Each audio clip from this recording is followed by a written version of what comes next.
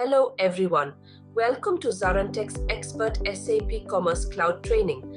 Master digital commerce and optimize the customer experience with our real-world knowledge.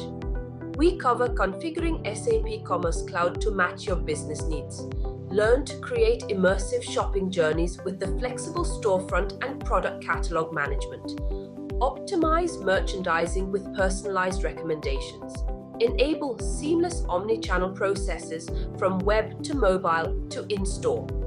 ZaranTech's SAP Commerce Cloud Training delivers the practical skills to drive revenue and customer loyalty with this flexible, scalable commerce platform. Innovate your business model and exceed customer expectations with the leaders in SAP. But before we begin, please subscribe to our YouTube channel and hit the bell icon to receive regular updates from us. Now, let us take a look at the agenda. Agenda 1, build and deploy a storefront.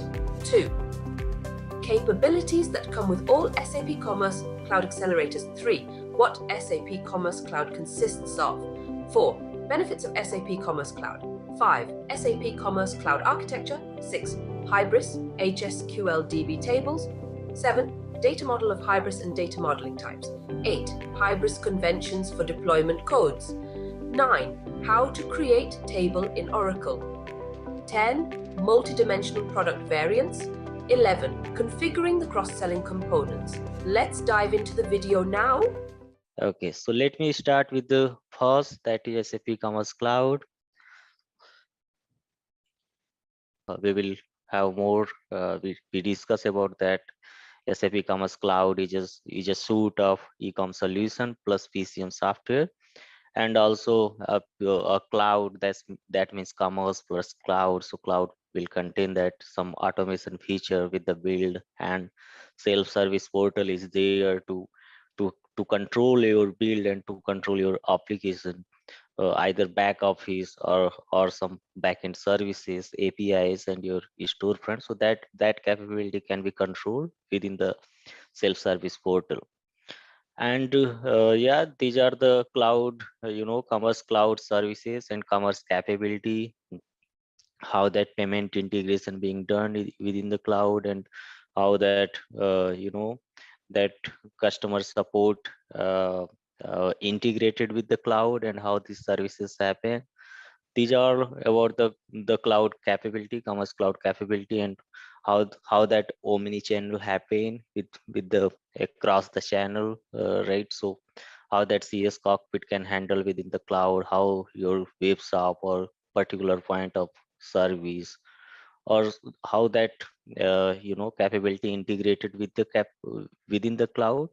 So we have that some more about search engine, how that search we see that we saw in application, how that search capability happen for any web shop, and have another also within the suite promotions, cart, order, bundling, and to interact with the social media. So that sort of capability already we have within the suite. And right, so there are multiple. The motto is to how we can engage with the customer very easily, and how we can increase the traffic with the help of these promotions and all. Yeah, these are the component within the Commerce Cloud suite, right? So product content management, which is the PCM software to handle the complete life cycle of the product, and customer experiences, how application behave, and how our commerce application can create a value for a company, or for a business. So these are the component, and we have that order management also, and commerce capability to how that order processing and everything happen with this capability. And again, we saw that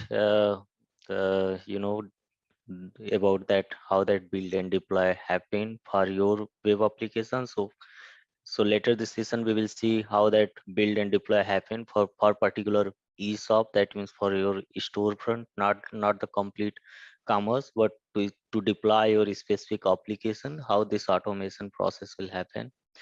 Right, so we have that capability actually to easily deploy our application, and you can also roll back your application with the help of self-service portal.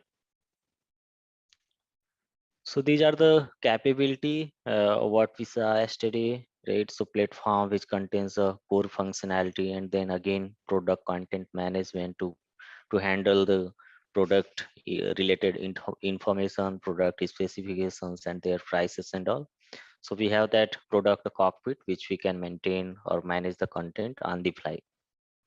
And again, in the similar way, we have that web content management system too, where you can maintain your site of the content. So what we see on the web application, all the content are part of this WCMS. So WCMS have that capability to maintain your, to create a banner or to create a web pages. You this this tool have that capability to define the banners and to define the component what we see within the website or storefront.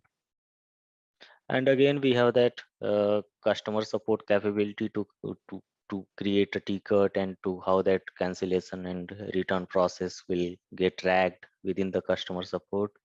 So we have that separate application within the suite.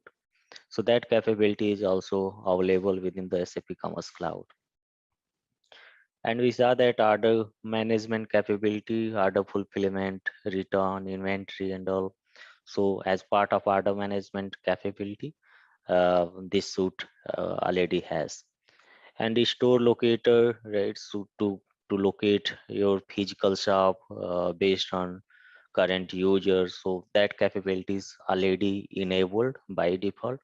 So once we set up our application, and based on that feature, this by default capability enabled. And search and navigation is also available by default in your application. So for the search, that search engine we are calling it Solar Search, which is already embedded with our SAP Commerce Suite. So with the help of that Solar Search, we have that search capability very faster and quicker, right? And navigation is also there, so that any end user can directly navigate to the page. So these features are also there within the suite. And again, we have the payment framework to connect any payment system. We can integrate any payment service with the help of this framework with the minor changes or minor enhancement. So we have that already out of the box. I'll label this feature within the Commerce Suite.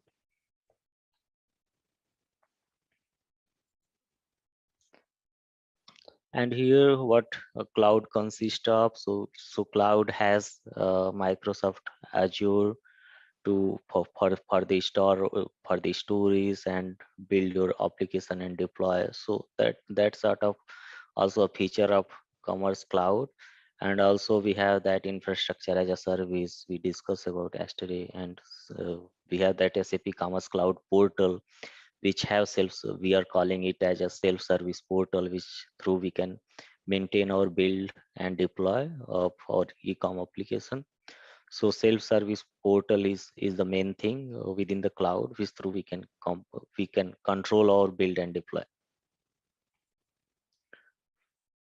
Here are the some benefits, right? So SAP Commerce Cloud. So this is we are in a CCV2, so that means on a public cloud, so that anybody can access that on a distributed environment manner, and that is scaling also very easily possible within the commerce. And we have that self-service environment, right? Self-service environment means that self-service portal is there to enable to create a different environment based on either development, staging, or prod. So we have that we see that yesterday how we can easily configure our environment. And we have that again, disaster recovery and backup within the cloud. So we can easily enable that feature within the cloud in case of any backup, right? And we already integrated that flexible continuous integration and continuous deployment with the help of Jenkins, already integrated within the suite with the help of Kubernetes and all. So there is nothing to do. So just what we need to understand here, we need to understand how that self-service portal works, and how we can, with the help of self-service portal, we can control the complete cloud services. Here are some architecture about that SAP Commerce, right? So how that architecture is about commerce. So you can see here there are three layer which consist as part of architecture. First one is infrastructure, and and their environment, and again your commerce application. So we can, if we can divide these three layers, infrastructure means where your application being built and being deployed, and environment is specifically what environment that application has, either dev or staging or prod. So we have three environment within the cloud, and this and third layer will be your end user application, where your application being deployed into that specific different environment. So here some glimpses about, so all we are talking about CCB2, that means public cloud. So we have that commerce application. What are the different application? So we can see Spartacus, a data hub. These are the application, and commerce, your web shop, and right extension factory, and also that sort of end application, or you can say storefront, which end user or any user can access. And again we have that environment. So as part of environment, we have that database server and blob storage to store the media information or binary information, right? So that sort of uh, capability or feature available as part of environment, under environment.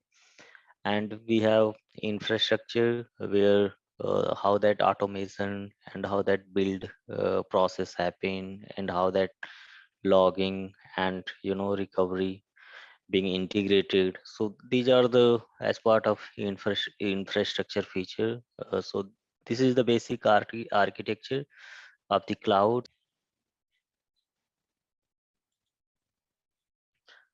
Okay, so that was the basic architecture, but here, if you see the slide here, we have that how that runtime architecture works, right, with this cloud portal and automation engine, and how your code base so integrated, and how this that automation happen at the runtime. So somewhere with your code repository, and code repository will integrate it with the code builder, right? Then so these all are the part of automation feature.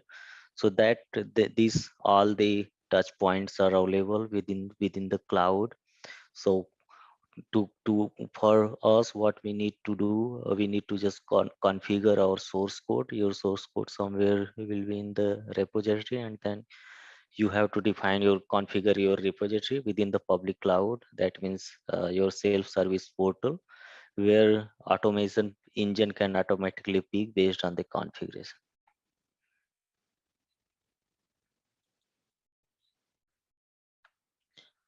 Okay, so here are some we have some insight about that, some more detail about our environment and about infrastructure.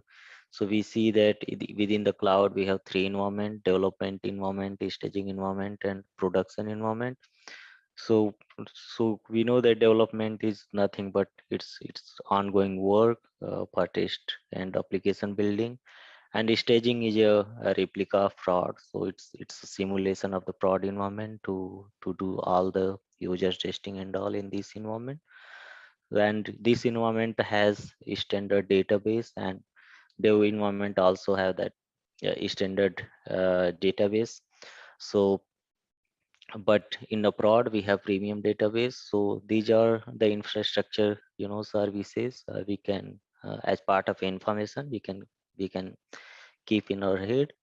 So yeah, so these are that cloud uh, infrastructure, you can say, services. So in prod that cloud have memory in between 500 gig to 1 TB, and then in staging it has 250 gig, and in dev we have 250 gig memory in standard database.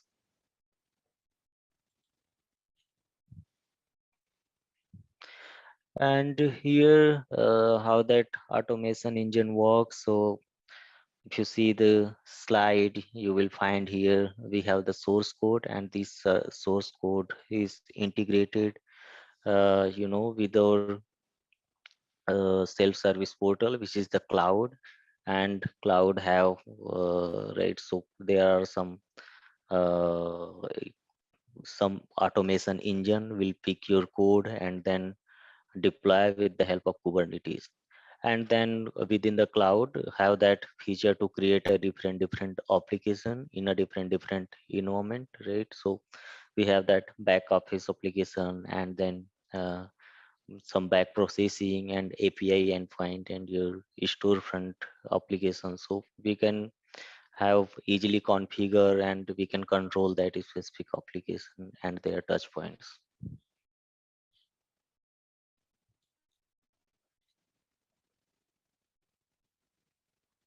And you can see there's some operations while at while scaling process. So here are the some regular operations, and here peak period, right? So this is SLA, right? So based on that SLA, actually this is all about SAP services. But what I can tell you here is uh, there is actually a big 1 second of response time uh, wo- in terms of performance within the application. So but based on our customization or based on our application enhancement, it may take more, but standard performance is maximum 1 second.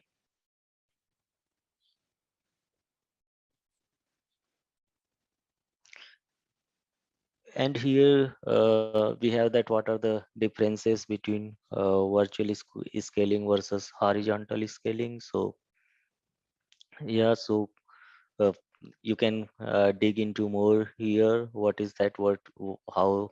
What are the impact and what are the pros and cons in terms of virtual scaling, and at what case we can do a virtual scaling, and what are the benefit? For the cloud, actually SAP is responsible for the support, right? So this is nothing but it's a you know service level agreement. So services what SAPs provide us, because on the we are in the public cloud. So always once you get the license, right, for your for your business, then there will be a contract, and there are a lot of services we are utilizing from the SAP. So SAPs always sign up contractors to maintain maintain that SLA.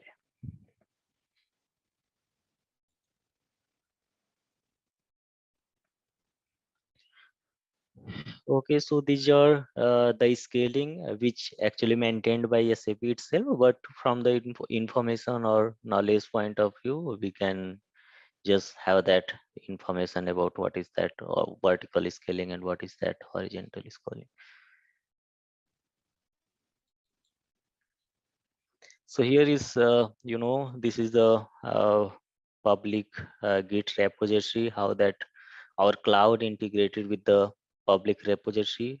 So repository, we know that stories which which contains our code base where all the source code are there within the repository. But to deploy your source code to the public cloud, that means Hybris Commerce Cloud, you have to configure your repository and define the path and their credential to integrate that repository within in the CCV2. CCV2 nothing, but it's Commerce Cloud version 2, which have public cloud, right?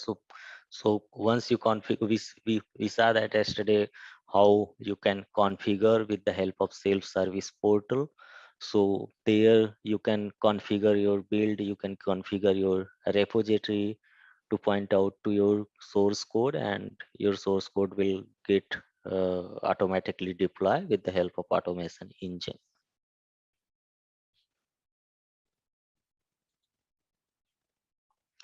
Okay, so here this is this is the actually uh, you can say a main thing which we need to remember. So if you see, I discuss about that there is a manifest.json file which we are deploying over cloud. So this is the actually meta file which we cloud reading this file, and based on this file our source code compiling process will start based on this configuration.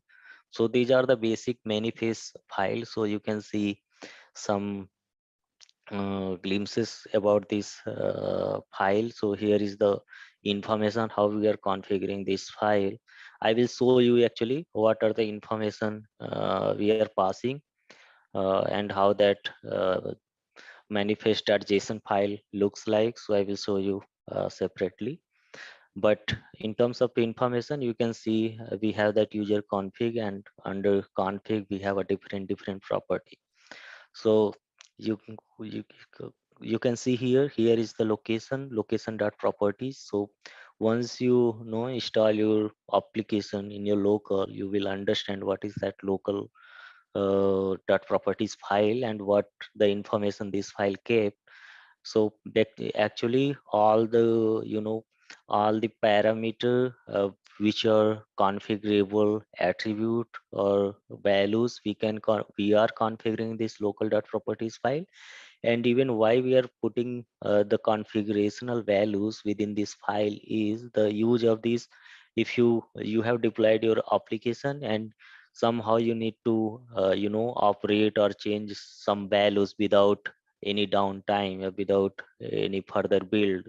So with the help of this configuration file, we can directly, we have that tool, we are calling it HAC, that is Hybris administration console. So with the help of that, we can on the fly we can change that value. You will get a more detail what does it mean and what are the information it has. But basically overall you can say this is the main file which through all your code being built, all your information, all your application will be configured within this file. Just let me explain with the more a scenario based. So we have that one application, right, which the same application we have deployed into the different environment, right? So we have that quality environment, and then we have dev environment, and we have that prod environment. But what does how these three environment will be differentiated with the help of single manifest.json file. So you can see here the same. If you see here the example, so this is a common property file, but here persona will contain a specific environment file. So if I have dev environment, then dev environment of dev environment will specifically find and bring the configuration from this location. And then if I have prod environment, then prod environment directly read their properties values from this file. And we will see the actual how this file and what are the all the information I will show you after this. Then you will understand actually what are the information. Here are the actually some information about our environment specific, how we can separate the different properties file with the different environment. And here you can see here in the right side how your extension, we talked about, I think last to last session, about what is that extension. So within the SAP commerce we are calling extension, but if in terms of Java we are calling that project. So but and in terms of Oracle application, that is a ATG, which one is also one of the e-commerce solution. So there we are calling the same as a module. So everything, every source code, every functionality are there within the extension. But yeah, so extension, here is the path how we can define the extension. Here this is the JSON file, so we have that extension location, and what we need to exclude, we can specify that excluded extension under here. So and we we will discuss about what is that solar. But solar, we at high level I told you solar is just solar search engine which have embedded with the commerce suite. So in the development environment we have that within this solar search engine is embedded with our software. But on the public cloud, this solar also on a cloud, so we are configuring it separately. So we need to just configure their path and all.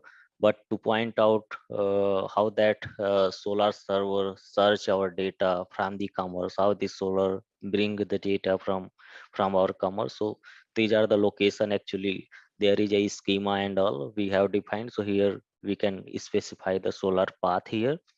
So right, so whatever the as part of meta information to read this file for the cloud. So all the information we are passing within the manifest.json file.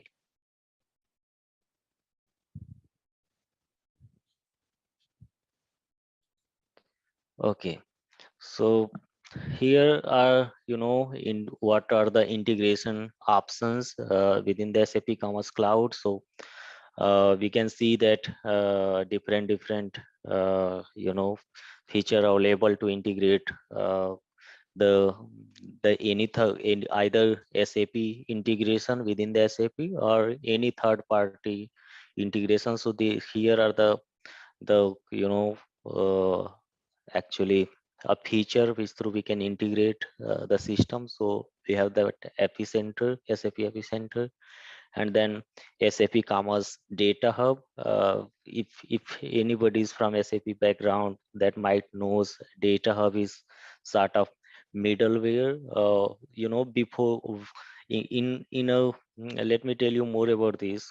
Data Hub actually very a big middleware which previously, before when Hybris not migrated on the cloud. So previously when Hybris was on a on-premise version, at that moment when our application needed to communicate with SAP, then we are actually configuring the data hub separately and installing the data hub separately to communicate from the backend, either SAP S4HANA or SAP ERP.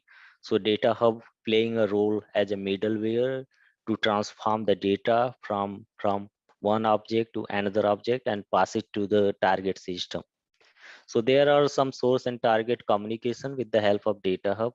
So in the same, but once that commerce moved into the public cloud, this capability already there within the Hybris. So we have to enable. By default this is not enabled, but when we require to integrate any commerce services, we are this feature is available within the public cloud. We can configure easily, or whatever the integration point is, we can, with the help of this feature, we can integrate. And here we have separate integration API, which we actually we have that uh, integration feature. We talked about that actually. YAS services. So with the help of IaaS services, we can directly connect to any system. So this is basically a REST call, so which also provide us a solution to talk any third party system. And here also this cloud platform extension factory, which also provide us the way to integrate the any third party system, either SAP or third party. So we can, with the help of cloud factory, we can also integrate any system.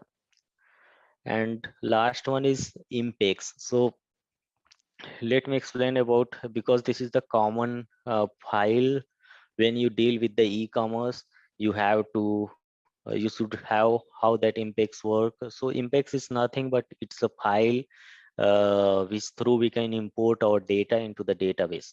So this is the medium actually to importing any data within the commerce. So with the help of this impex is a separate engine, which this is comma separate is, which this file actually contains a comma separated values. So with the help of this we are importing the data within the commerce, and if we need to export the data, then with the help of this there is a process actually impex import and import impex export. So with the help of that tool we can Hybris can export their data to the user. So we will talk about that once we go with the topic by topic, then we will discuss how that impacts work. So but at high level you can just get this impacts is a medium to import the data within the suite, within the e-commerce DB. We are not directly interacting with the database. With the help of impacts we are importing the data within the database. So this is the tool actually.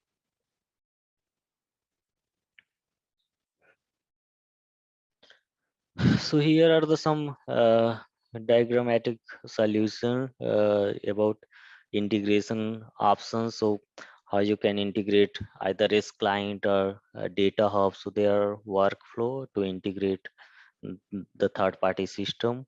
So if if we have we have the actually two way of integration. If you have synchronous, if you want to create a synchronous communication, then you there he, in the Hybris we have a two way. One is hot folder. Through the hot folder we are doing a synchronous integration to interact with the system to import the data.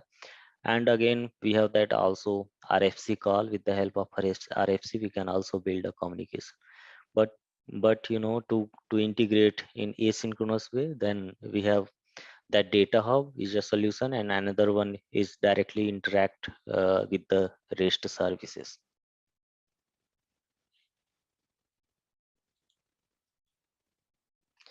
Okay, so here you can see some overview about how your how your single application run and how your multiple application can be handled within the cloud commerce. So here are the some examples in terms of solutions. So let's say so SAP Commerce Cloud is a single suite, right? So but as per your requirement, let's say you wanted to deploy more than one application within the single cloud. So within the commerce have that solution. Either you can deploy separately. Here example like one application for B2B and another application is for B2C. So these two application will deploy independently so as per the diagram. But if you see the solution two, we have that actually in the single cloud, single server, we can deploy both the application. So if you heard the concept of clustering, so we are creating a actually clustering environment to communicate more than one node. So when we deal with the multiple application, actually we are creating a cluster for different application, and cluster itself with the help of TCP and UDP, that communication process will happen. So the database will be the same, but application will differ. That application might be one or two or many.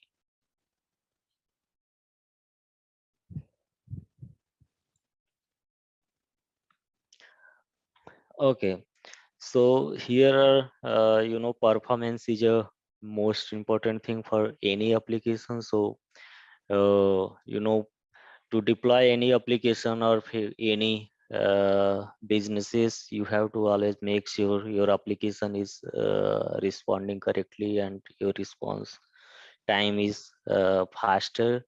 So we discuss about that SAP as per SAP standard or SAP recommendation will be SLA will be 1 second response time. So to ensure that this response time we have that feature right when while you are building a code, while you're writing any sort of functionality, so you have to make sure that your application, your functionality perform very well. So there is a time is less, that should be actually performance should be less than 1 second. So with the help of you can performance tool is there, either you can integrate dynatrace or jmeter. So with the help of that you can make sure your application responding correctly. And before go live you can these are the some basics. So prior to go live you have to make sure that your each feature and actually need to meet your application with the performance criteria.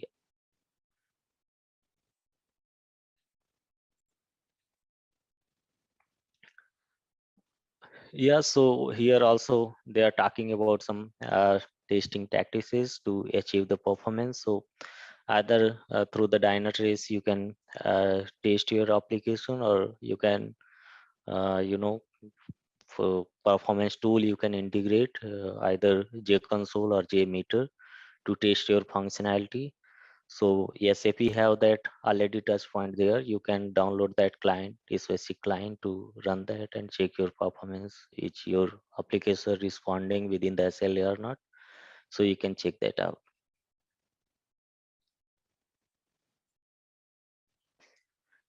Okay, so here as part of agenda, we see that commerce have that capability to actually troubleshoot the any issue at runtime. So you can very easily in terms of the issues is related to the infrastructure, then you can directly we have this HAC within the commerce. We are calling it as Hybris Administration Console.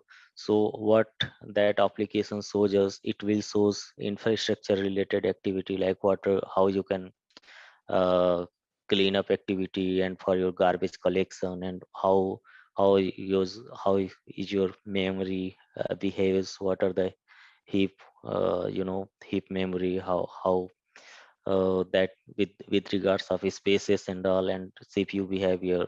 So that sort of monitoring tool are there, so that you can easily troubleshoot your issue in terms of infrastructure.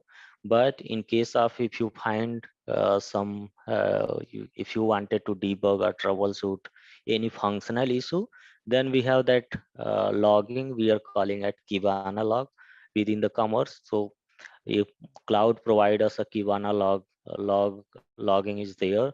So with the help of that we can trace that issues, and we can find the root cause in terms of our functional issue.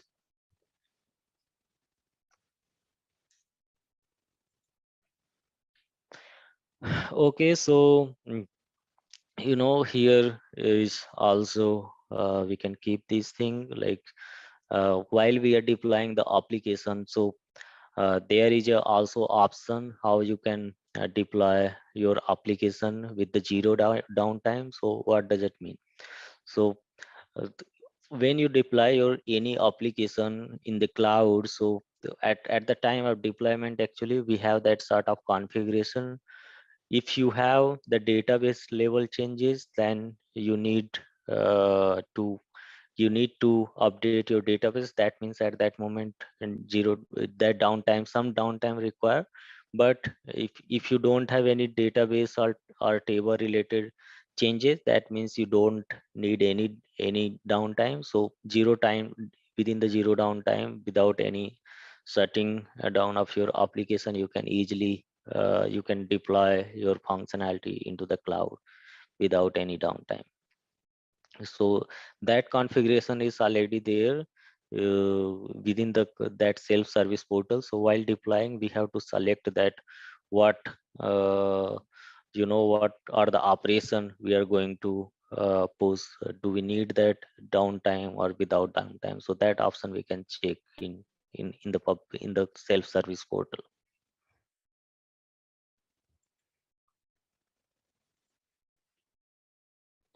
Here are some flow diagram is about that how CCP1 migrated to the CCP2.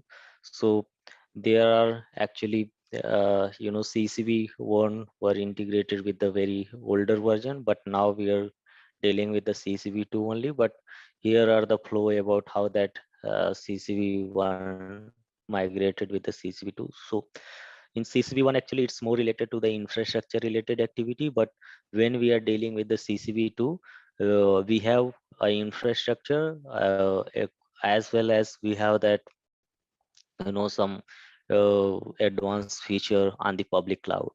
So previously it was just related to the infrastructure, but when we move to the CCP2, so our commerce is on the public cloud. In addition of some advanced services, some data hub and media and storage. So that sort of advancement feature or enhancement available in our public cloud, that is CCP2. So now it's right. So this question actually come when you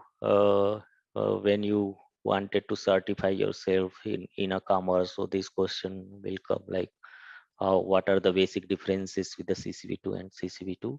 So CCP1 is on non-public cloud, but CCP2 is embedded with the public cloud. Let me drive with the installation.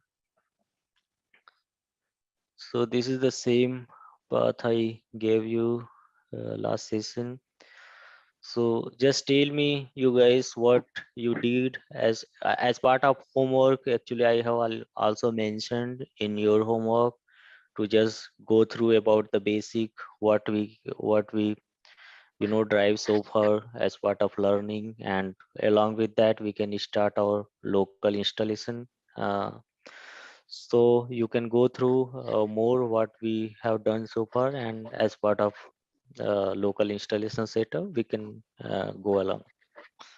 So just update me what you did. Did you fulfill all the prerequisites before installing the commerce suite? Yeah, so just go here under user variable. You can define your path. How you can pick your path? You can if you are using a Windows system, then you can go to your program files, and that installation, your what the version Java which you have installed, that will come under program file under Java. You will have that dedicated version, and what you can do, just go inside it and copy this path, and now come to that in one environment variable and create a variable name separately. That will be a everything will be on caps Java underscore home, and define a path. How would you create? You can click here new one and define your variable name and define your path. So the naming convention should be same how I'm showing it. All right, let's test your knowledge. Here's a question for you. Which of the following is not a core capability offered by SAP Commerce Cloud? Option A, product catalog management. Option B, order management. Option C, supplier relationship management. Option D, promotion engine. Take a moment to think, and when you're ready, choose the correct option. Remember, each choice holds a key to unlocking the answer. Good luck! Type the correct answer in the comment section. Hello everyone. I wanted to provide a brief overview of ZaranTech's new training program for SAP Commerce Cloud. This comprehensive course covers key concepts and tools you need to build scalable, customizable e-commerce experiences on SAP's leading digital commerce platform. Over the past year, SAP Commerce Cloud has seen rapid adoption among enterprises looking to enable omni-channel sales and modernize their online stores. This training will equip you with the skills to tap into this demand and advance your career. Many professionals have already benefited from ZaranTech's other SAP courses, and I'm confident our SAP Commerce Cloud training will similarly provide immense value whether you're looking to pivot careers or deliver more value in your current role. If you're interested to learn more, visit the link below for full course details. Investing in this training now can open up new career avenues or growth opportunities. So don't miss this chance and register today. So here this module will all about the setup of our SAP Commerce Suite. So let me directly go here. So we have seen that how to install SAP Commerce. So as part of this step, what we did, we just set up with the prerequisites. So what prerequisites needed to install the SAP Commerce. So first we need that Java 11 version, which is the prerequisite before doing any installation of SAP Commerce. And then we need that ID, which will be your Eclipse or IntelliJ, whatever, so that you can start, configuring and start editing and play around that with the help of editor. So these are the prerequisites as part of installation. And then third one, you have to download a SAP Commerce Suite so that you can start that installation process. So there are steps which followed, and there are more steps which need to be followed in order to complete that installation. So we will see later on. So basically these are the steps what we did as part of installation. So first we did that prerequisites, and then after we started the installation of Commerce Suite. So here are the some steps what we did in order to install the SAP Commerce Suite, as you can see here in the diagram. So first we have downloaded that install Java JDK, so which is already we have completed this step. And then after installation of this JDK, we have pointed to the, we have set up that path of install JDK to our environment path, so that our machine can point to that specific installed version. So with this step number second, we did part of installation. So we install the JDK and we have set it the environment variable path. And third step, what we did then, here you can say these are the prerequisites before doing any sort of installation on Commerce Suite. So here what we did, we downloaded that SAP Commerce, which are suitable based on that prerequisites. If you install that Java 11, then you need 1905 or 2105. So that latest version would work with Java 11. So these steps we did. So this in this step we have a zip file with the Commerce Suite, and what we did as part of installation, we created that separate directory where we can install our Commerce Suite. So first we unzip that into that dedicated directory, and we saw that the naming convention before going to install any suite. So the naming convention should be without any space or without any special character. So that directory should be. And then we unzip this commerce software from zip to unzip. And what we did, we went to the platform directory and perform the ent path, right, where we ent is a builder tool where with the help of ent we are executing the that couple of commands in order to install the SAP Commerce Suite. And then you see that after performing the ent command, if you realize that there are couple of directory already being generated. So what directory that being generated once you run that end command. So up bean is already defined as part of commerce suite, but there are some couple of directories under in Hybris folder. So you have realized that there is a config directory, temp directory, data directories, solar. So that sort of directory are being generated once you executed that int command. So here these are the steps. Basically I wanted to highlight what we gonna do as part of installation and what we did. So these are the steps which we have to keep in our head.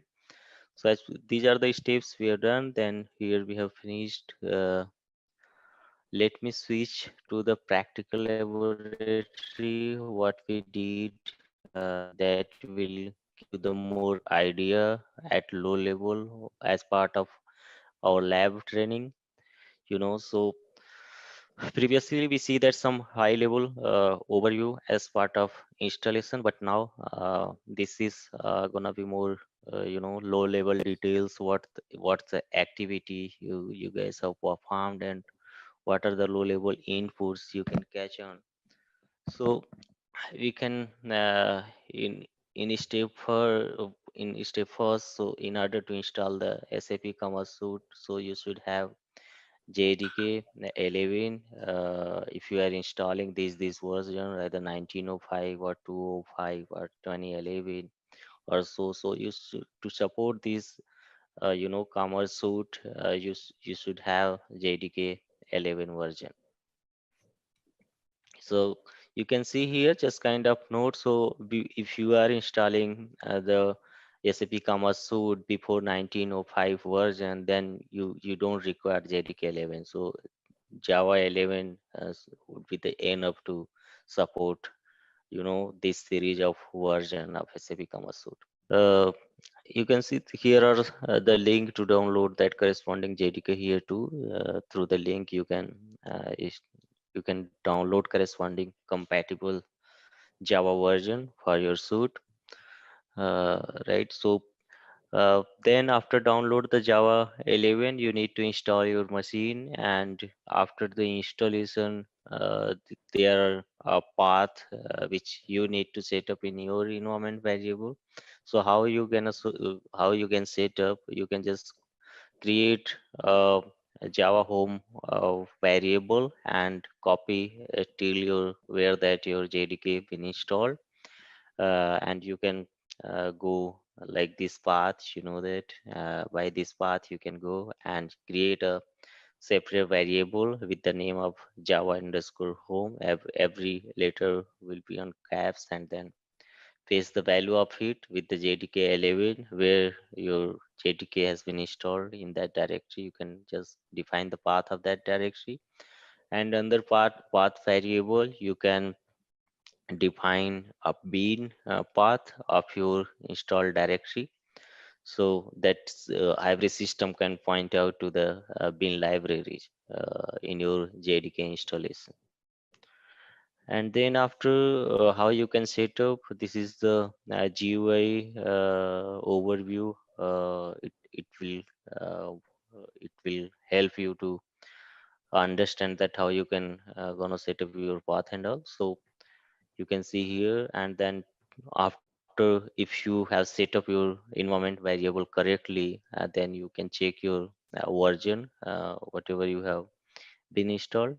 So you can perform some set of command to check your JRE version by putting that command Java space hyphen version, and then there is another command to check your compiler version too, because sometime what happens, sometime you used to install JRE but not JDK.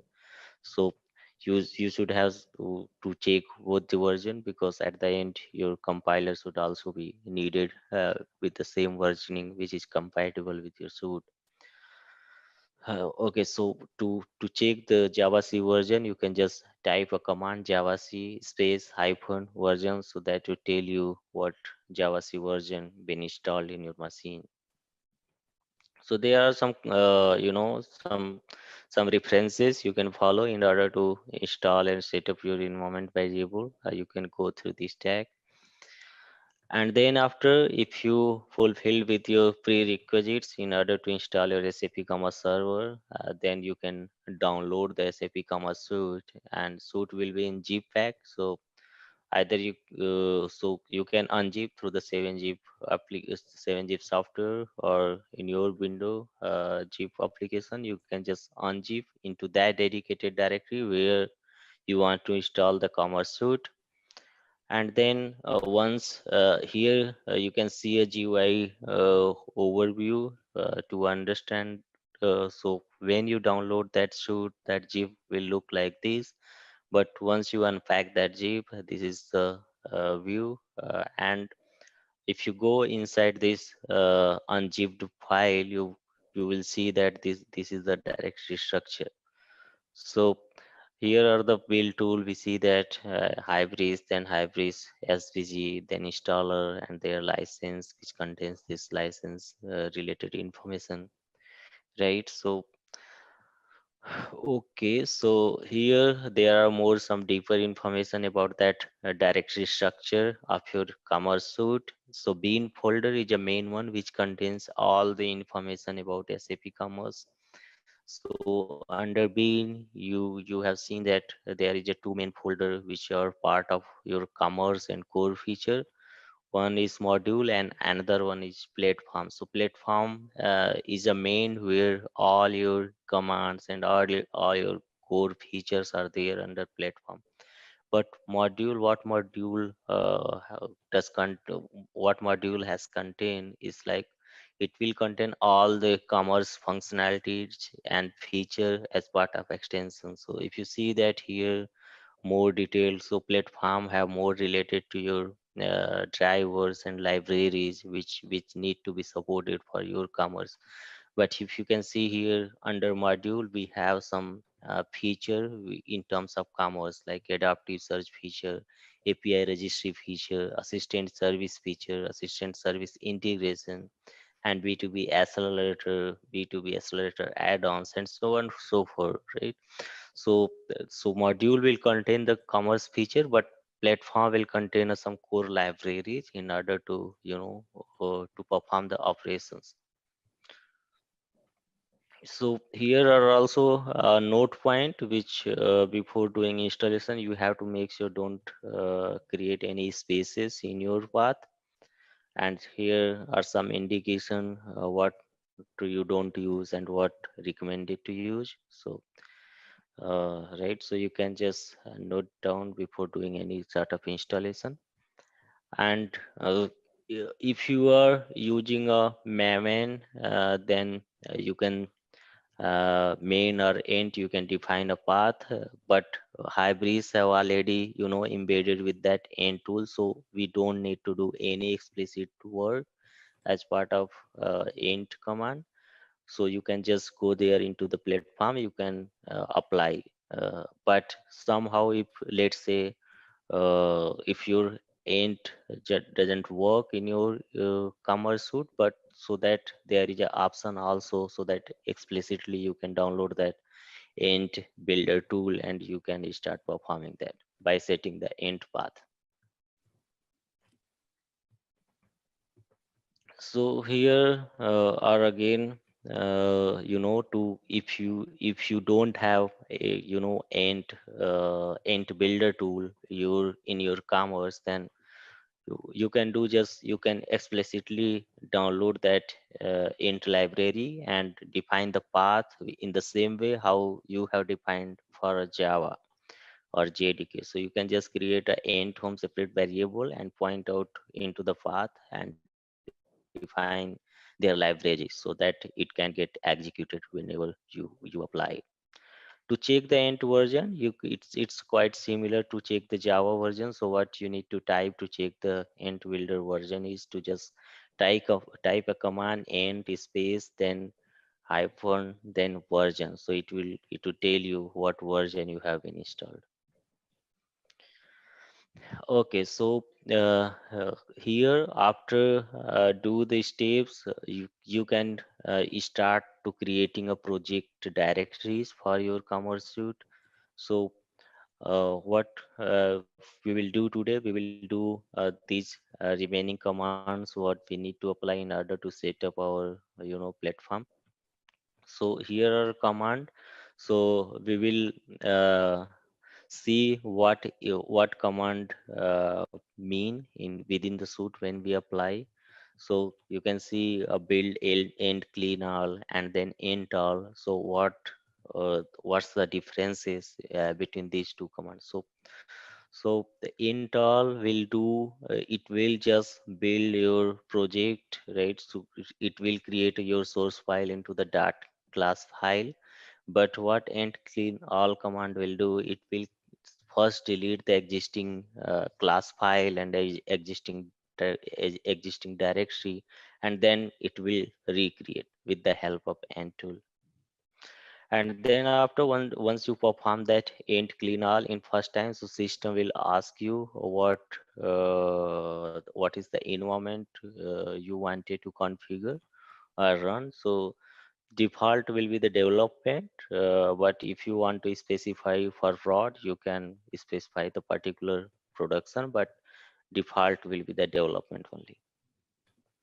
And then after a successful of the build, once that end command will get built, you will find these 5 folders being generated. So these are the folders which I was talking about. This one is not there when you downloaded that suite, but as part of once you do the installation, so this folder or this directory being created in order to install your commerce server. So let me just explain you about each directory, what each directory does and what information kept on.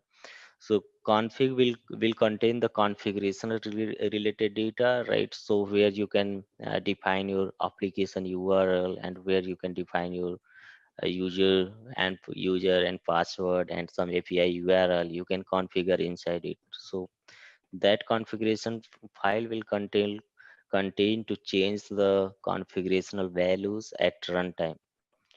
And data will contain your data, right? So under data we have this a solar which contains data in an index format, so that all what we see the application that serves from this data. And data folder also contains some JDBC data, and media data also. It will contain what we see into our application or site. And log directory is more dedicated for the logging purpose, where all the traces are there under logs. And under role directory, so it is the tracing actually what how that application behave. It contains that information it will also automatically being generated. And temp directory is nothing but it's whatever the activity being performed as part of deletion or updation, so that temp directory being created. Okay, so I look, so now we can now we see that we saw that the directory structure and command what each command mean of install and clean all. But uh, but we have not installed any commerce, right? So before doing a installation, we need to specify what commerce do we need to install. Either we have a different accelerator, because commerce is all about accelerator. So accelerator makes our work faster. So before doing installation, we have to specify what commerce do we need to install. So we need to select what commerce needed for the business. So we can select either B2B or B2C or teleco. And there are a lot of accelerator like healthcare accelerator and China accelerator, and there are a lot of accelerators. So based on our business, we can just choose that corresponding accelerator and we can install. So you can see here how we can install. It is, we have to go under installer directory, and installer directory will contain that all the domain which we need to install under SAP. So we have to install the SAP, and we installed that one of them. Okay, so at the time of installation, so this is the upgraded change after 1905. So what we need to define at a installation, we need to define the admin password. So you can see here, this is a default one, admin nimda before 1905 version. So here you can see like 5 series version or 6 series version or 1808 or 1811. So we don't need to set up any explicitly. It is already being set up, admin and nimda.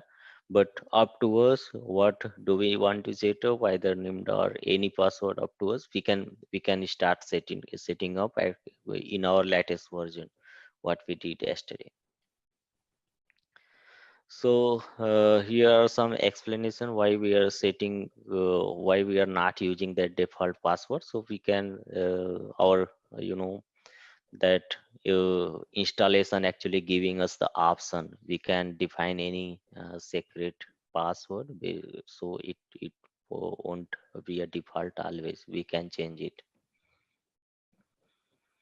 And here how that where this password being stored, how to set that default. There is a gradle file, built out gradle file, where that once you set your password, this being created here like this.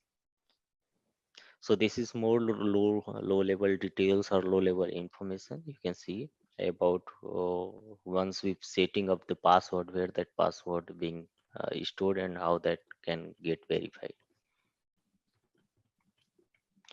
So we perform that command, installer command, in order to install the recipe, right? So we perform that. Here you can see uh, some example for window, operating system there is a command for window specific. So install that bat and then hyphen R, which is more indicating with for the recipe with the default, and here is specify with the some CX, what CX you want to. Yeah, Daniel, please tell. What's the -R option do? Yeah, that dash R means recipe. So if you follow that references, there are indicators. So we are using always R because that R indicator tells you that you are just installing the particular recipe. And the name of the recipe is CX. I Yeah, see. yeah. CX means Thank you. name of that recipe. Yeah.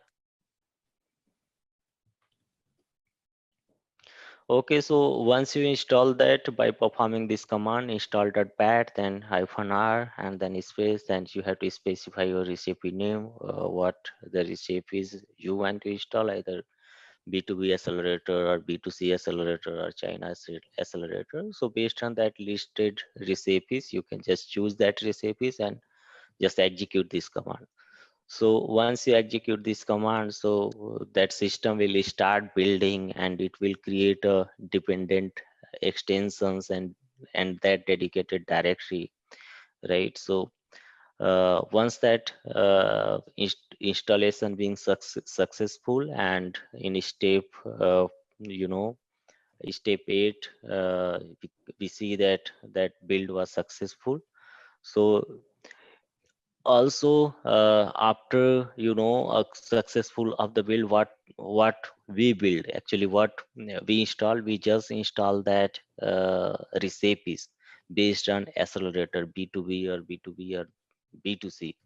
So then after, with the help of int command, we can we can create a, if we wanted to create or customize something, so we can also do by following command. You can see command number 1, int clean all, which will first delete the existing directory and then it will recreate it. That means unnecessary directory or class will get cleaned up, and then after new changes will get built after that.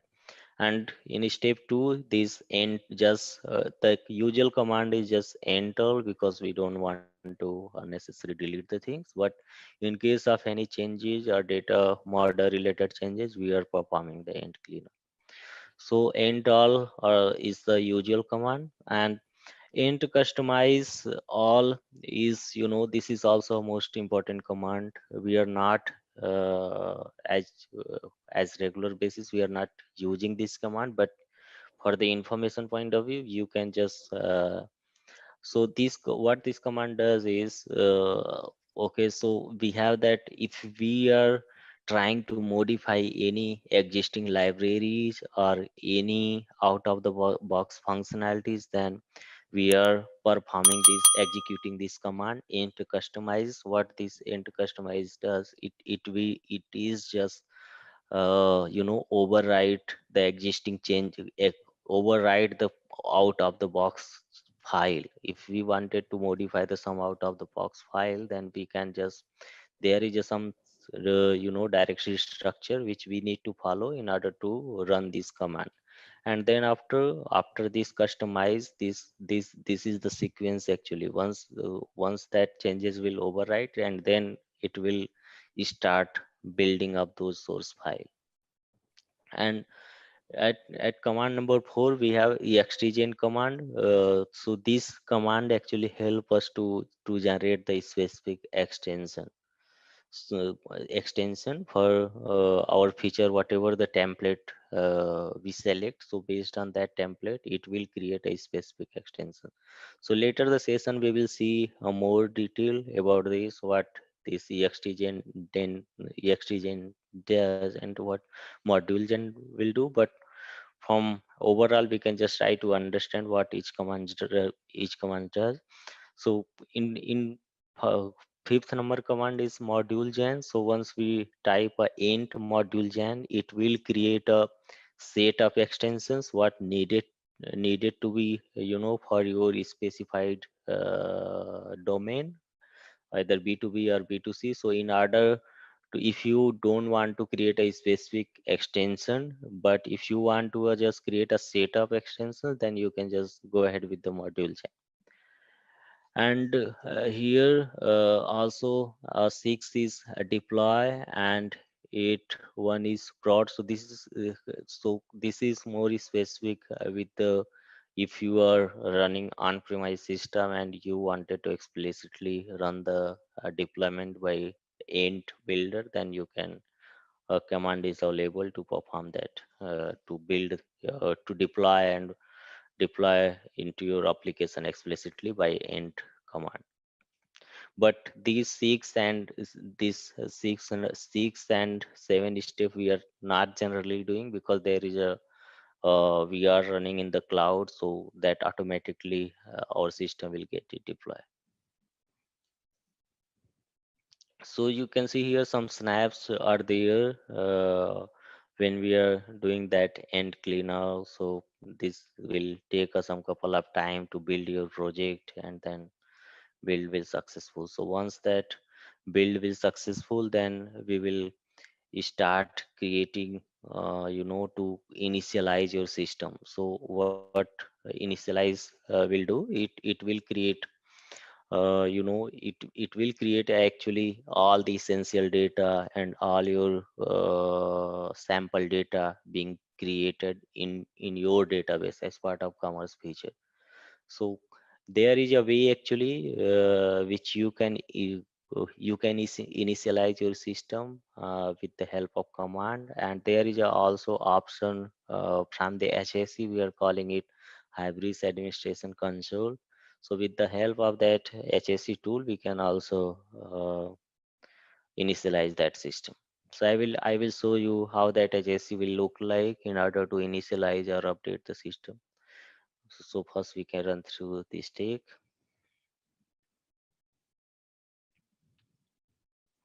So here are the snaps, how we can run that int initialize command. You can see here. So just let me recollect here what we did so far. First we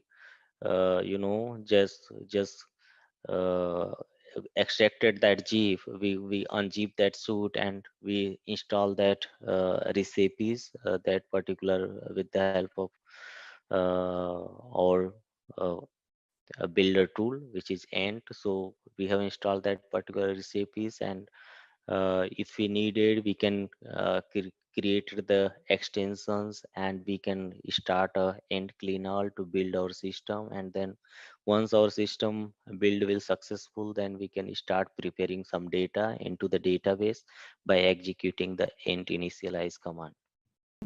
Because we are actually creating essential data and some sample data in order to set up your commerce feature or functionality. So it will take a longer, it will take initially around 2 to 4 hours, or it's less than that. But this is a average mark once you start, because it will preparing all your commerce data into your database automatically. So this is the automation feature. That data will get created with the help of this, end initialize executor.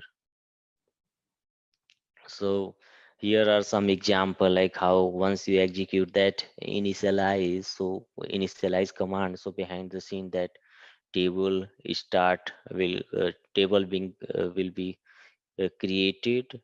Required table as part of essential data is like car table, order, then user, product, your store. And then there are a lot of tables within our commerce suite. So all the to store the inventory information, and to store the pricing information, and your order information, cart information, and your B2B unit information. So that all the tables will get created once we execute this end initialize command.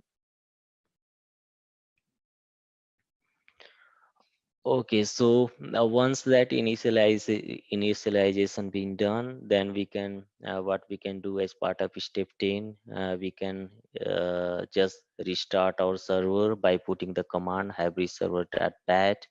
If you are running in Mac or Linux system, you can just execute this hybris server.sh command to start your server.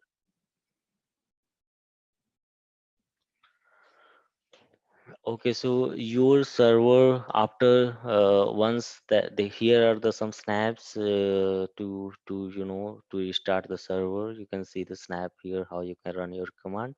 And once that server will start, you will get a message in your console server started with this amount of time.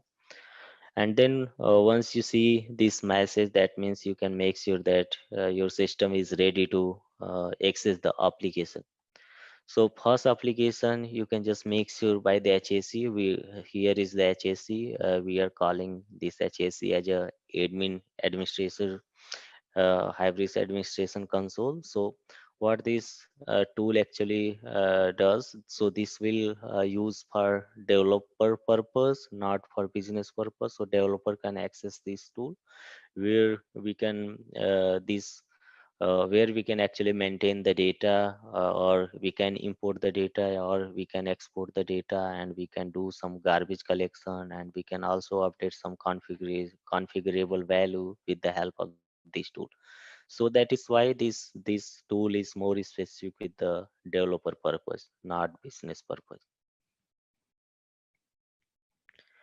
And okay, so you can just make a note of it, like at step 11. So once you if you have done already the initialize from your command prompt, then you don't need to initialize your system from HAC, as at this note point tells us, right? So if we have completed the step number 9, then we don't need to do this step number 11 to initialize explicitly from the HAC, because we already executed that initialize command from the command prompt.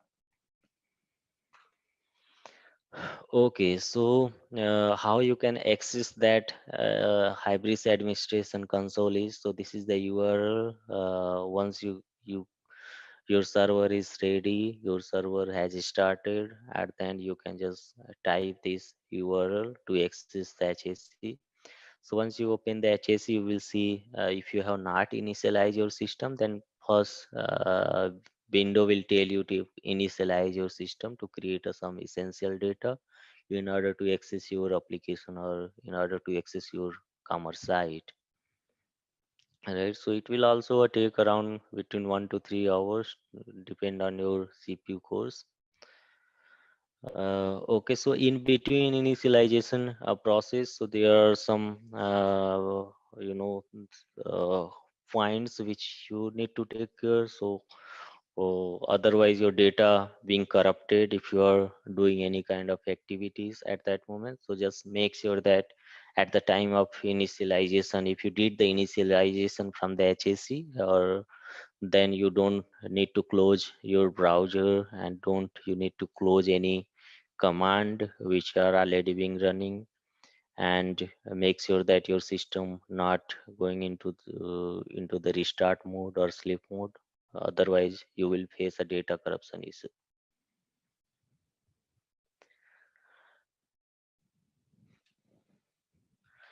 Right, so in step number 12, you once you finish the step to initialize your database, and you have created that essential data in order to perform the initialize command, then you can test your system by following this step. You can again just log in the HAC by following password, whatever the password you have entered as part of initial password when you install your recipe, or you can explicitly define this password in your configuration file. And this is the local dot properties file which will under configuration folder. So you can define your password with the help of this key, right? So based on this password, whatever you have been created, you can just log in your tool, which is Hybris administration console. And right, so that once this application will update, and you will get this home page structure, that means you are okay with your installation, right? So here there are also some information about your recipes to install the other data, right? B2B site or B2B site. So based on your recipe what you have selected, so this is the information here about that. Okay, so here this is a more specific to the application. So here is the some example about your B2C site. So if you have chosen your accelerated B2C, that means all the existing commerce functionality or commerce template been be will be bring from the accelerator. So you will be able to access this apparel site, and apparel for UK, and apparel for apparel D. And also you can see a B2C there also for electronics product, which also a part of B2C. So based on this, actually, sites, we can actually start creating our site. So actual business site we can create with the help of this existing site which commerce already provide us.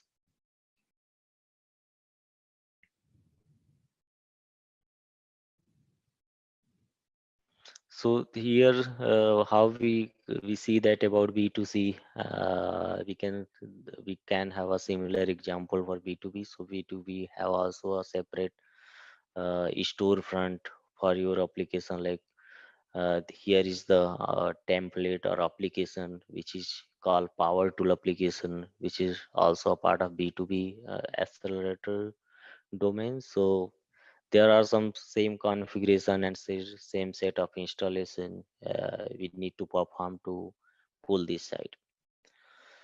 So so far we discuss about how we can install and how we can initialize our system, and what is the tool to initialize, that is HAC. But more, let me just scroll down, and we can see here this is also very important and capable of our data maintenance and management perspective. So this is, we are calling it as a back office. So all the back office work can be done with the help of this tool, right? So back office means we can interpret any kind of data from the back office. We can manage any product data, and we can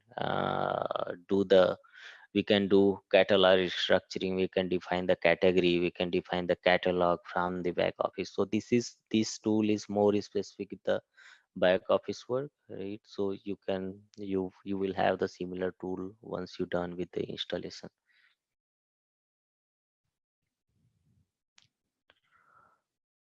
So here the same, right? So this is actually replica of our what SQL developer do. So we have some better look and feel. You can operate with a similar sort of role what SQL developer do. So you will have a better GUI to perform that activity. So that sort of clue how that back office work. So this is very capable tool actually to perform all the activity whatever running the application for end user. So here, what this SQL developer tool will do, it connect to the DB, and we can see all the tables here. So all the database, all the data we can see here under back office. That's why we are calling it as for the back office purpose work. And we can see the record, all the records, all the data we can see for specific tables. And we can also interpret data, right? We can insert the record, we can update the existing record, or we can also delete existing record from this tool. We are calling it as a back office cockpit.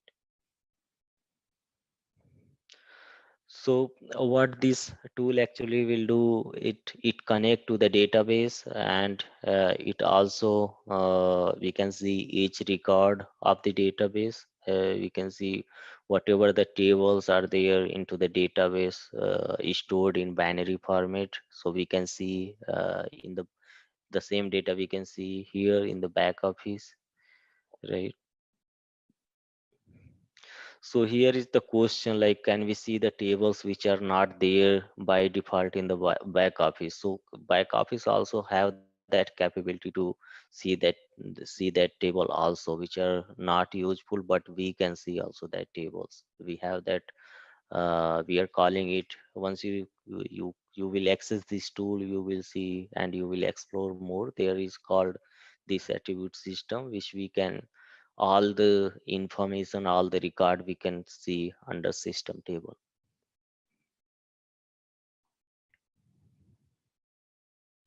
All right, so now this is also more insights about this tool. We can see the record inside the table. We can perform insert, update, and deletion activities. Okay, so we just understand that about back office work, but if you heard that I explained you about that PCM. So PCM also have that capability to maintain the life cycle of the product. So here we have product cockpit, what we are talking about. So these cockpit actually have that capability to manage only product specific information. We can update the product description, we can update the product category, and we can update the product catalog, their pricing. So all the information which is product specific, we can handle through this product cockpit tool. And we can also have that separate window to perform the adaptive search. Adaptive search is also one of the capability where we can define our category and navigation and all the adaptive business. This is actually used for business purpose. So whatever the navigation configuration wanted to do, we can do through the back of through the adaptive search functionality, so that anybody can just navigate to that specific specific page, and they can directly navigate it over there with the help of adaptive search capability. And here we also talked about that CMS cockpit, which is also one of the software to manage the content. So this is the content management system. These are the separate tool, or you can say these are the capability, one of the capability area for your site to update the content and to define your pages, to define the banners, and to define the carousel component. So all the application or web shop related content will be created here. So this is the content creator, you can say. CMS cockpit is a capability within our SAP Commerce Suite. And here also we have another tool. We are calling it as a smart edit, which is more related to CMS, what we see. So here we can, with the help of this capability, we can also manage our application, manage our sites. So this is also a very handy tool to manage your application. So with the help of this application, you can also add your content or update your existing content, or you can delete. Even you can define a new template or new banner or new pages. So with the help of a smart edit tool. And this is also a separate capability for customer support. So customer support, actually in our version we have handling through the back office only, so there is no any separate endpoint for that, but back office have itself have that capability to also handle that customer support related activities. So we have that based on the role. Actually we are enabling this capability for CS support specific. And we see that admin cockpit are there to perform the admin related activity, right? So we have this capability are also there within the back office only.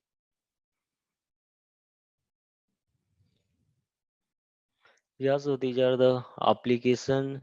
So once you land with your application, so you start accessing and you start logged in your application. So if we have installed that B2B accelerator, then we will be able to log in feature with the existing application.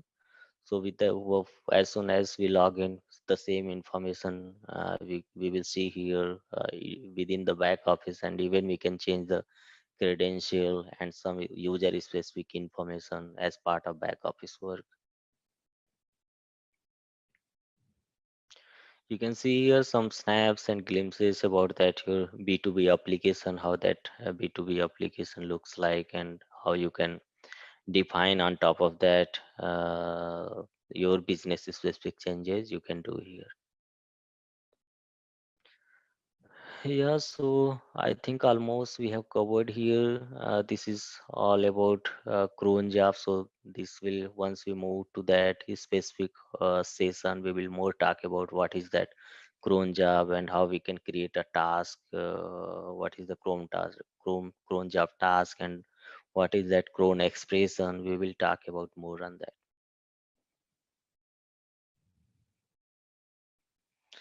Here some logging. I explained you where you can see. So to see the log and traces, there is a dedicated directory which is called log directory. So under log, that all the log being roll over based on that date. So you can see this all the based on that tracing. You will see all the console log are printed over there into that log directory. So that's it as part of our installation and practical. So now we can move and continue with our setup. So if you are inside a platform, if you are running any command in platform, so first step you have to make sure just set your end path before executing any end command. So the end, to set the end path is there is a common command like set end tnb.bat is the command to set the end path, and then you can start executing the end command. So this is the first step. Once whenever you are running the command from platform directory.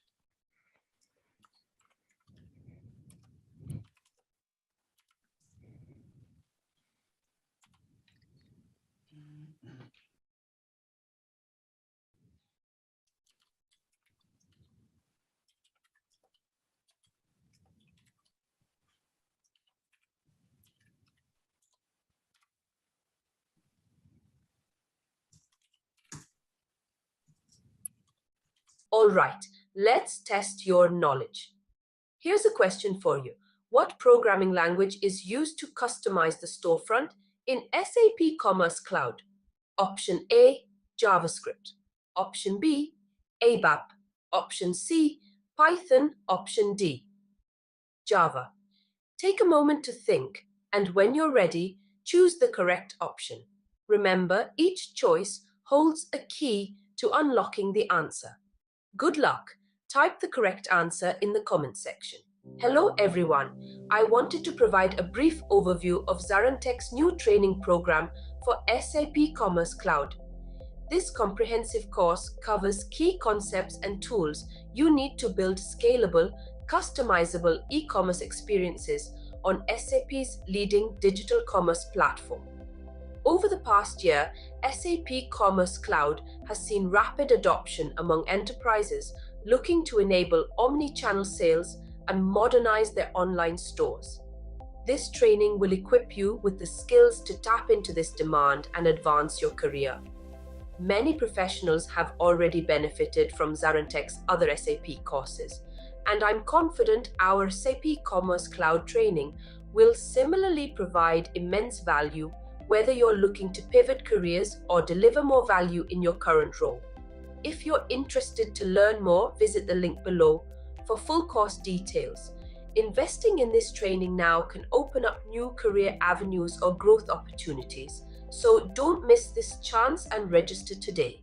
Okay, so now I'm just moving back with the module 2, which is which is, I can say, which is a more a basic part when you start a learning from SAP Commerce. So this is the actually topic where you can start how that business data being modeled, how you can design the data within the SAP Commerce. So this topic will help you, and after this you will find that how you can model your data, how you can restructure your data into the database. So let me just move ahead. So today we're gonna learn about the data model. Data model, we are also calling this within the Hybris data modeling. So let me just explain about this. What is that data model, and what is the role data model playing within the SAP Commerce suite. So data model, within the SAP Commerce or any software or any application, it's all about data. So based on how you are modeling your data, how you are designing your data, what are the ways to organize your data. So that all about. So in SAP Commerce, Commerce provide us a very easy solution to just how you can model a data. There are separate hierarchy and structure are already been defined, so we have to just understand the template, how we can follow, how we can use that data model to define our data, business data. So first thing I wanted to highlight, so in SAP Commerce we are not directly interacting with the database. You don't need to understand, or you don't need to write any SQL sort of queries or any SQL statement. We are not directly interacting with the database. We are interacting with the SAP Commerce data model. So there is a separate type system where we are interacting through that into the database. Right, so this is the basic about our database model. So let me just move with the agenda. What are the agenda for today's session we're gonna learn? So first agenda is Hybris HSQL table, which is the default database which already embedded with the Commerce Suite. Any Commerce version, if you download, you will find that this HSQL data are already embedded within the SAP Commerce Suite, and a data model is part of the our commerce, and data modeling is a structure of way which through we are organizing our data. So we're gonna learn about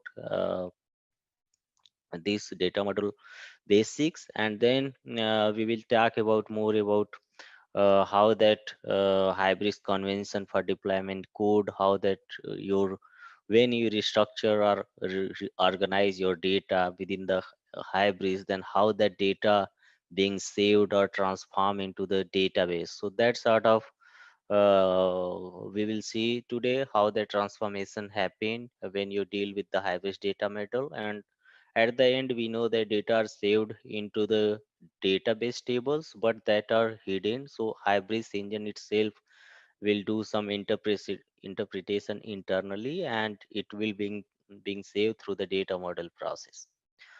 And third agenda is about to create a table. So the how you can create a table in SAP Commerce. So as I said, we are not directly interacting with the database directly. So we just need to understand the data model process within the SAP Commerce. So we will learn about that, how you can create a table, how you can define your data within the SAP Commerce. So SAP, the best, the benefit within SAP Commerce is to SAP Commerce is not dependent with the data, that database server. You the system are independent, so flexible. So system, our SAP Commerce is don't care what the database behind the scene you are using. That might you can use Oracle, MySQL, or any database server you can use. So that hybrids, what hybrids need to do, hybrids need to just make a connection with that tables, but you need to understand those data modeling within the commerce, how you can define your data with the help of modeling mechanism. And next we will talk about more about how do you manage if data type are different from one database to another database. So what does it mean? So this is basically, let's say you are defining a data as per MySQL server, and that data might not support for Oracle. So that sort of issues we will talk about that. We will talk about that. What is that mean of? And another is, this is the actually items.xml, which we are calling all the data definitions are stay here within this file, which is called items.xml file. So under this topic we will talk about more, and then we will talk about why object class is a super class for all the classes, what are the benefits, and why we are defining this object class is always as a super class. So right, we will discuss about this. And next we will talk about more what is that dynamic attribute and index creation within the Hybris, how you can define your attribute as a dynamic handler when you are dealing with the data models. We will talk about more on this. And next we will have that item type and ways to define your item type. So item type is nothing but it's the entity which you are going to define as part of your business. So either product entity, customer entity, cart entity, order entity. So that sort of entity we are calling it as an item type. So we will discuss about that. And there is also a multiple modeling process, how you can store a collection of data within the database. So how you can model with your collection of data in SAP Commerce. So we will discuss about that, how we can reorganize our data if data is collection type. So that, and another one, there is a redeclare also data modeling, modifier, which through how we can redeclare, what does it mean of this redeclare.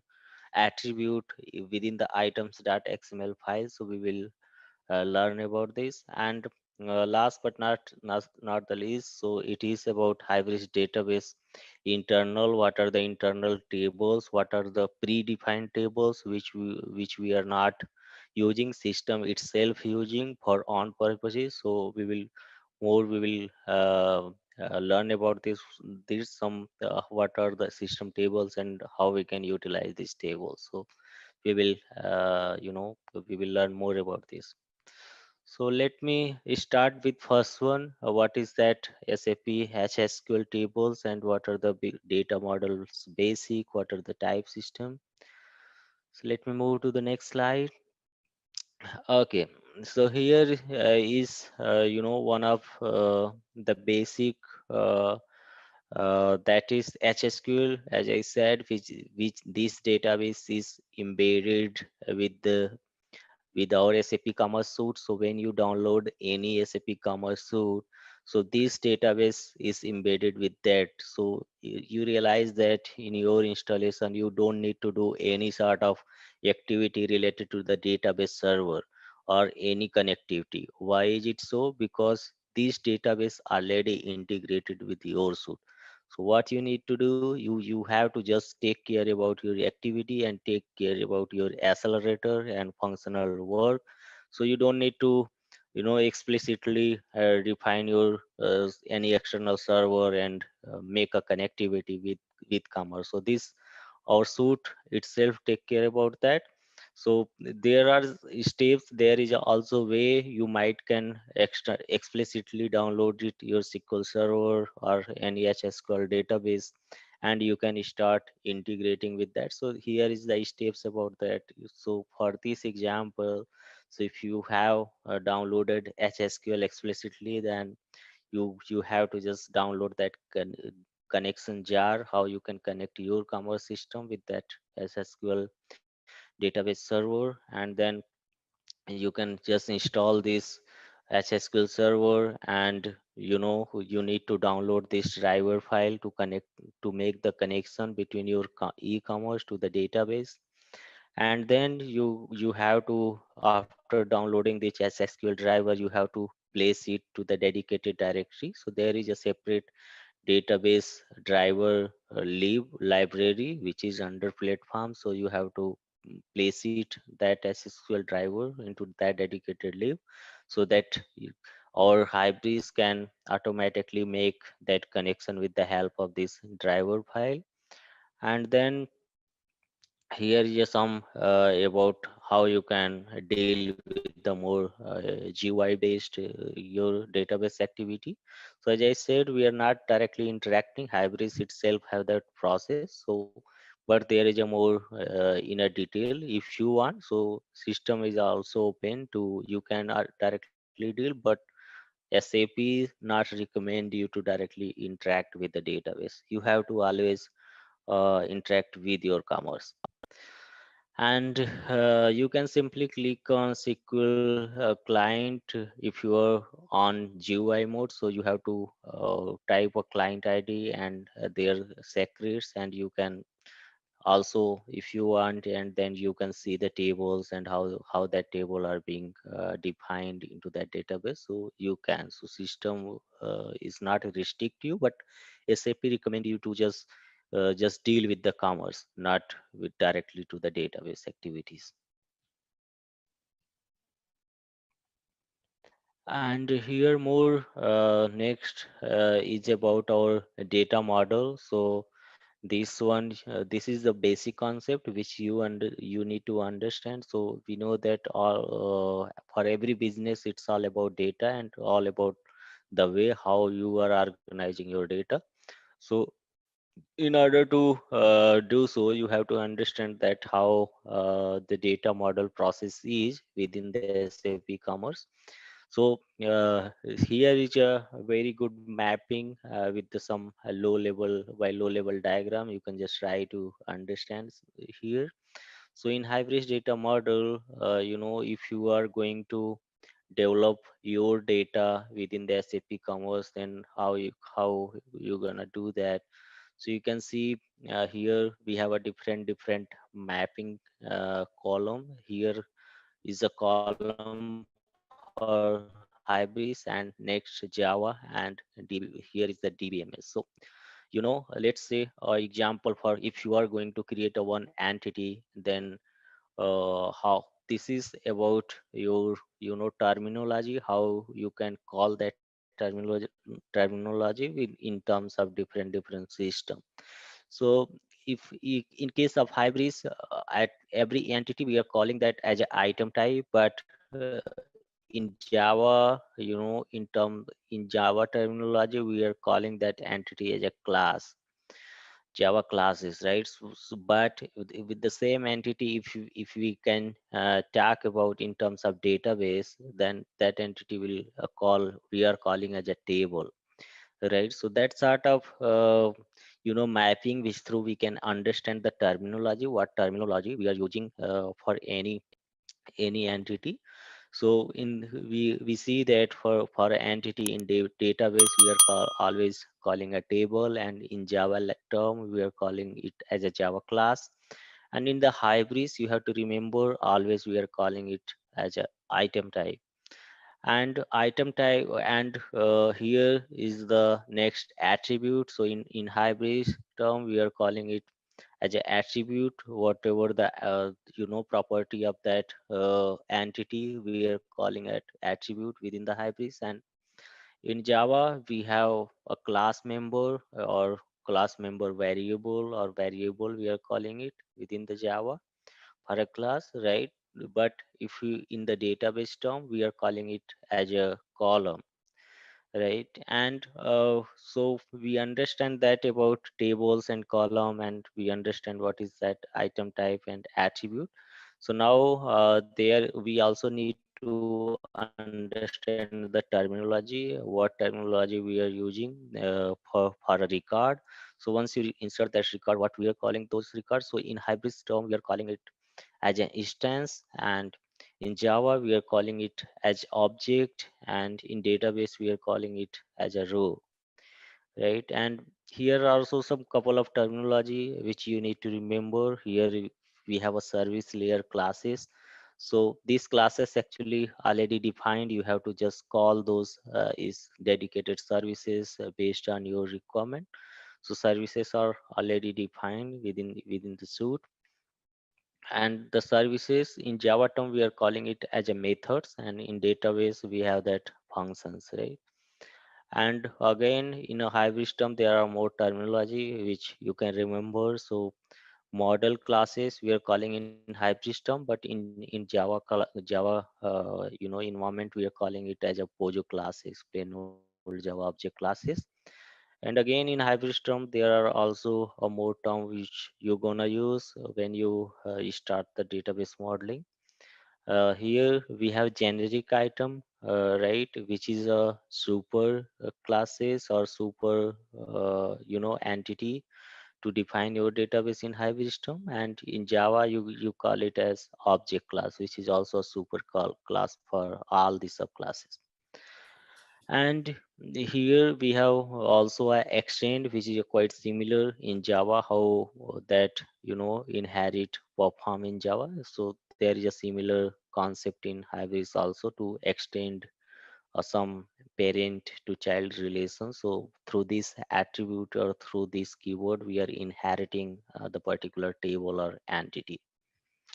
And we have also atomic type. We call it as atomic type for predefined data, right? So all, and in Java we are calling it as a primitive. So what are the primitive? Like primitive already been defined within the SAP Commerce, right? Integer or double or string.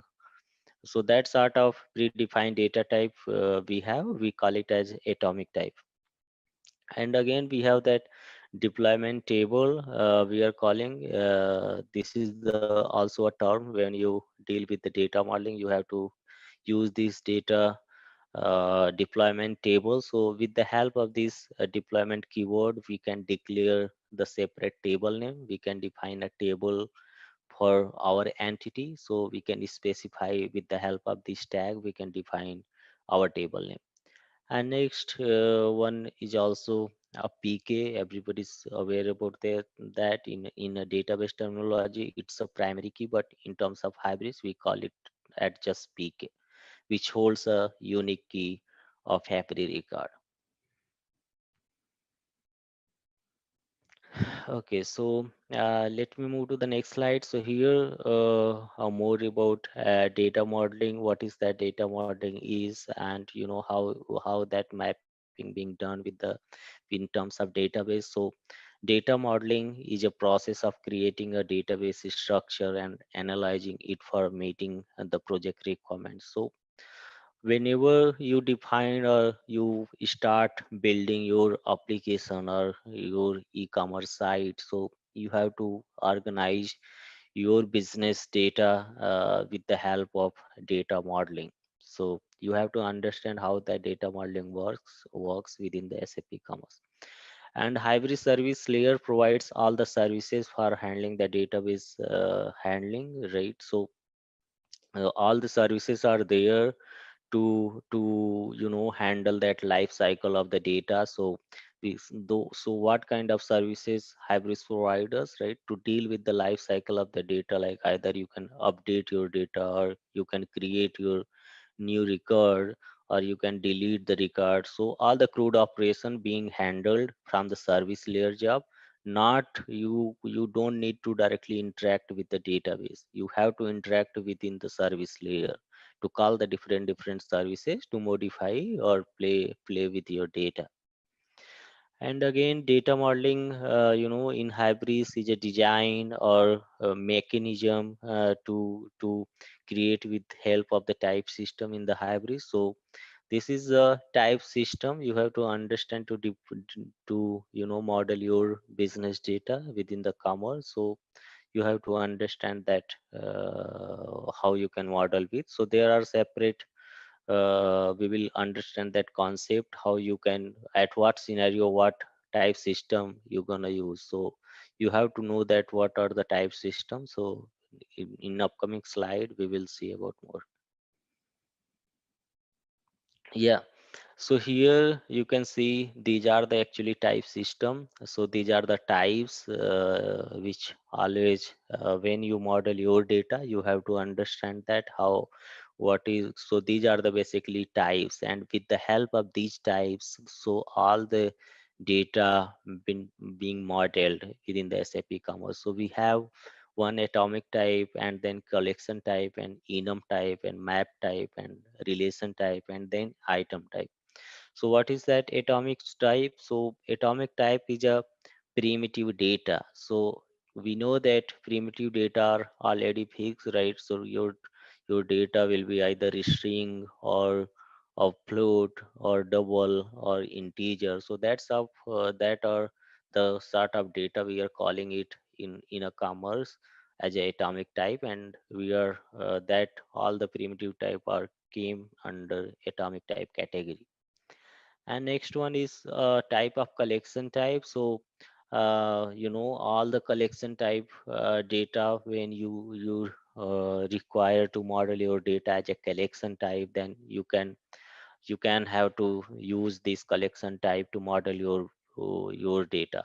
For example, let's say if you are dealing with the multi-country site, so also to define a multiple languages for your application, so that to define a multiple language, you can use collection type, type system to define multiple languages as a collection. And the next type is enum type. So enum type is just a sort of fixed value and constant value. So with the help of we can define a fixed value, right. So example, like to we can define a gender, or there are week, so that sort of weekdays we can model with the help of whatever the enum data is. We can follow this enum type system to define our enum values. And next type is map type. So if a data or business data is like to organize in a way like in a way with key and value pair, then we can use this map type data type to define our data in a map type data structure.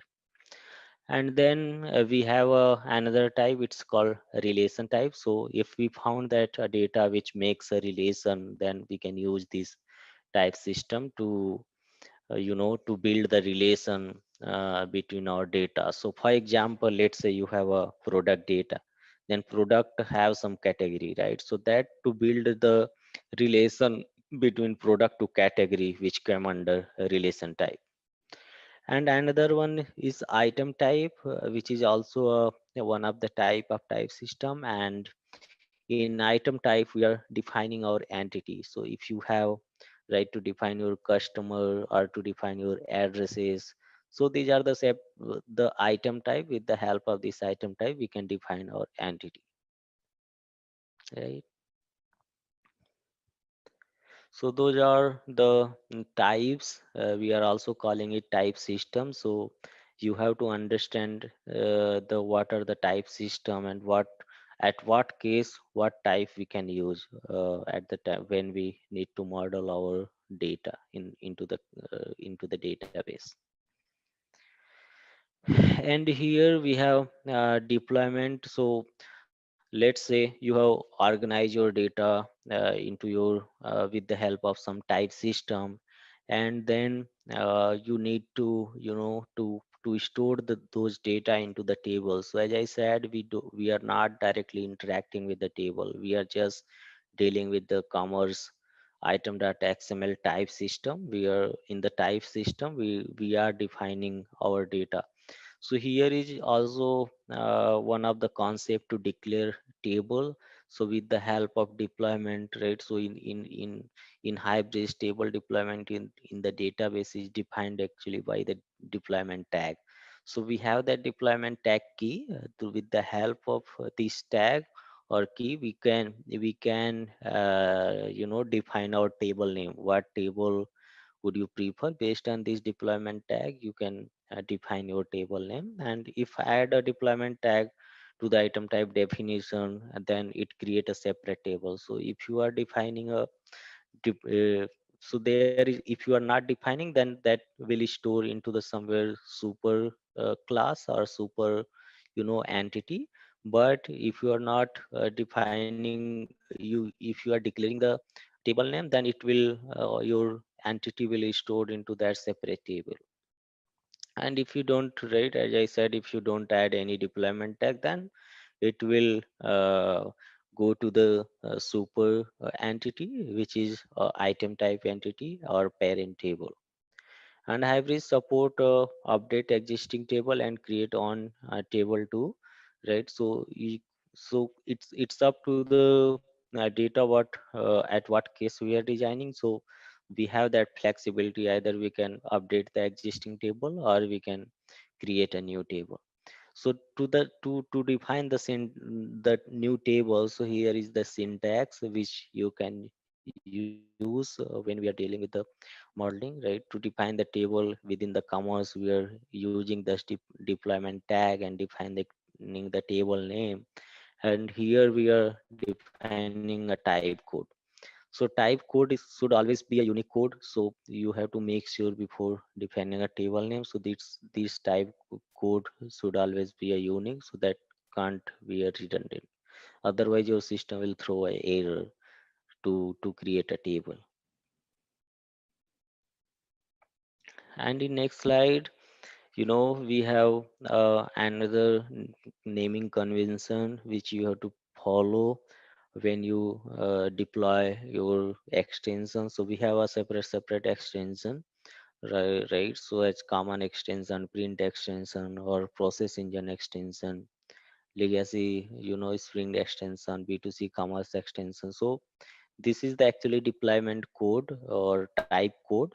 We can follow this based on the extension. We can follow this type code to define our type. While declaring the table, we can define this code.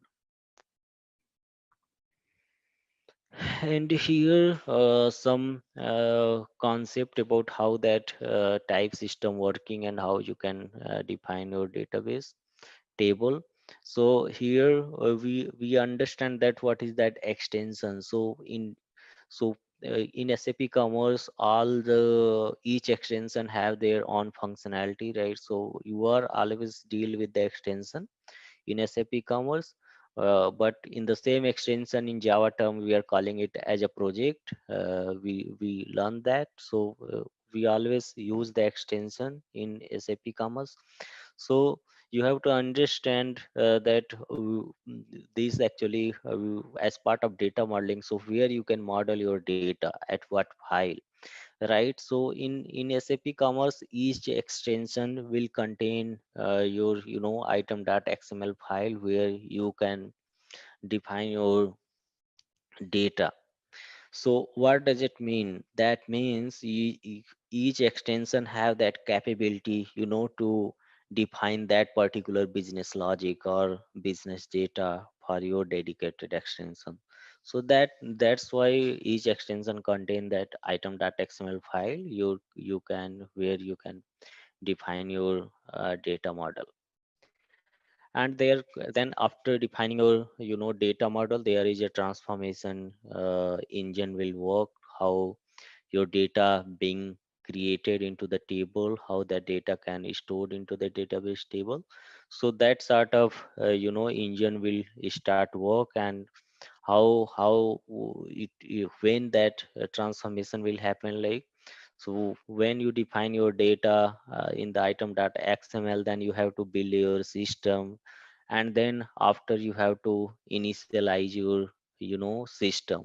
Once you initialize or update your system, your existing whatever you have defined the data, that will transformed or create into your database table. So we are not directly interacting with the database. So we are using the SAP Commerce mechanism to define our or to restructure our data into the into the database with the help of Hybris engine. We are not directly interacting with the database anymore. And here's some low level understanding about that, how you can define your data. So I was as part of I was just said about that, how so Hybris have that actually flexibility. Hybris not restricted with the database server. So our Hybris commerce itself determine that it's not depend with the server. So if you are defining any data that in backend, that doesn't matter your database server is Oracle or SQL or MySQL. So that doesn't matter. So Hybris engine have that flexibility to deal with those backend servers. So you need to just define your data. And if you want to make to define additional property with the specific your database, Hybris have that opportunity to declare your data with the specific server, but it's not restricted. So I said we are not directly interacting to design our table or to define our database into directly database. So we are always dealing with our SAP Commerce system, where we have logic, where we have mechanism. It's called item.xml file, which always be under each extension. So there we can directly just we need to understand the type system, and with the help of type system we can start declaring our data. So let's say if you can talk here, if you are defining a, let's say, customer data, then you have to define just customer item type into your item.xml. And then once you build your system, you can just build your once you do install to build your system and restart your server. And then once you update your system, so Hybris engine implicitly will start creating those table into the database. So you don't need to do anything explicitly. So Hybris server itself do that job. We know that database server is needed, right? So either SQL server or MySQL server or any database or Oracle. So any database you needed to store the data. But what Hybris Commerce does is you don't need to explicitly write a query to create a database table and to insert the record. So that sort of explicitly work we are not doing. So Hybris have that capability to deal with the just prefer your natural language to define your data in form of in terms of Hybris type system. And Hybris have that capability to interact with those database server implicitly. You don't need to define externally. Okay, so here we are understanding the feature about database. So here here is the some logic. So or when you deal with the database model, I will show you actually after gone through it. Just try to catch the definition of type system. Then I will show you where this data we are defining in order to define the tables. Okay, so okay. So here you can see multi-database support. We have that. So Hybris system have that multi-database support, right? So that Hybris don't care about that what database server you are using, either Oracle, SQL Server, or any HANA database or any. So Hybris have that flexibility to deal with the multi-database. And another property also we have at attribute level, like we are calling it as a dynamic handler. So with the help of dynamic handler, actually we are interpreting those values at runtime. We are not storing those. If you are making some attribute as a dynamic, then that means this attribute can't we no need to store into the database, and that attribute uh, won't store into the table, but we can handle that dynamically. So right, so let's say uh,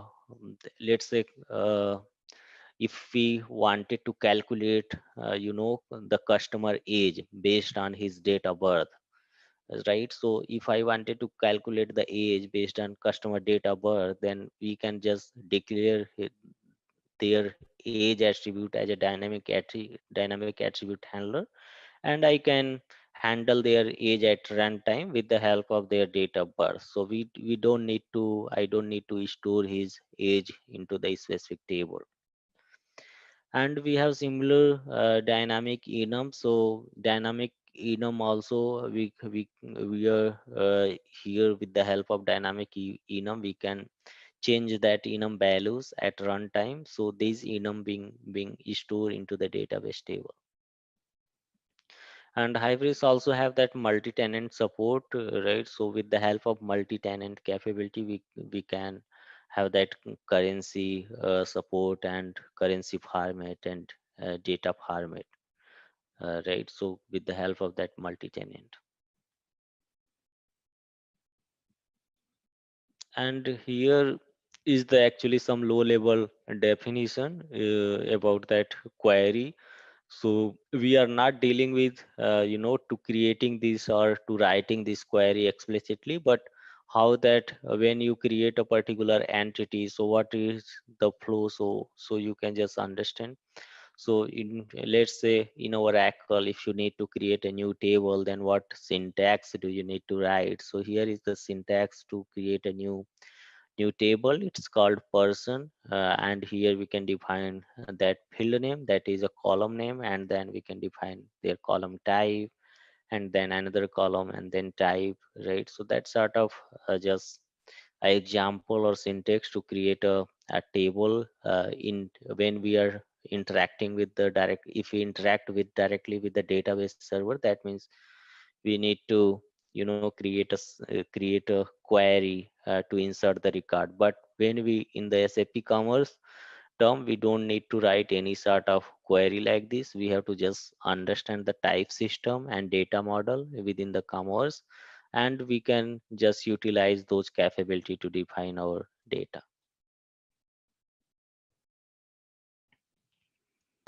Okay, so here we have that how so question is, how do you manage if data type are different from one DB to another DB, right? So as I said, Hybris is flexible. So Hybris don't care about that what in in background what database server you are using.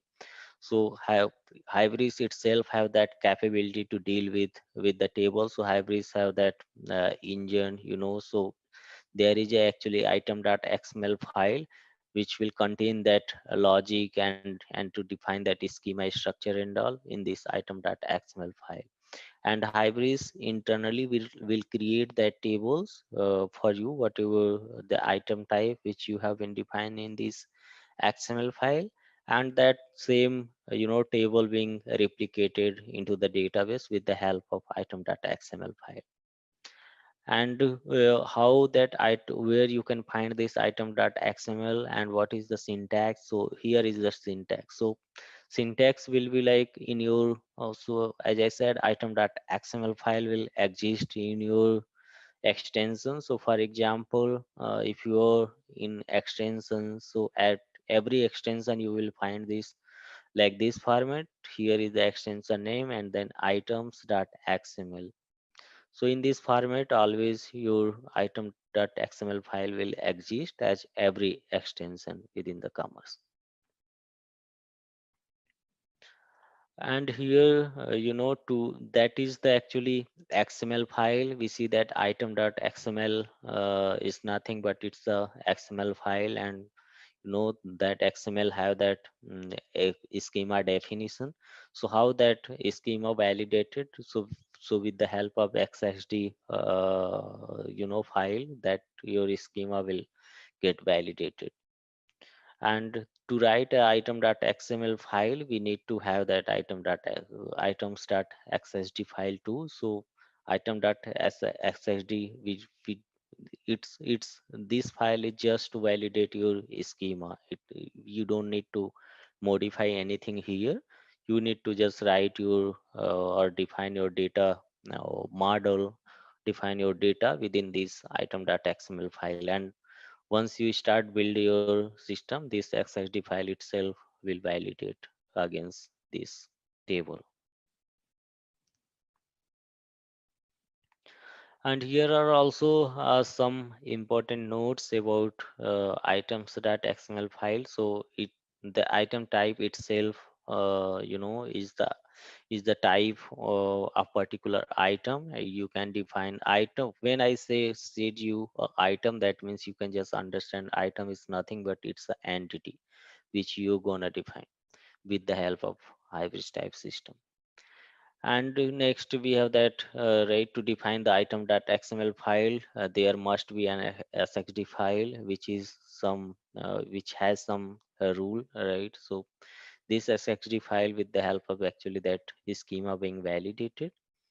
And instance of item type is stored in item table, and but item type definition is stored into the compose type. So there is actually composed type predefined item type which is the reserve. So all the actually definition are stored in this table.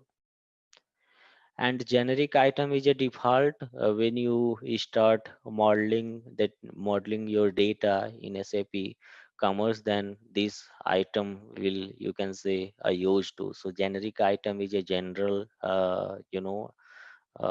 entity which always we need to extend to define any item type. And here we can learn about the concept of what is that object class, and how this object class playing as a super class for all the classes. So here we can extend one item type using keyword extend. So extend is a keyword. With the help of this keyword we can extend any features of the super class to the subclass. So we have that concept of inheritance. So inheritance, under inheritance concept, we are just extending the behavior of super classes. And we can control the access to an attribute using modifiers. So right, so we have that modifier at attribute label within the item type. So we can make the modify the behavior of those attributes, right? So for example, a modifier like there are some sort of modifier we can define at item level, either read modifier or write modifier or search modifier. So that sort of modifier are there. We are defining at attribute level, and we can control, right? So how to table are created for item type and default table for each item type in generic item. So we can also create a item type. So default will be the generic item, which one is the default one. So with the help of this one, we can define our on table. And table is always called a deployment in Hybris. Okay, so generic item is a default deployment, but when we talk about that table, that means we are just deploying those table into the database with the help of deployment tag. And here some example about that, how your item type looks like in hybrid database model. So if you can see here, we have that item type, we have that different item types in SAP Commerce. So first one is item, which is the super type. It is the topmost super type for any child item, and another item type like extensible item and localizable item and generic item. So all the item actually extend this item type. And here how you can define your item type. For example, if you wanted to here is example to define your item type. So here is the syntax. So first you have to write item type as a tag and then define their code. So here example for user right. So if you are defining a user right item type for your user, then you have to declare or follow the format like this. You have to define the code, and then you have to extend the generic item, and then there is a modifier, it's called auto create true. So there is a separate concept we will learn into the upcoming slides. So auto create and generate is two modifier. With the help of these two modifier, our item code is replicated into the hybrid, into the database table. And here we can see here deployment tag is there. So with the help of this deployment, we are defining or specifying the table name. And here that item type is mapped with the database table, and item type is associated also with the database table name.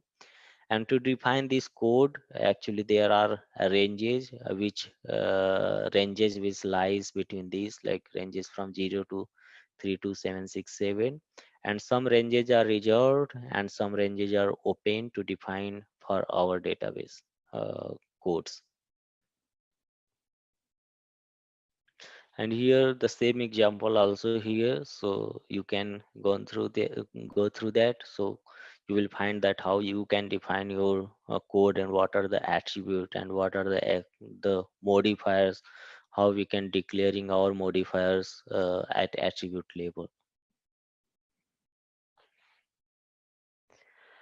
And here about that, to more about how you can define your item type, right? So there are sort of more um, uh, explanation about your attribute when you deal with your type system definition.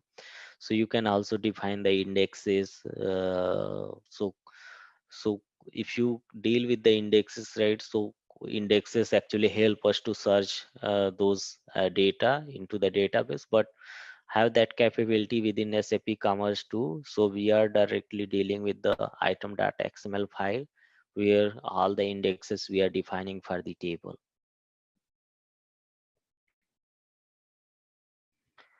And here dynamic attribute we can also declare for each attribute. So data will right. So if you declare your attribute as a dynamic attribute, then that means those attribute will not be saved into the database.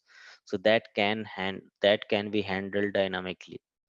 And the custom logic is to write so retain once and use all the time whenever that attribute is required. So Here is the example. I gave you the example for dynamic attribute handler previously for age, and here also some explanation about example, like if you are trying to calculate the tax value for your taxation, so you can make that attribute as a dynamic and you can calculate this tax value at runtime. So you don't need to save this attribute into the database, but you can just calculate it at runtime.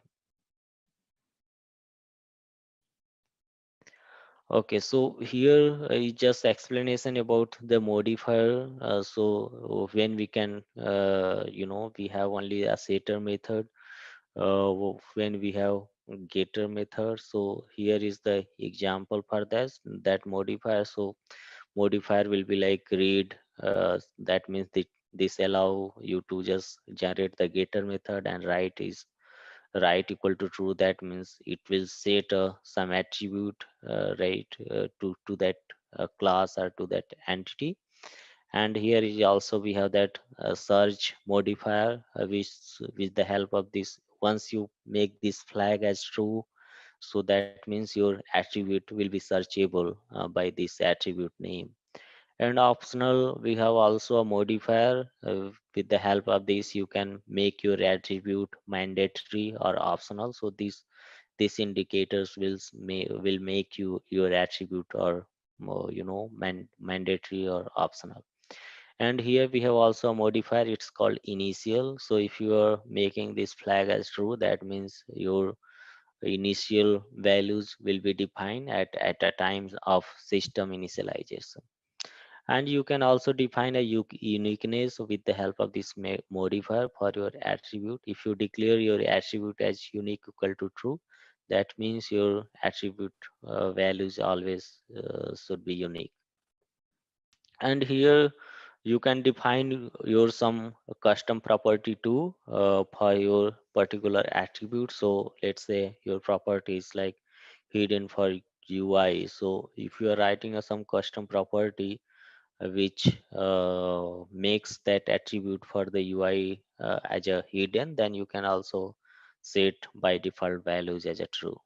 So we have that custom property field too, which through we can define some custom property for your particular attribute. And here is also a mean of this read and write modifier. So I just said like read, if you make it read equal to true, that means you will get some values from the code. So that will more often invoke with the getter method. And if you are making your attribute as right equal to true, that means you're creating a setter method.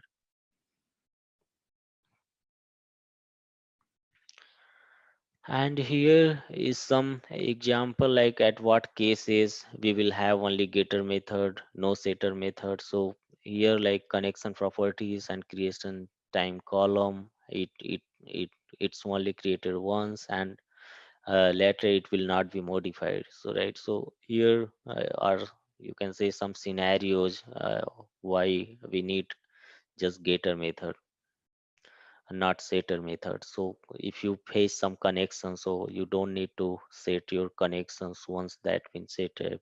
So you have to just call a getter method. And same example, like that your item, once your item being created, then you don't need to override that. So you at that case you have always need to call just getter method to get the time creation value, right?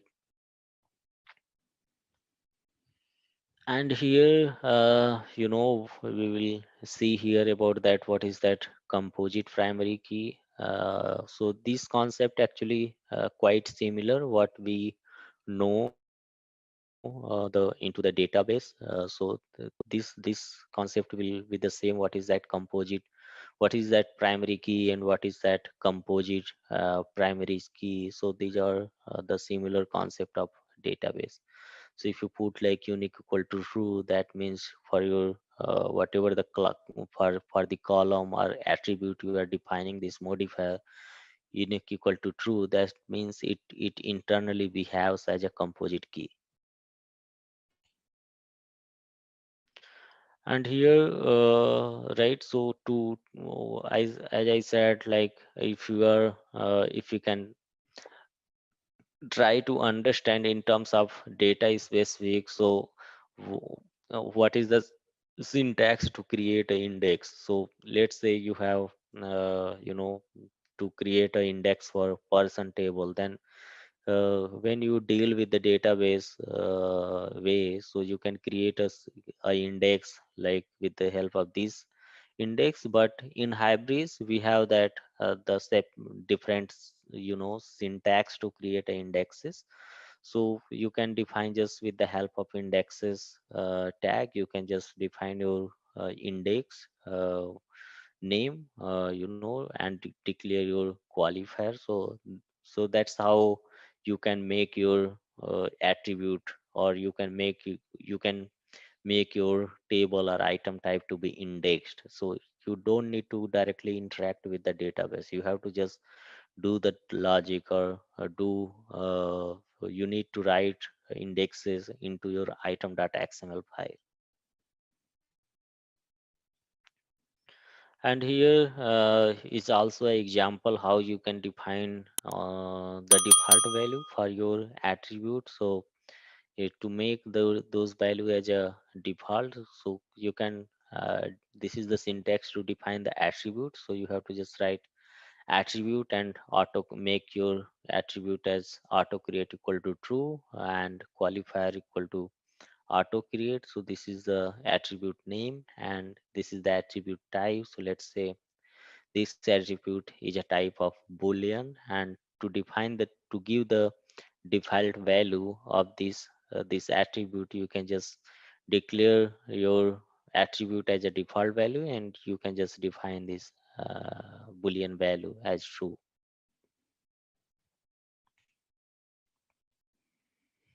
And here some right, so some explanation about your item type. So item type, as I said, item type is nothing but it's an entity which you need to define as part of your data modeling.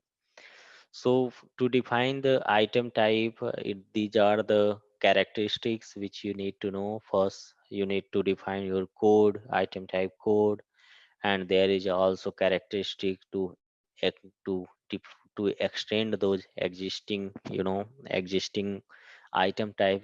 If you wanted to extend some feature from your super type, then you can just use this keyword extend. And Jalo class, we have also a concept. So with the help of Jalo classes, actually, that system we are not interpreting these Jalo classes, because our with the help of Jalo classes, our system interpreting this data to the database. And here we have deployment tag. We see that with the help of this deployment tag, we can declare our item type separately. We can define a table name with the help of deployment tag, and we have that auto create modifier and generate modifier. So we can understand it here. So when you defining your item type and making this auto create flag equal to true, that means this item type will create that actually this item type making an entry into the table. And generate equal to true, so if generate equal to true or false, so this flag scope is at hybris level. So with the help of this item type, it will create a getter and setter methods model within the.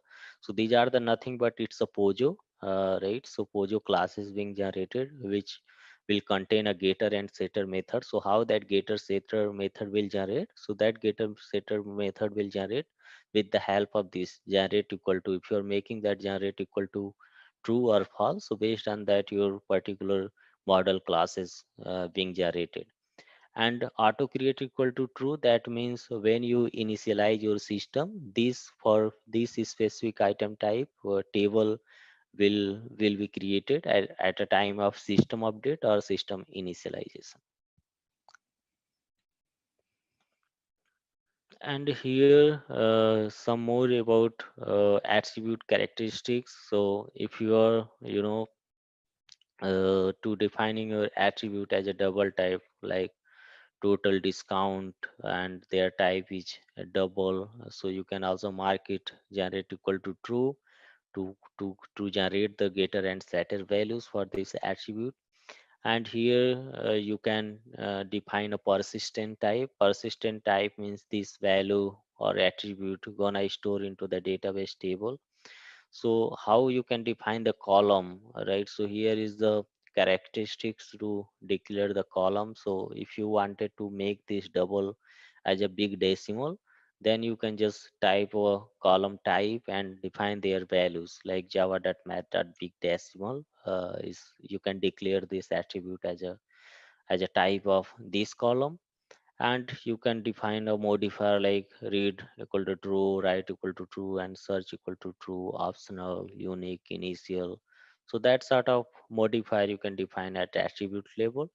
And if you wanted to define some default values for this type, we have that this tag to assign some default values for this attribute. And here the ways to define the item type in the Hybris, like to define a new item type without extending any. These are the actually way different ways we are applying. So based on the scenario, what kind of data we are going to create or going to model.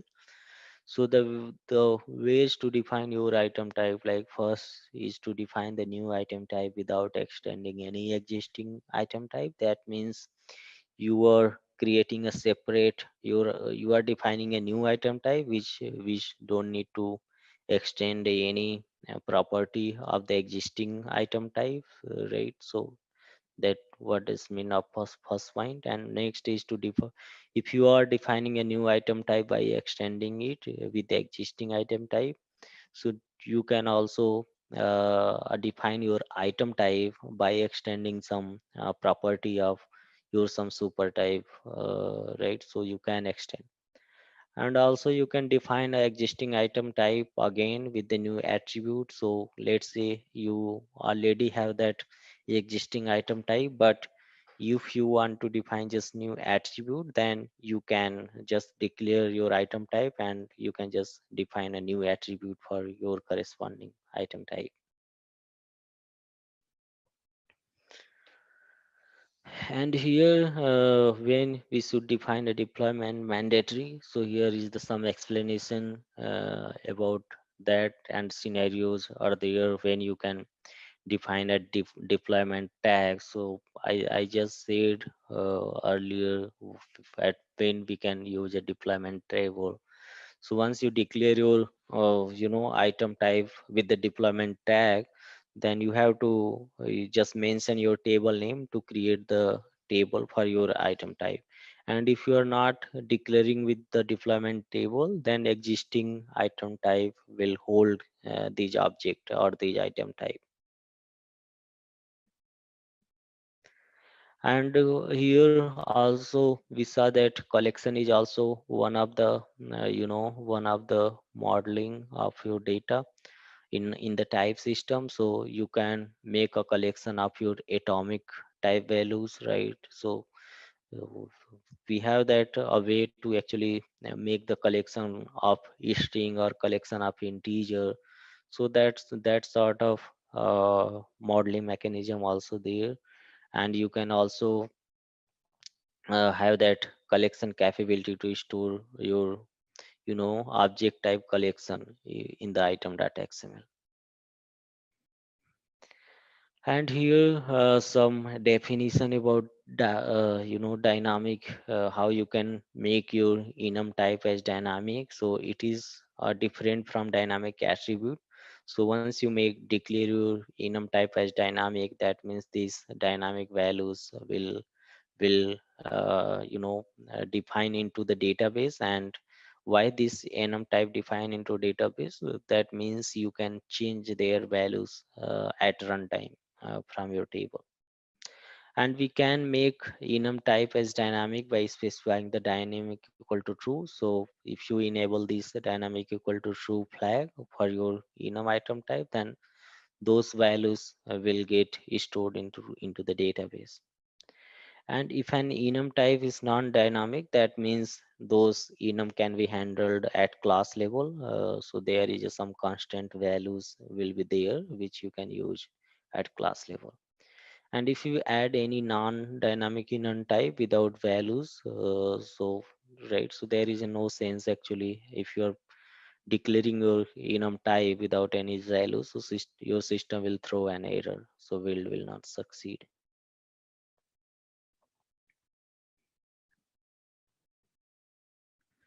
And here is also some more definition about your dynamic enum. So if right, so uh, here is like, so if you want to add a new values at runtime, then you can just make a dynamic equal to true for your enum type.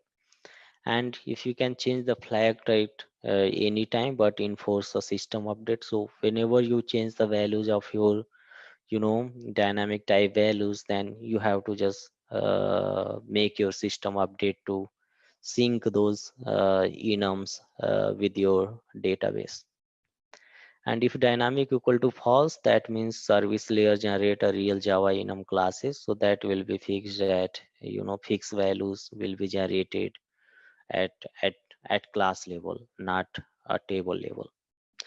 And if dynamic equal to true, it's generate a enum which can be used with the fixed values and can add at runtime.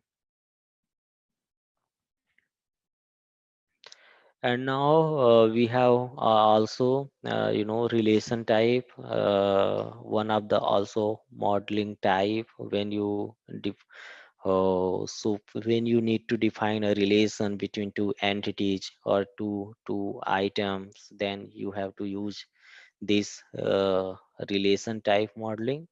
So as I said you about example, like if you are building a relation between product and category or customer to addresses, so that sort of relation you can create with the help of relation type. So here is the syntax how you can define your relation. So you have to just declare with the relation tag, and you can define your relation code, and you have to define their to just define source element and target element, and you have to define their cardinality, what kind of a relation you wanted to make, either one to. So in hybris we have hybris support only two kind of relation. One is one to many and another one is many to many. So this attribute or this relation type will will capable to handle two type of relation. One is for one to many and another one is for many to many.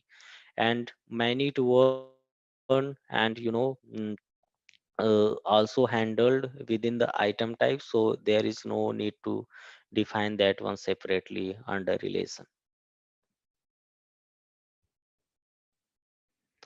Here is also some advantages and disadvantages about collection and relation. So there is some sort of when at what cases if you use the collection, and what cases you can relation, and what are the pros and cons if you use the collection and if you use the relation.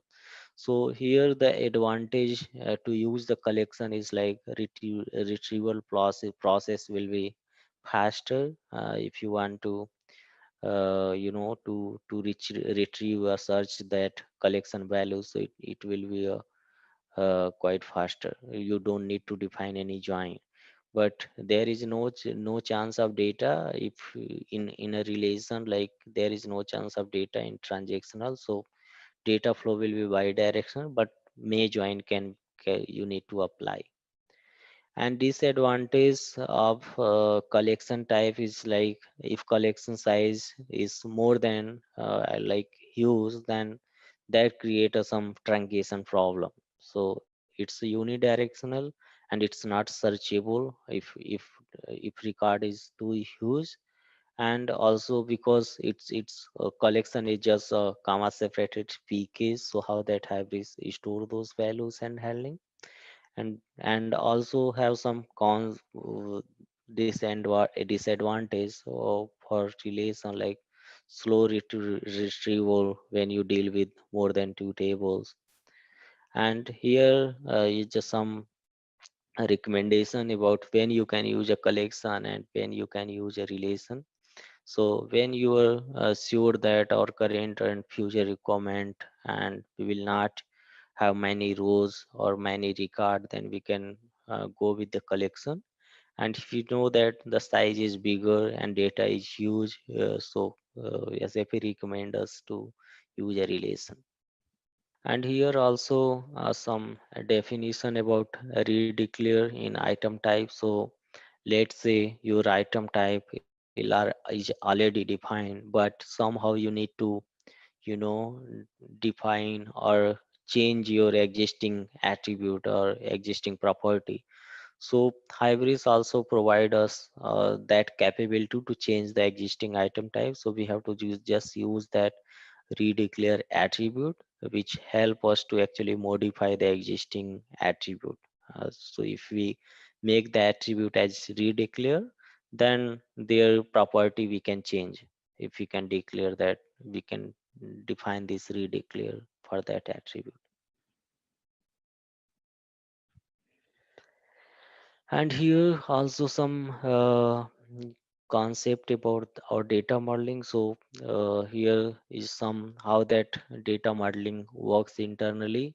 So Hybris creates a table, right? So whenever you do the system update or system init, so actually it loads your data item.xml file, and it's create a tables into the database with. So there is a, you know, item.xml file, and that item.xml file actually loaded when we do a init or system update. And also a Hybris generates DB schema using Hybris schema generator class is there within the library. So we are not dealing with this, but from for the information, so there is a libraries there. With the help of those libraries, is schema being generated from how that item.xml or data transformed into a schema. So with the help of this library, that transformation happen. And SQL file in temporary directory. So we see that when we install our hybrid system, and we see that there is a directory which is called temp directory. So temp directory actually hold that sort of SQL file which help us to build that schema. And there are some some temporary file are there to drop the DDL and DDL and DML to insert or update, and DDL to use the create a new statement. And here also different table types are there within the SAP Commerce. So we need to know that what are the table types within our commerce system. So we have that item type tables and localized, values table and generic audit table and property tables and system tables. So we have total 5 types of table. So for our what we are using as part of modeling, it always goes with the item type tables. And if we have some item type with the localized, then it will go with the localized value table. And this generic audit table and property table and system table will be used by our commerce system. So we are not interacting with these table, but for our information, we have that 5 type of tables. One is item type table and localized values table and generic audit table and property table and system tables. All right, let's test your knowledge. Here's a question for you. Which database does SAP Commerce Cloud use by default? Option A, SAP HANA. Option B, Oracle. Option C, MongoDB. Option D, MySQL. Take a moment to think, and when you're ready, choose the correct option. Remember, each choice holds a key to unlocking the answer. Good luck. Type the correct answer in the comment section. Hello everyone. I wanted to provide a brief overview of ZaranTech's new training program for SAP Commerce Cloud.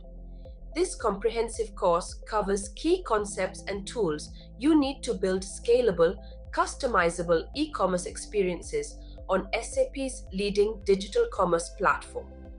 Over the past year, SAP Commerce Cloud has seen rapid adoption among enterprises looking to enable omni-channel sales and modernize their online stores.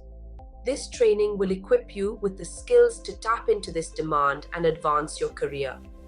Many professionals have already benefited from ZaranTech's other SAP courses, and I'm confident our SAP Commerce Cloud training will similarly provide immense value whether you're looking to pivot careers or deliver more value in your current role. If you're interested to learn more, visit the link below for full course details. Investing in this training now can open up new career avenues or growth opportunities. So don't miss this chance and register today. So here we will run the session about product. What is that product content management? What is catalog and what is product and what is digital asset management? So whatever product is came under a part of product life cycle, we will learn what is that product and what its life cycle and how e-commerce system is managing those life cycle within our commerce cloud. So I'm going to start topic one, that is a product management. We can also call it as product content management. So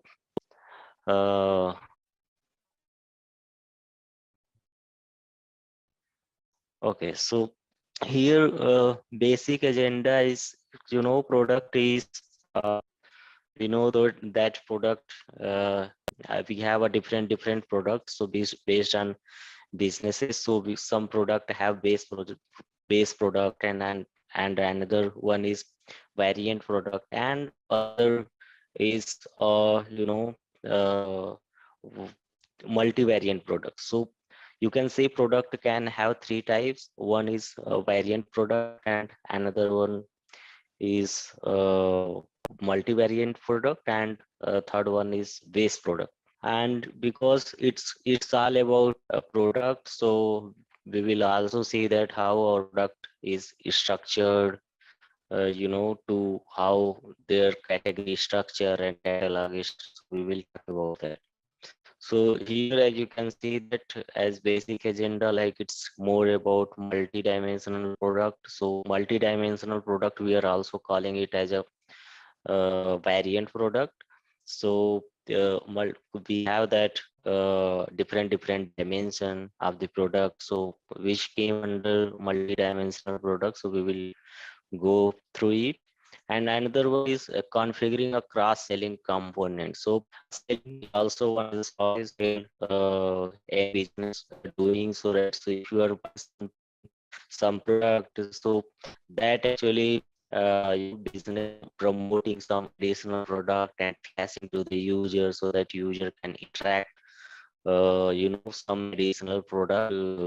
So that sort of configuration was under SAP, so we configure that of configuration we can do. Example, let's say you have a product like electronic product, one of the electronic product, that is iPhone. And iPhone is just a product but without any variant. But once you add the variant, then how you can map with the scenario. So iPhone may have a different models, either iPhone 5, 6, 7, 8, right? So that we call it as variant product. But each iPhone, either 10 or 16 or 12 or 8, have that different variants. Either they have based on their color, based on their memory capability, and they based on their screens or so. So that each model have their different variants. So that came under multi-variant or multi-dimensional product. That means each product have that different dimensions and different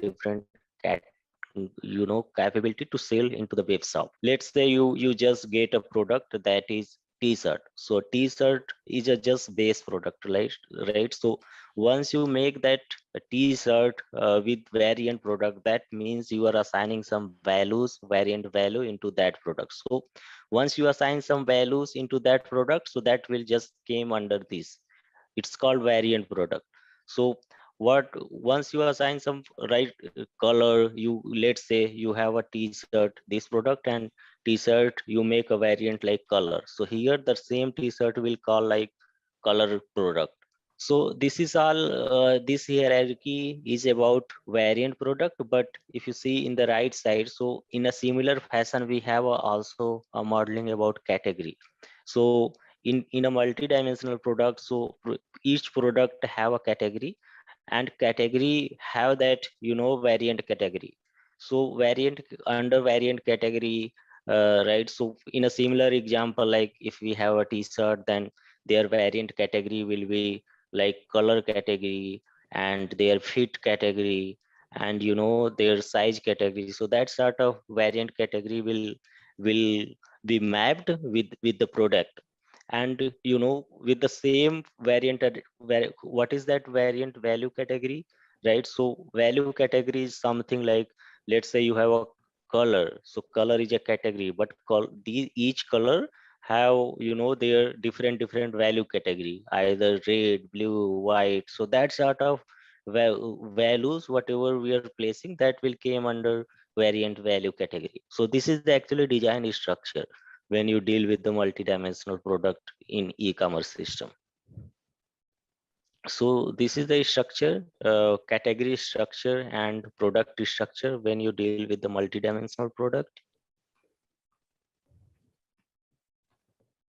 And here also, to understand the same what we were discussing about, so here more low level example here. So to explain more about multi-dimensional product, so let's say you have, you know, here is the example, like even of one of the apparel products. Let's say this is a t-shirt, and here uh, about, you have a just shirt. So let's say you have some Oxford shirt, which is the product. You can understand this product is an independent product. You are not making this product as a variant product or anything. It's just product. But when you apply a variant, then you have to assign that category. So you have to make this product as a map with a generic variant product. That means your product will applicable with all the category will apply their, either their size and fit and color. So here is the some category like color, size and material. So these are the variant category. So variant category each have a different color, either red, blue. So that will come under variant value category. So here you can see with the, there is color coding also. So if you see this saffron color, then this will came under variant category, and this one variant value category will have like this, right? So these blue and large, and that sort of category will, whatever the value you will define for a specific variant product category, then that come under variant value category. The sales system or front end system or e-commerce system have their responsibility to design or model that product data is specific to their shopping process or shopping purposes. So SAP just responsible to send the product information.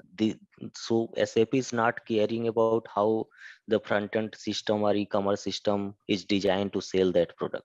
This is how we need to learn that if we are in e-commerce system, then we need to actually learn that how e-commerce have that capability, have that how that e-commerce system is, how SAP Commerce is basically, what is their logic and what are their methodology to design their catalog structure and product design to sell that product into their website.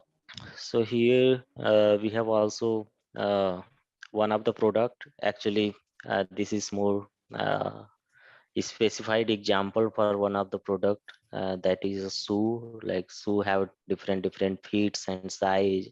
So this is one of the also example for multidimensional product. So we can see here the dimension like based on their feet, based on their size, and based on their color.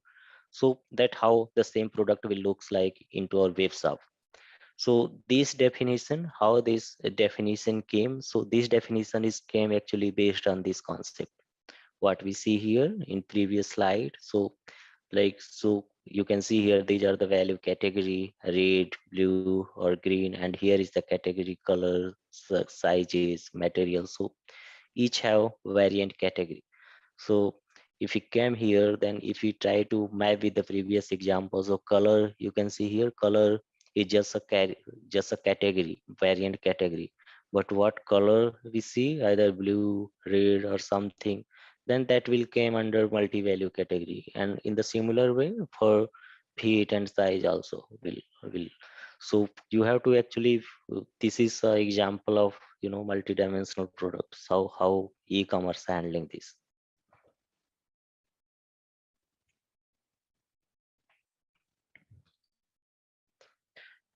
And here it's more related to the cockpit. So we know that, and earlier session I explained you what.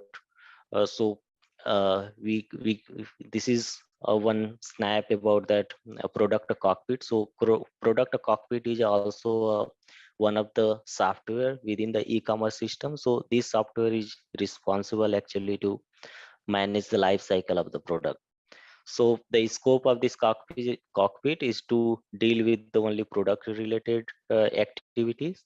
So here we are also doing a complete like product content management activity with the help of this product cockpit.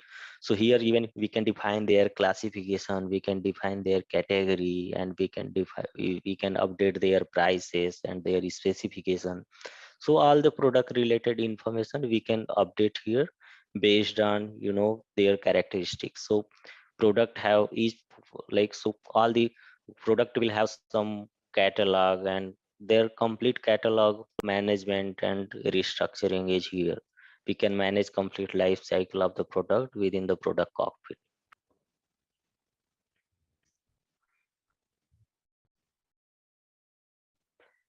And this is also right, so how you can, with the help of product cockpit, if you want to assign any category or you want to update any category, so here how you can do. So you have to just go to your product cockpit. What I was saying, like, I'm one of the cockpit in our e-commerce system. So this is the back, we are calling it as a back office cockpit, and this cockpit is used for more back-end related work. So all the back office related operations we are handling here.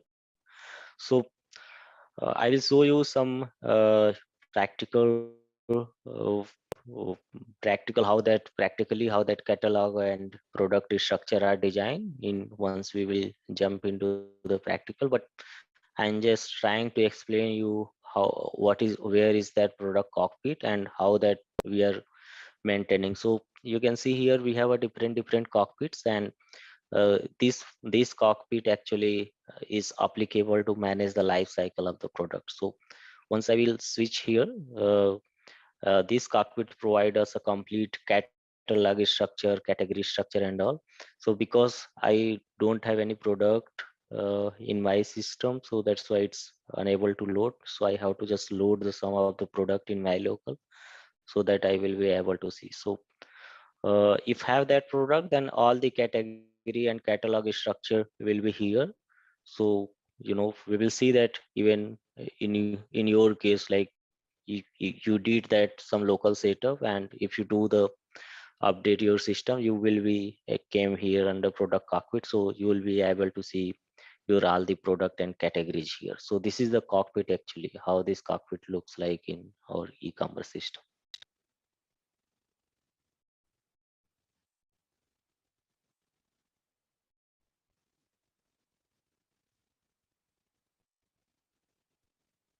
So this is nothing, it's a workflow. So as part of just to approve the product or to check the product, so that kind of activities there.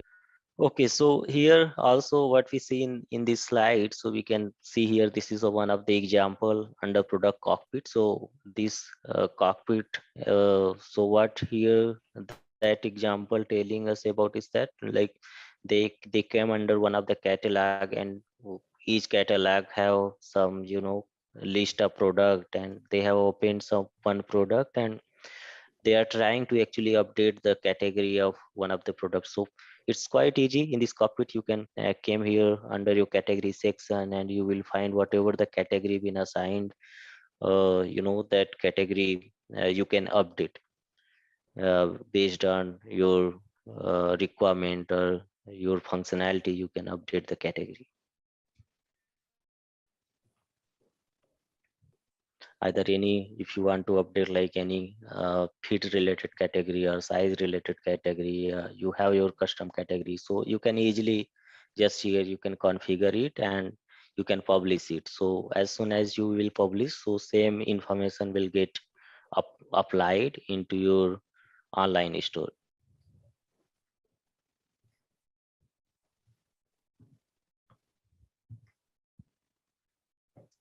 And here also, scenario about cross selling. So this is I was just explaining you what is that cross selling component and when this component will enable. So you can see here, so cross selling is just about promoting a sales against if you are buying something and adding into the cart, and then some additional that product will flash to promote, just to promote the sales. So for this example, so let's say somebody has selected the camera. So this is also one of the electronic products. So here I'm, let's say, in a PDB page. So this once customer will came here, then that this cross sell product also will flash here. So just to promote the sale, a user can interact with also with the different color and different variants. So this is the one of the component which mapped with the this that under our description page, so where we are showing all the description about that, so that along with description component, so this cross sell component is embedded with. And you can configure this to make your cross selling component. You can easily define, you don't need to any code changes or any deployment. So you can, for your business, you can easily configure through within the SAP Commerce. So we have that smart edit, we are calling it smart edit cockpit, which is also one of the software within the Commerce suite. So through that we can easily configure this component to just selling or cross selling related activity.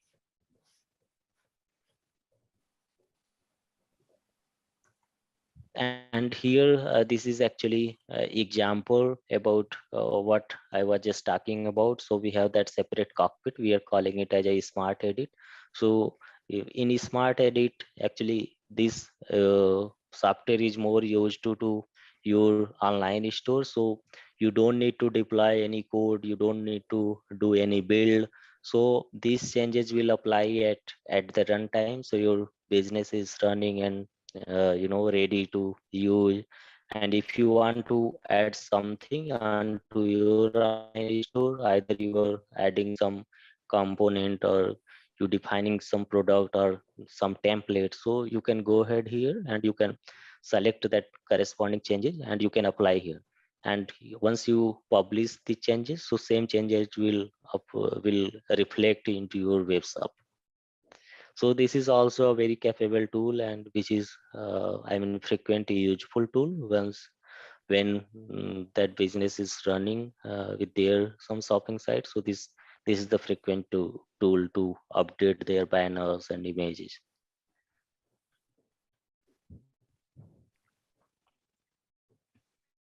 And here also it, right, so just how you can make your cross selling component. So there is your smart edit. Under smart edit you can just select any product, and for that description page you can make some condition, and you have to just enable those product for cross selling. So whatever the product you will include under cross selling, so the same product, once you buy that product, this same group of product will reflect there into your online store.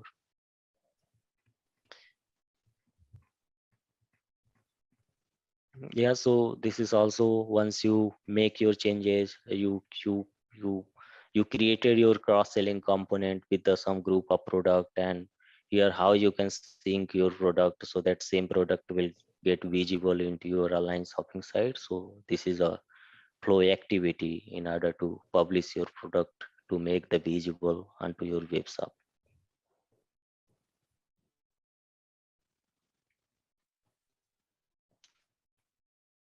Okay, so here it's about, we understand that cross selling. So in cross selling there is also a similar configuration for upselling. So this is also one of uh, the functionality which through we can promote the sales. So there is in low level there is also a defined architecture and defined model is there. We have to just pass the references. So how we are including in cross selling as part of group of product under cross selling component. So in the similar way, we have that upselling component to promote the sale. So once you configure your product, you will find that option to make that some group of product which you wanted to include as part of your upselling product component.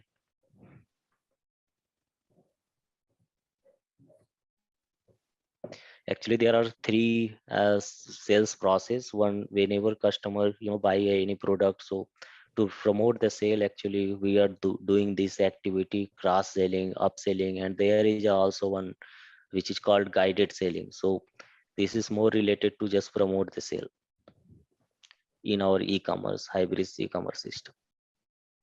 Business or marketer, even marketing people also do. So there is actually part of user management who can do. So it's up to the business how they wanted to do. But within the e-commerce system we have that user management, so one can apply the changes, and one need to check that or review those changes, and another somebody has to approve that changes. So once that changes will get approved, then same changes will reflect into our website.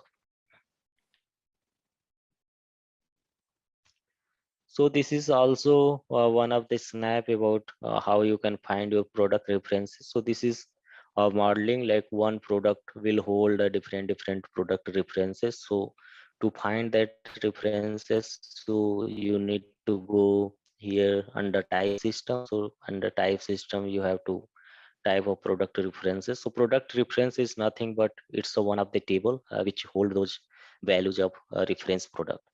So this right, so this is a table name actually which is designed to hold the reference of the product.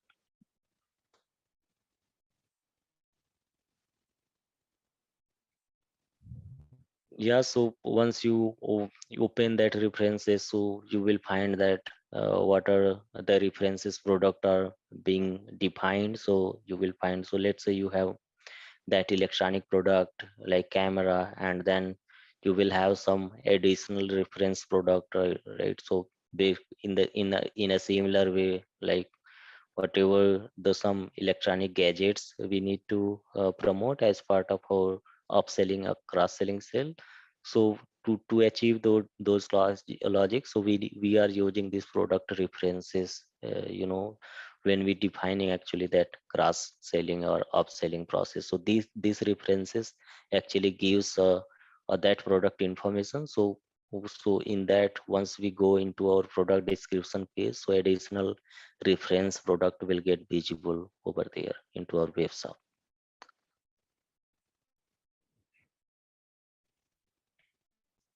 So there are actually four how we are storing that references. So you can see here 4 points are there in a reference table. So product references table hold these attribute which is called for source product and what is the target product and what is the reference type, and those are active or inactive. So based on that, this table hold these characteristics. So based on these characteristics, that corresponding product will be visible. So you can see here in the example, like let's say you have selected some product, and this product will call just in reference product, which is a source product. And whatever the reference product we have added, it's called reference product, and this is a some group of item. And whenever once you choose any product, so that product will called target product. So that how characteristics being defined for single product.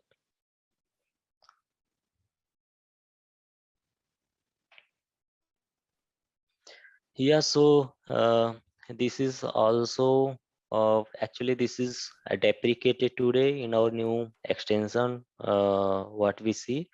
But information is same information will be available into our back office. So this is a we are calling it HMC, which is Hybris Management Console. So this tool or cockpit also giving us option to update that product related information. So this is also one of the snap how you can maintain the product references and how you can define their characteristics here.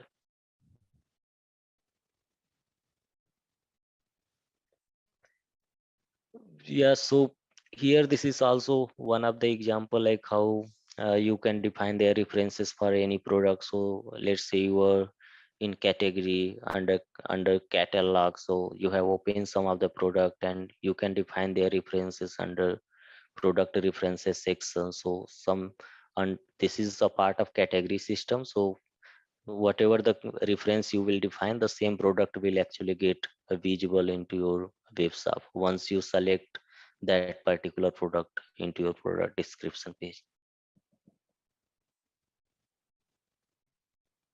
This is also with the different scenarios in product, how you can reference the product with your base product. And here right, so if you can see my screen, so this is actually impex file. So impex have nothing but it's a file, or it's a medium to import the data. So we are discussing about product references. So this is actually one of the impex file where that references are being defined for the particular product. So here we have just source product and target product and active inactive relation indicator to make those references active or inactive. So how, I mean, this is the impacts which through you can load that reference product.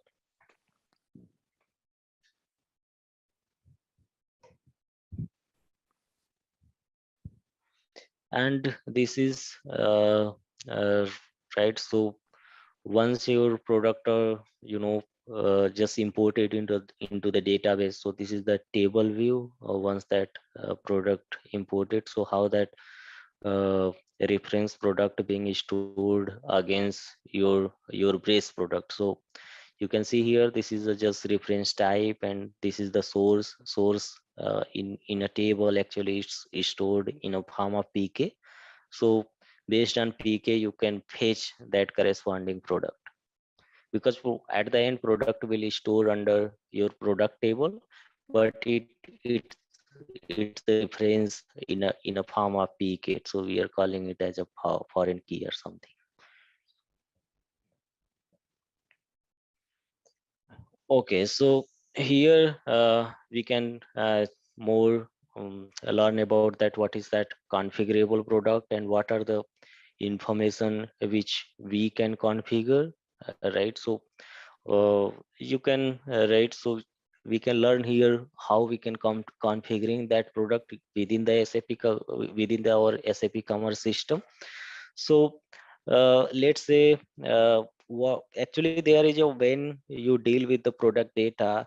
So actually this right, so how that Kamal actually asked that question about some rules and how what are the what are the e-commerce actually do the changes and what not, and if do the changes, then how SAP or backend system can make sure that with the change. So here actually more this you know scenario will give you that example, like, so when we are doing that any configuration for the product actually, so SAP define that actually SAP telling to the front end system or e-commerce system ki, hey, this is the information which e-commerce system can update.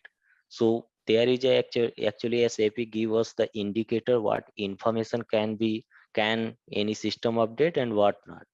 So they so like so as like there is a product description or their category information or something, so that actually like their product is stock or something, so that can actually handled by SAP, and SAP or backend system restrict with, and there is actually rules which backend system has to tell what what changes actually front end can do. So based on that rules, hybrid system making sure that to that particular change can be applied from the e-commerce side.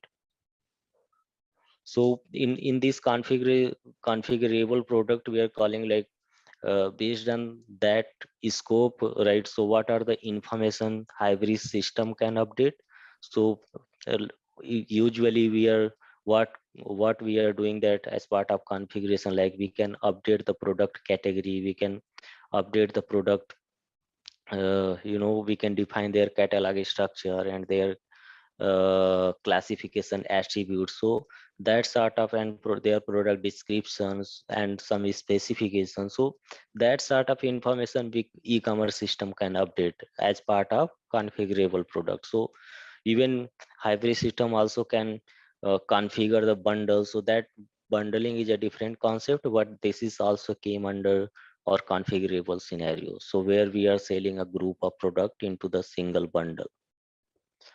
So these configurable product are that require to additional information from the customer to complete the purchase flow. So that how this explanation about. So for example, like if you want to complete the purchase, let's say a car, if somebody buying a car, then we need to select which engine should be built into the car. So this is some real scenario example, like what will be the color and what will be their property, so that how in e-commerce level have also that is scope to configure based on the customer choices.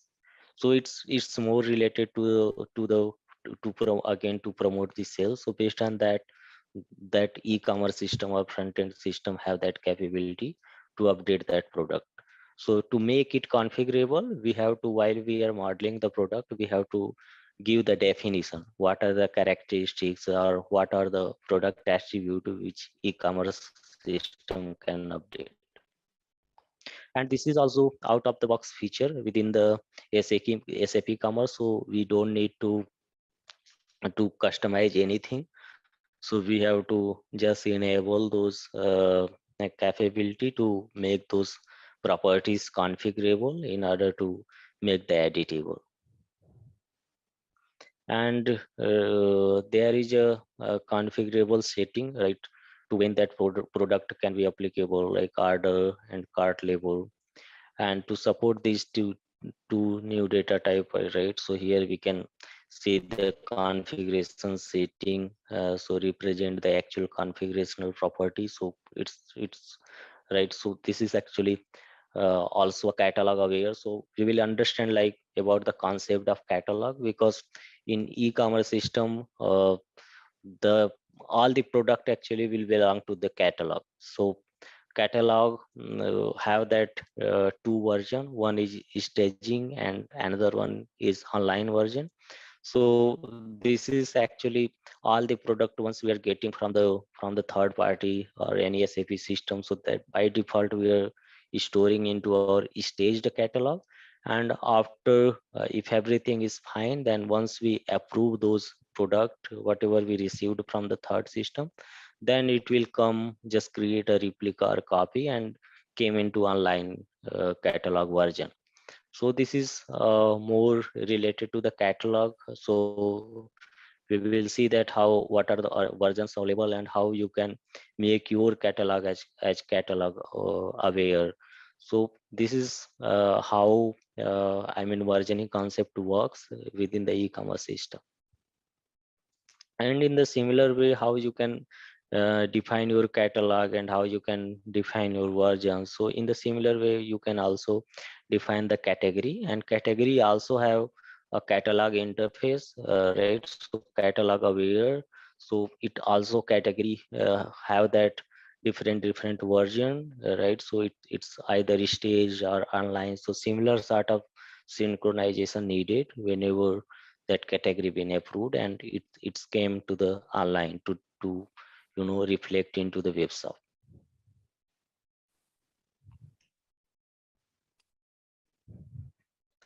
So this is more uh,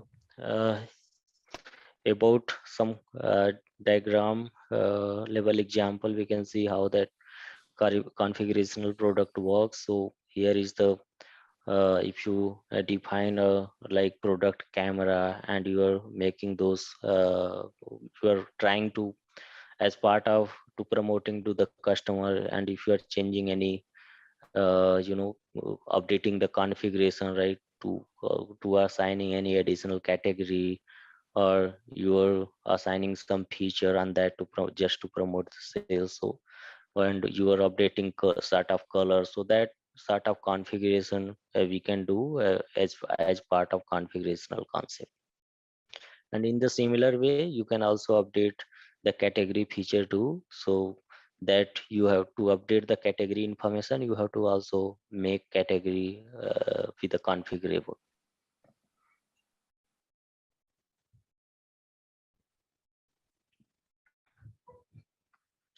So this is example of this is again a product catalog. So how product a cockpit. So under cockpit, how you can update your configuration. So here is the some snap, right? So you have selected some category, and under category you will find a different configurational category. So you can define that category. So same category will work when customer browse the product which belong to that particular category.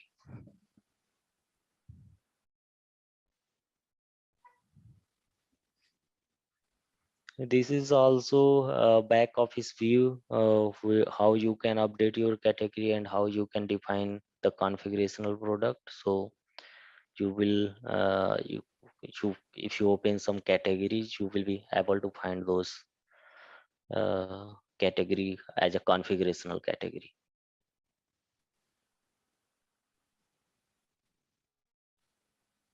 So this is more we need to understand, because in e-commerce system it's all about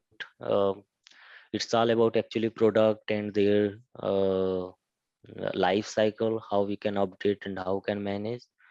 So we can now maybe we can switch to our practical, so that we can see what we see so far. We can see practically how that data you can update for your product. So we were discussing about what is that product references. So here are some scenario. So if I am in a web shop and I just trying to search any product, and if I go into the product detail page, and then uh, while I'm so at the while I'm just checked out those specific products, so there will be also some reference of that product. I'm getting some products. So how this reference product been configured within SAP Commerce? So there is a window to configure the to this listed or suggested product to promote, just to promote the sales. So here you can see uh, this is the example where we can see a target product as a reference product, and here you can see how we can give the references. So reference is nothing but it's kind of as a as a reference key, as a reference product IDs, those we are mapping along with our main product where that description product redirected to. So along with that product, we are just giving a reference of those product as a collection, so that whatever the references been designed for those specific product, it will get you know reflected into our web shop. And so they, if you go to the back office and if you wanted to find that where is that product table exist within the SAP Commerce, so you know that URL. So once you will be able to restart your server, and you can go with the back office, and if you can search with the product in a back office search, or you can just navigate through the under catalog, you will find separate product node is there. So this node hold actually all the product whatever are exist within the SAP Commerce. So you will be able to see all those products. So let me just explain about this window. So here, this is we call in SAP Commerce, this is the Explorer tree we are calling, and this is the search window, and this one is the editor window. Let me see if I'm able to log in some back office window.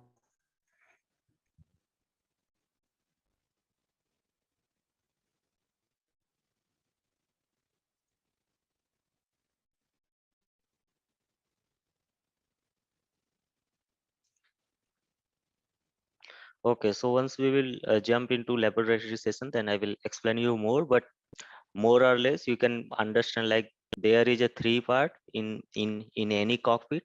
One is navigation part, that is we also calling as explorer part, and there, and another one is a search page, or you can say search area, and another one is a editor area. So navigation through the in the navigation section, you can just go through with your specific nodes or specific functionality by navigating those, or by searching those. And in search area, you can just whatever the item do you like to search, you can just type it there. So there is also advanced capability to have that to search by different combinations. So that is we are calling it as advanced search. And we have that separate editor area within the within the back office, so that you can apply the some modification on top of your item. So that's sort of area about back office. So this is a window about, so we are actually browsing through the product references. So if you can see here what this slide tells us, that user logged in a back office, and under catalog they just clicked on product, and after clicking on product, so there are couple of product being whatever the list of product is there, they just uh, go into by one by clicking on one specific product, and here that editor window open. So in the editor, we can see all the product information which are there for a specific product. So we are just driving through the product references. So under category section, you will find find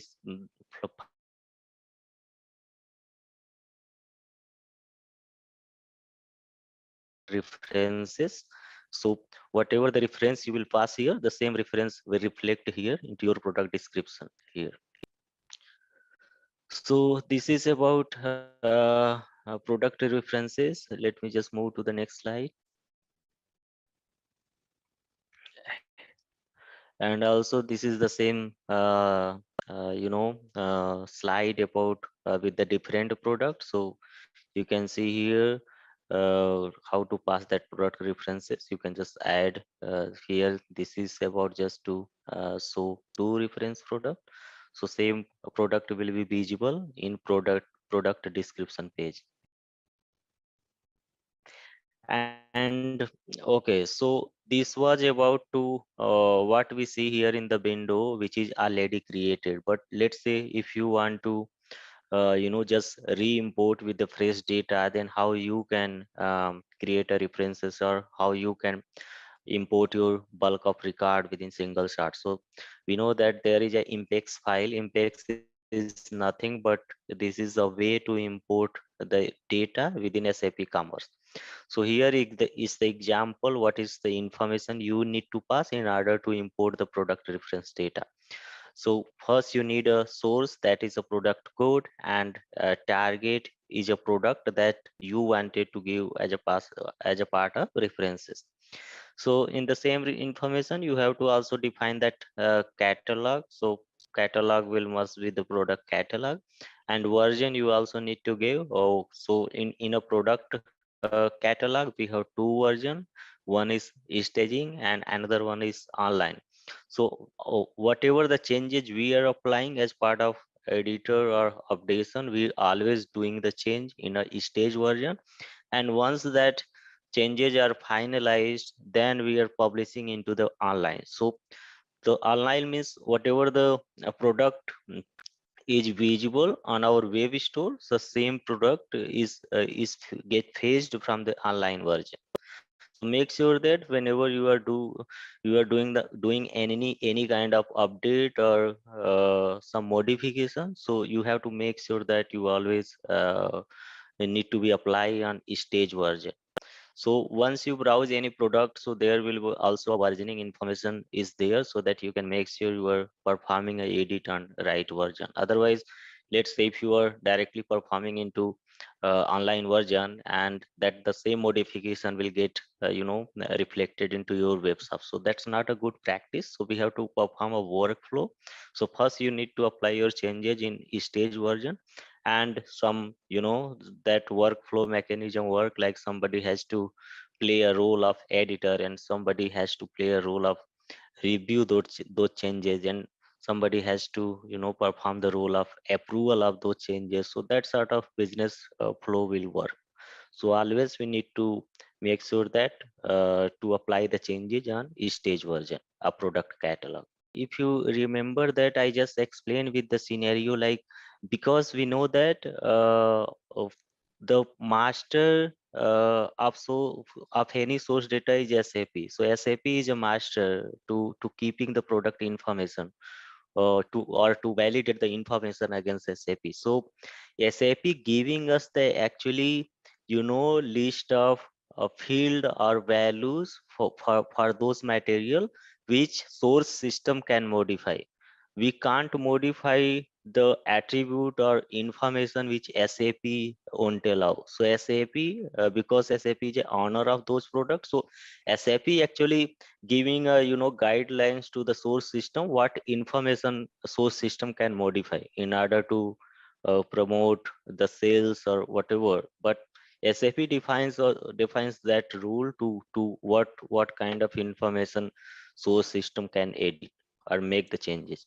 So this is the just way to how you can import your data as part of product references. So if you are importing a fresh data, then you have to follow the way how we can import through the impact. So you can just import your bulk of record in a single shot with the help of impexes. But if you have existing product and you wanted to make some changes on the fly, so no downtime required, then you can just go ahead into the SAP back office or SAP product cockpit capability tool, and there you can just click, you can find your product which you wanted to apply as a part of product references or define as a product reference. You can go here under category section, and you will find a field or option to update the product reference. So as soon as you will update this reference, so you have to make sure that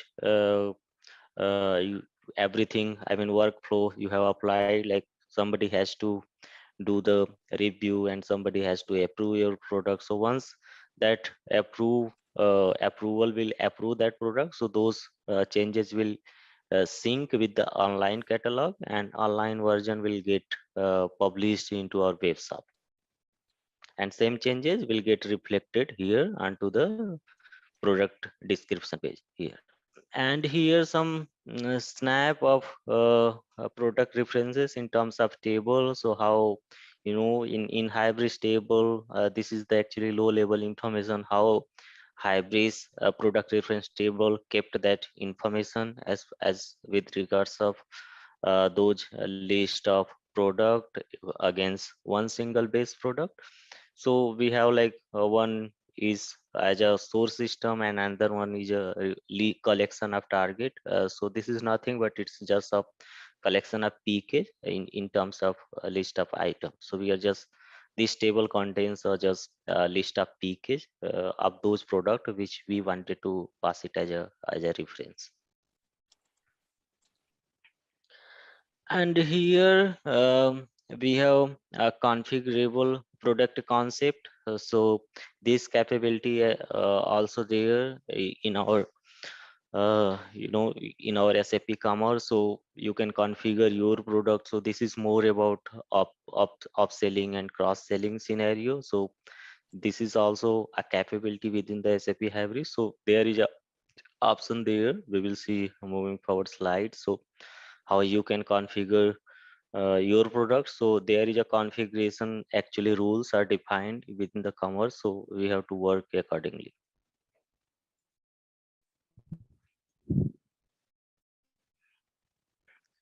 So here some example is there.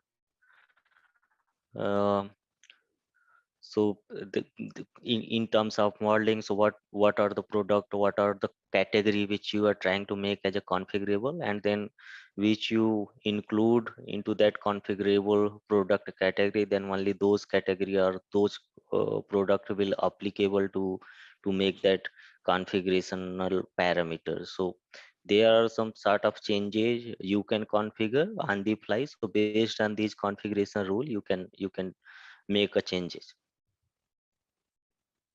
So let's say an example, like if you are trying to configure a product for a single category, then how you can do that. So there is a category node is there. So again you have to go to your back office, and under catalog section we have a category. So once you click here, you will be able to see all the category which are which are applicable for your catalog.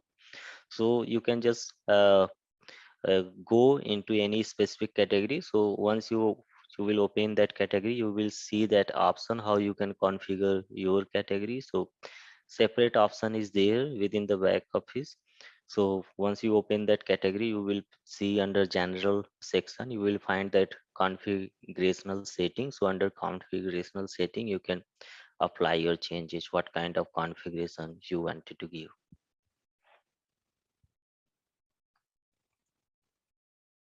And there is also a same example in other way, right? So if you just search with any category and you went into the some details, and on in general section you will have that uh, to configure your category in terms of their font and their sizes, like that you can configure.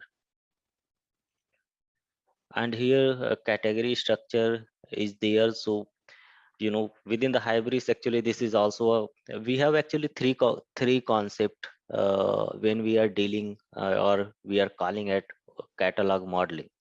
So in SAP Commerce, so when we are dealing with the product modeling, so three things we need to know. First is your category structure, how you can define your category, and another one is product modeling, how you can define your product structure. That means your product or your business is dealing with multi-dimensional. That means if your business is in multi-dimensional, then that means you have to model your product as a multi-variant. So variant capability you have to enable, right? And another thing is about your catalog structure, how you are designing your catalog. So based on those concepts, your actual, we are calling it it's a product being modeled for your business. So there are sort of rule while you are, so it's up to the requirement, what is your requirement. But as part of OTB functionality, so you have to understand three things. First is category structure, and then your product structure, and another one is your catalog structure. So if you can see here, just looking for how we can configure a product and how we can make a particular product as a configurable. So under category section, like you can see, let's say if there is just some product and I wanted to make it as a configurable, then in general section, so I can define that for this category, this is the configuration. And whatever the category that's supposed to include for this specific product, you can go here under category structure and you can assign the category for this product.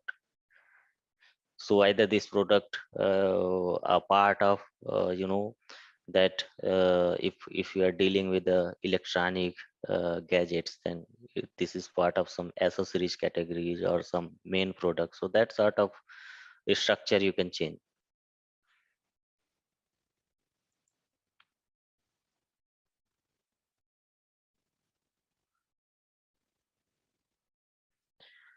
Yeah, so here this is once that you can configure your product and you can he, the same product will be visible in your product description page. So this is actually uh, uh, once you will browse with your site, so you will actually understand that what is this mean of. So this is last this one is, we need to remember, like this is one is nothing but it's a item number. So this is the material number, you can say, which will s- we are configuring actually as a URL. So the same URL actually getting synced when we are making a synchronous call to any target system or source system to fetching a material data.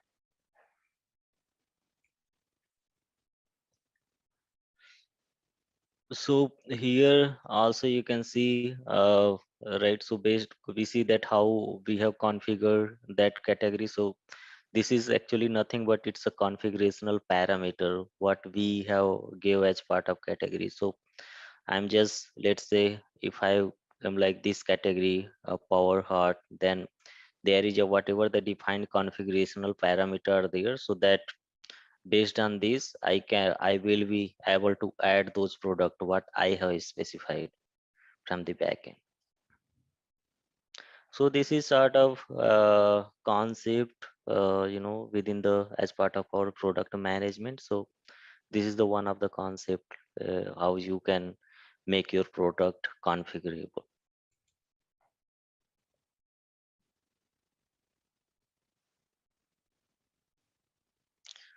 So this is the same product you can see here. So one of the product which we make as a configurable, so it's added into the into the cart. And if you again wanted to change the configurational, because I make this product as a configurational, so that means I can apply the changes based on those criteria as part of configurational. So I did the configure I make the configurational parameter for text and font size and font type. So I can, if I wanted to just click on change configuration, then I have a right to update this configurational, because I make this product as a configurable.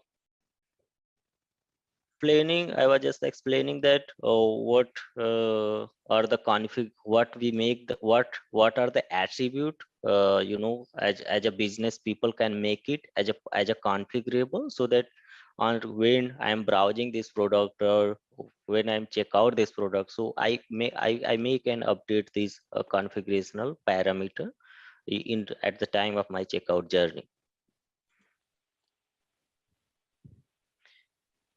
So here I can also, like, this is the also a description page, not description page, but it's a cart summary page where I can also update this configuration in this page also. This is the cart page. So here I'm also getting that option. So in this page itself I can update the details configuration parameter. So so this is actually, this is not about to just this update the product information. So because each size or this product have that different size or different have the type, so based on this configurational changes, so even pricing information also will get synced with this. So when I'm doing the change, that means not about to just change this value, but along with I also have to recalculate the price, and then the same price will get reloaded here. So when you deal with such scenario, you have to take care everything.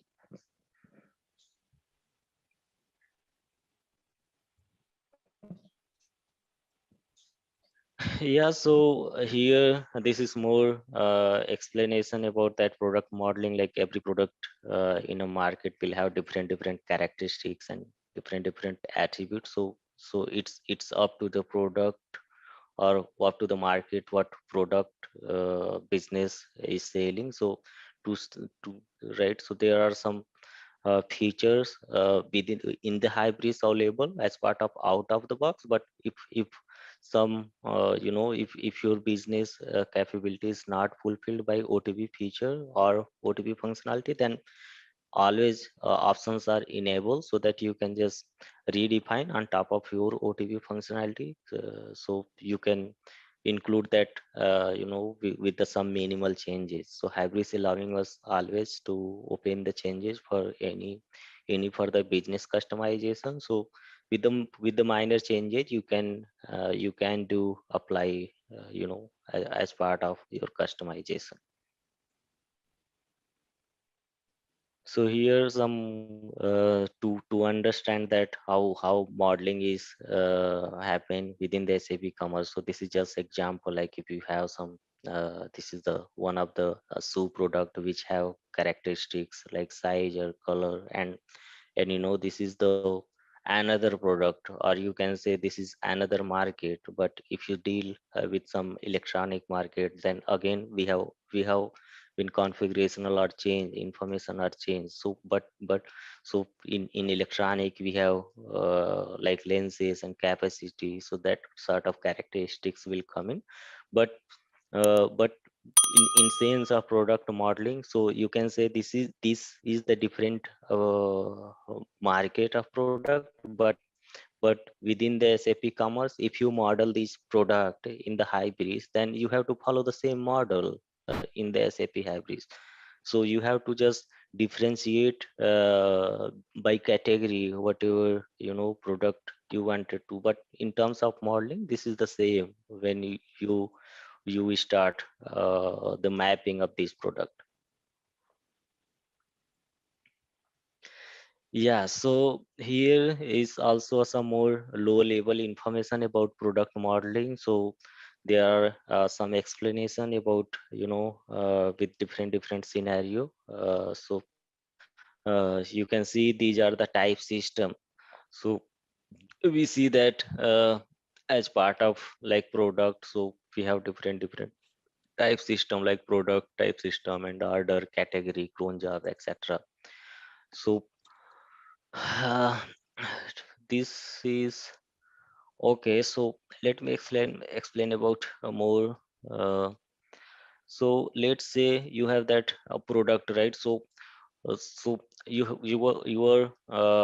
have that product in the SAP Commerce, and what are the actually type system get impacted or get effect when you deal with the product. So you can see product. This is the one of the type system which hold the product, and you can see this is the order, which is also a separate type system. But when this will get affected, this type when you are doing a checkout, then order creation process will start. And then category also, like uh, category is just group of products, so we are categorizing those product based on category. So without category your product won't exist. So this is how you have this category, also a separate one of the type system.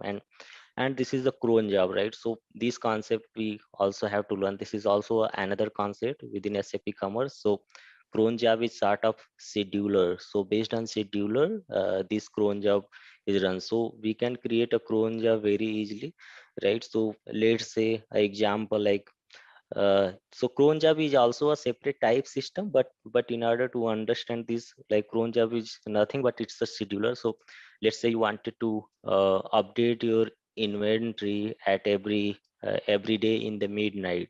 So you can just follow this cron job concept in SAP Commerce, and you can create a cron job which can, update your inventory information at every day in a midnight. So that sort of type system which get impacted when you deal with the product modeling. Yeah, and the similar concept is like we understand the type system, and this is the similar concept with the classification system. So classification is also system with similar to type system. So actually this is more often used with the modeling when you are start modeling for your product. So classification actually have that classification attribute. So based on those attribute, actually you are making those based on that actually classification attribute. We are calling it as also a classification feature. So this based on this, actually this playing a role like as a common. So if some category is used playing a role like as a common feature, that means we can very easily handle through the classification system.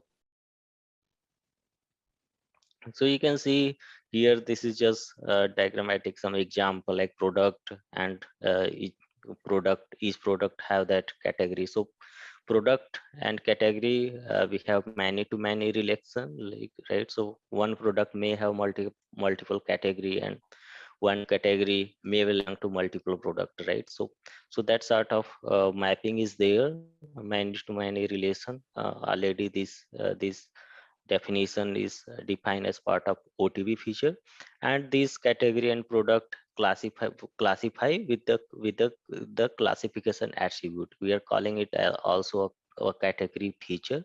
So based on this classification system, we can just inject this product or category.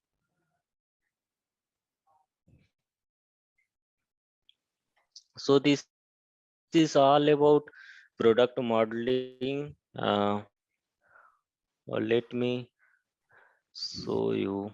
Okay, let me just finish this up, then I will show you how we are doing that, that sort of modeling. And where I earlier session I explained you, there is a, when we are dealing with the any kind of modeling, we have that separate item.xml file, which is low level information. So when you are making any change, so you have to follow those item.xml file and modeling rules. So based on that, you can define your model, or you can modify existing model.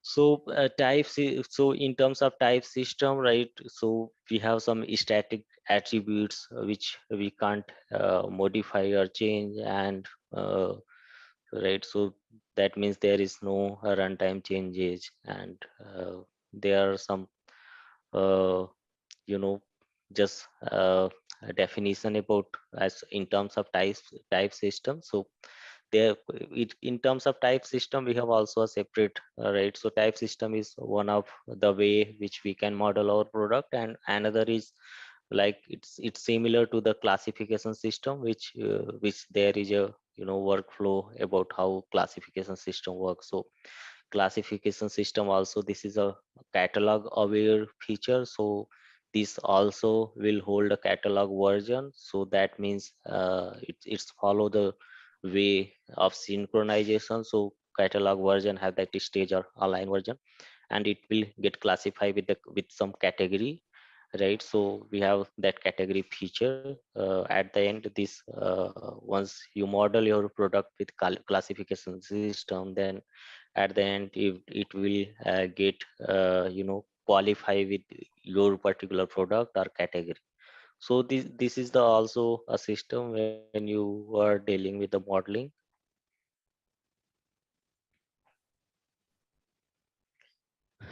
Okay, so this is more about workflow, right? So we can understand here how that workflow work.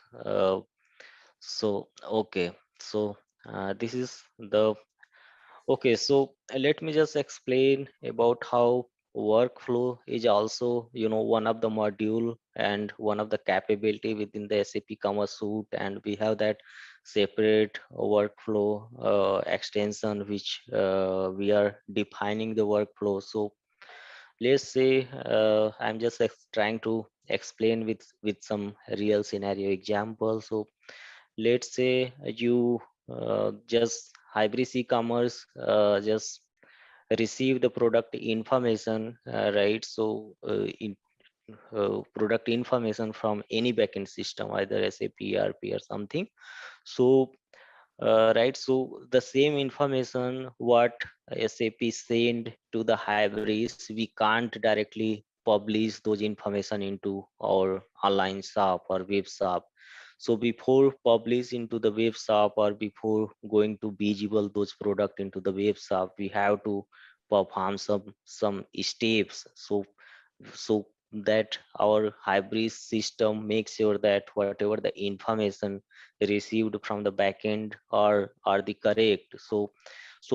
In order to make those corrections, so we have that workflow to perform those steps. So once we are getting those information from the any system, that will came under task. So I will show you. So there is an option in product cockpit. So whatever the material we are receiving from the third system, it will just get hold under task, and from this task, those workflow engine will get executed. So what kind of task that somebody can start or execute, like, so first task is to review those product, and some task is to just check your product. So these are the different roles, and some user have that role to approve those products. So that business flow will perform with the help of that workflow engine or workflow template. So even if you wanted to assign a separate role or new role, then this workflow is there as part of OTP feature. You can go to your product cockpit and you can create a new workflow which can just, for example, to change the status. To update the status, you can define a new role. This is the workflow how playing a big role, like when you are dealing with the scenario.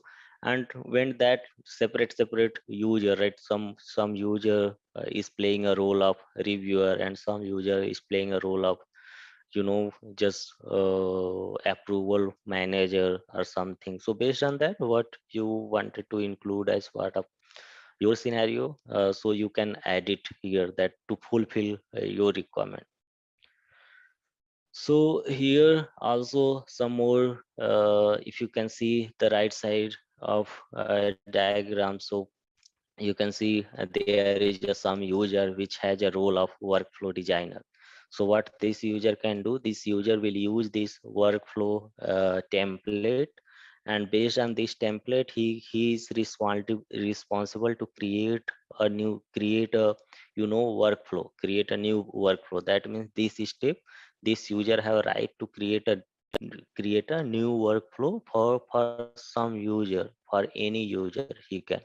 And this is the user roles. So these are the some list of roles this user can assign. So based on those roles, it will provide a access, right, what a user can do. And also we have that workflow manager is also who can this is also uh, uh, individual who can approve those activity what some lower roles or down stream roles are doing. So this person have that responsibility to approve that or reject that. Within the back office, this capability is also there. So you don't need to any write a code, or you don't need to write any logic. You can just need to understand the business flow. So if this is the actually through the back office, you can go through your workflow engine. You can configure your new workflow, or you can modify something with the existing workflow. So what I was explaining about this diagram, you can go here and you can define your new work step in order to perform those workflow, and you can assign roles for the user which you wanted. So this is the template which through you can just update or you can create a new workflow. So this workflow is actually mainly used with the approval process. So when we are approving something with the different business flow or different steps, then we are following these workflow steps in SAP Commerce.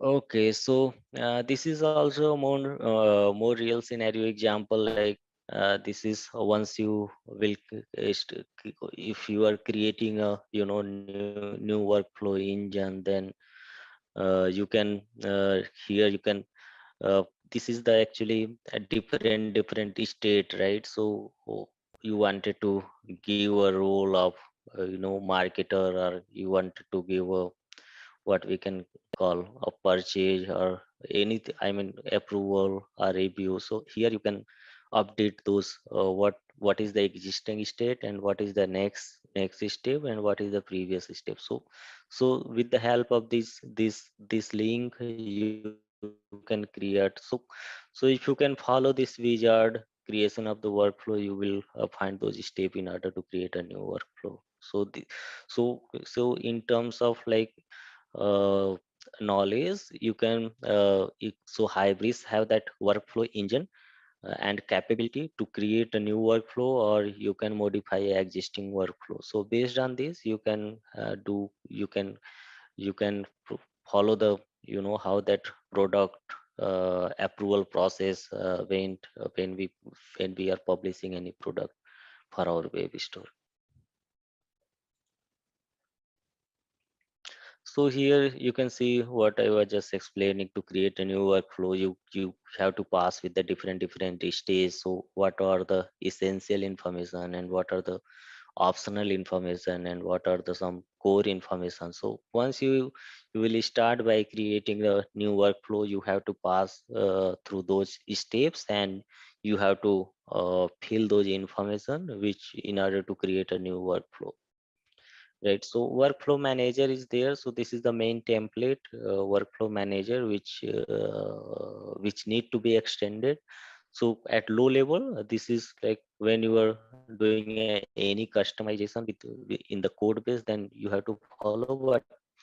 But if you are not doing any code change, then you have to follow the existing template engine.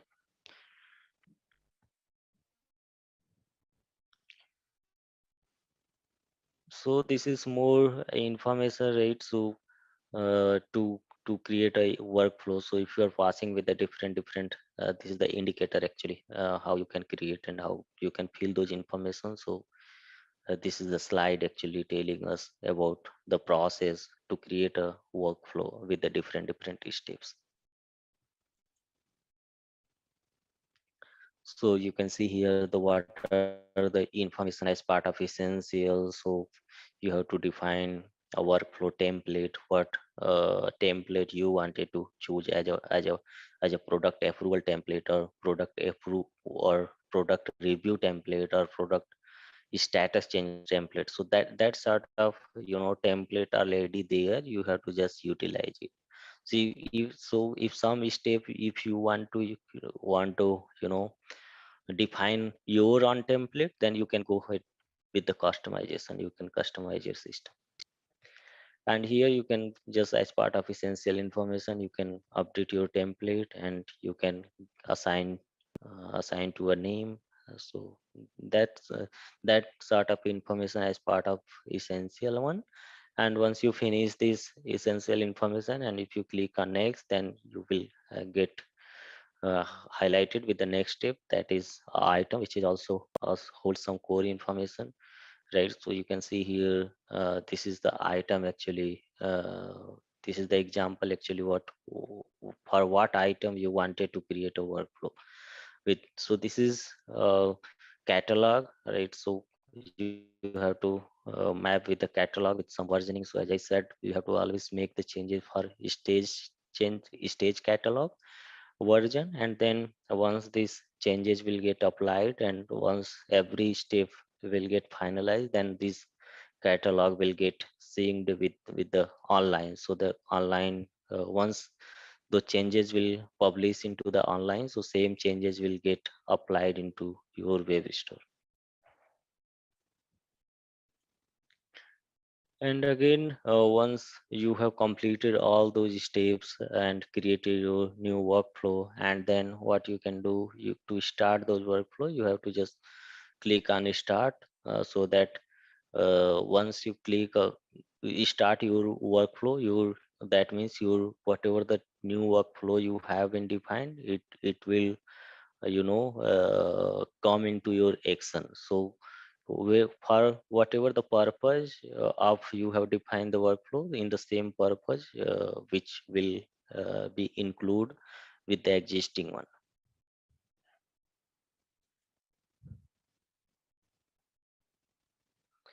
Yeah, so this is the actually some once you have created your workflow, then the right side of the panel you will be able to see what are the workflow are running and what are the not. So you have just started your workflow, and if you can go here in your back office and under collaborative section, you will be able to see your running workflow engine.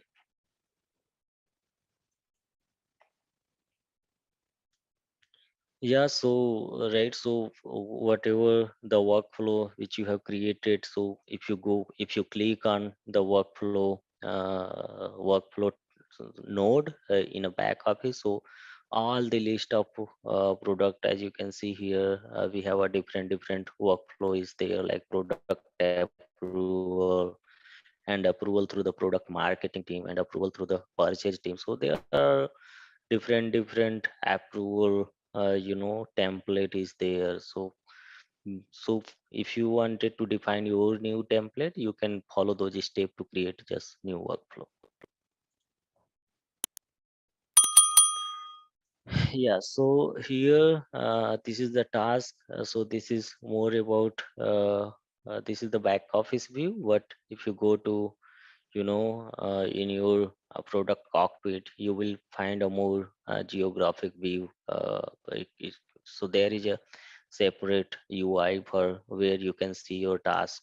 So if you see this screen right side, we have that workflow, and here is the task. So if I see that in the previous screen, this screen is about workflow and task, like uh, what what task or what action that particular workflow or template are playing. So right, so let's say if I have created a workflow for approval through the product manager team, that means this is the task for me. So this task I have to run in order to perform the approval for the product. Okay, so this is right. So if you see, this is the product cockpit view. So the same view what we see in the back office, we have a different view in the cockpit, but the information or but the action will be the same. So this is the way actually how you can create your workflow by the product cockpit view. ASM is also one of the capability, right? So uh, we know that one actually this is also ASM is assisted service module. This is also a capability for for the support team, right? So ASM we are enabling in such a business scenario, like once we have like point of sale or store, so that kind of feature we are enabling in that scenario. So that means here the end user is some employee or some partner are there as part of ASM.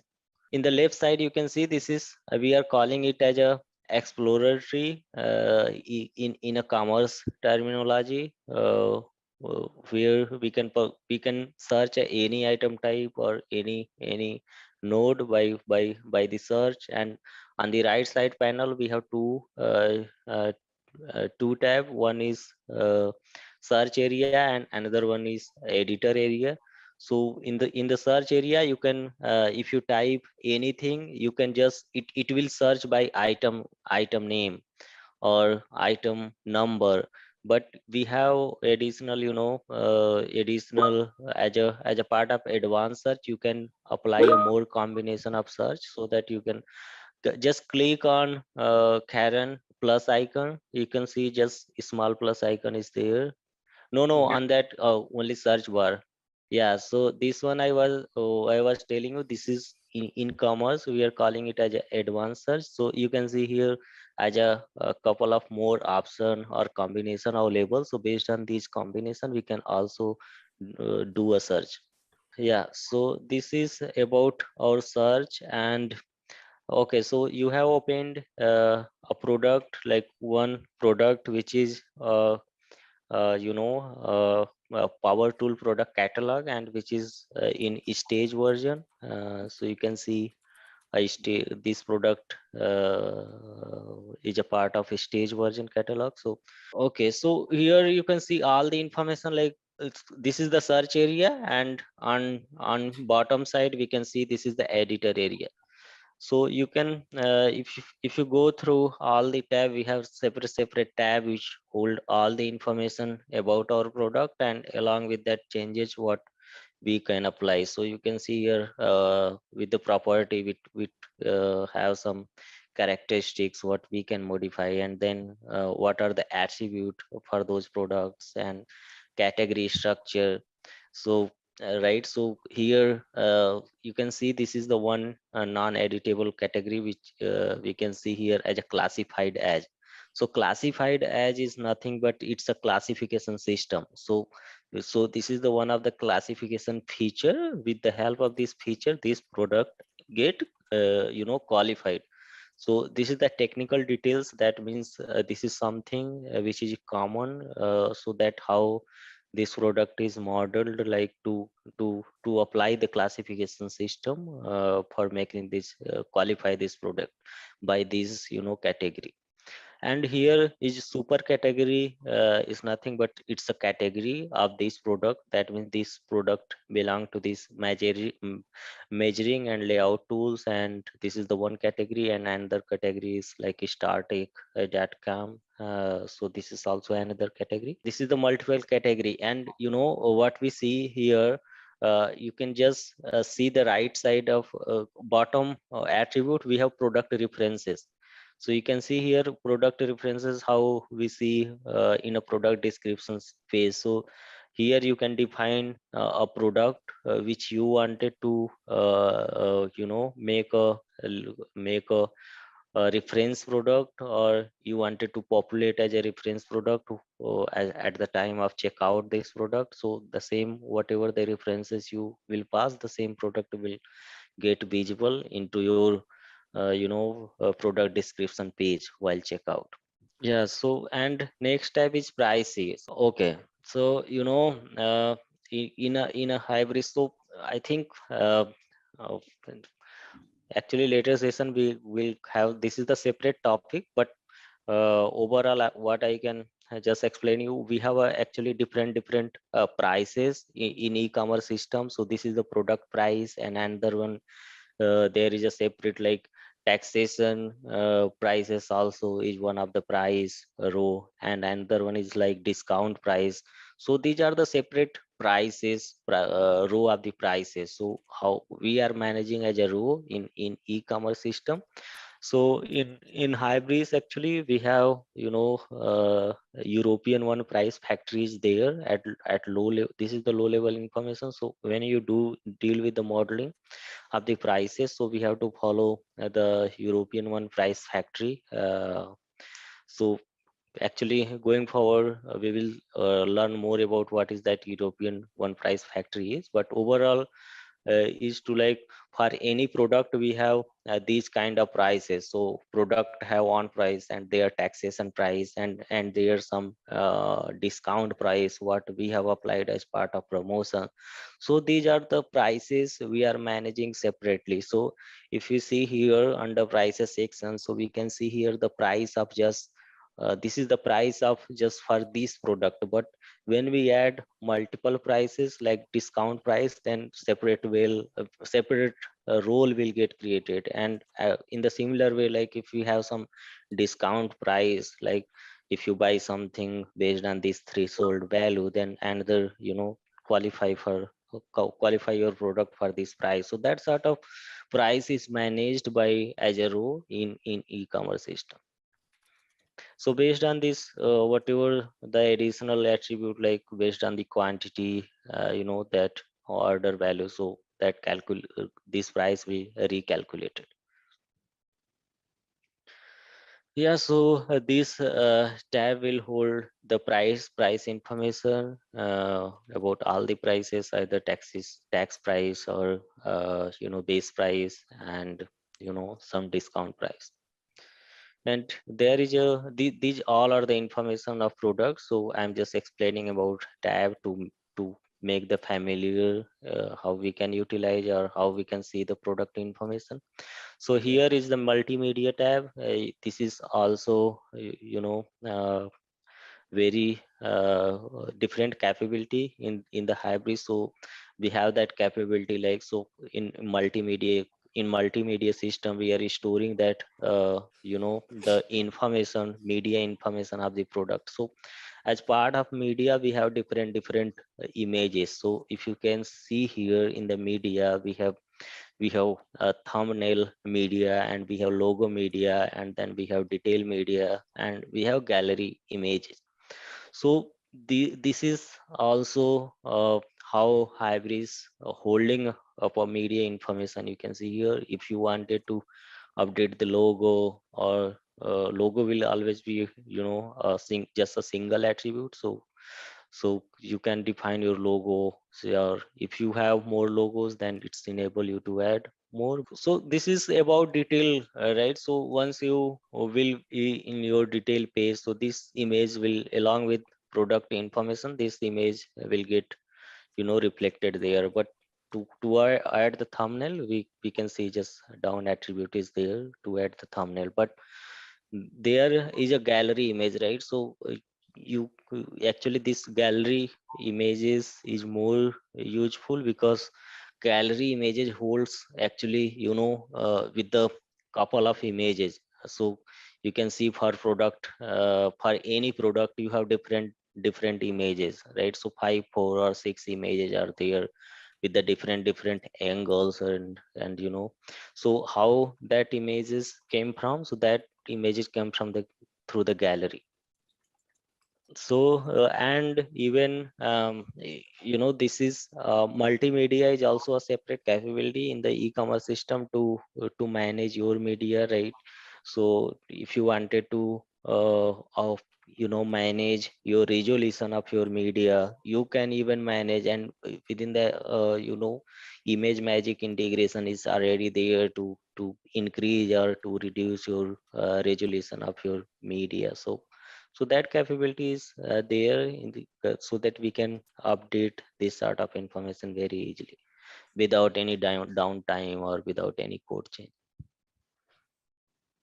And there is a variant tab also to hold the variant information of your base product. So right, so this product is B2B product, and there is a no any variant for this product. But if have that variant, then we can we can specify with the variant type, and whatever the list of variant which will map with this product we will can see here under product variant option or attribute.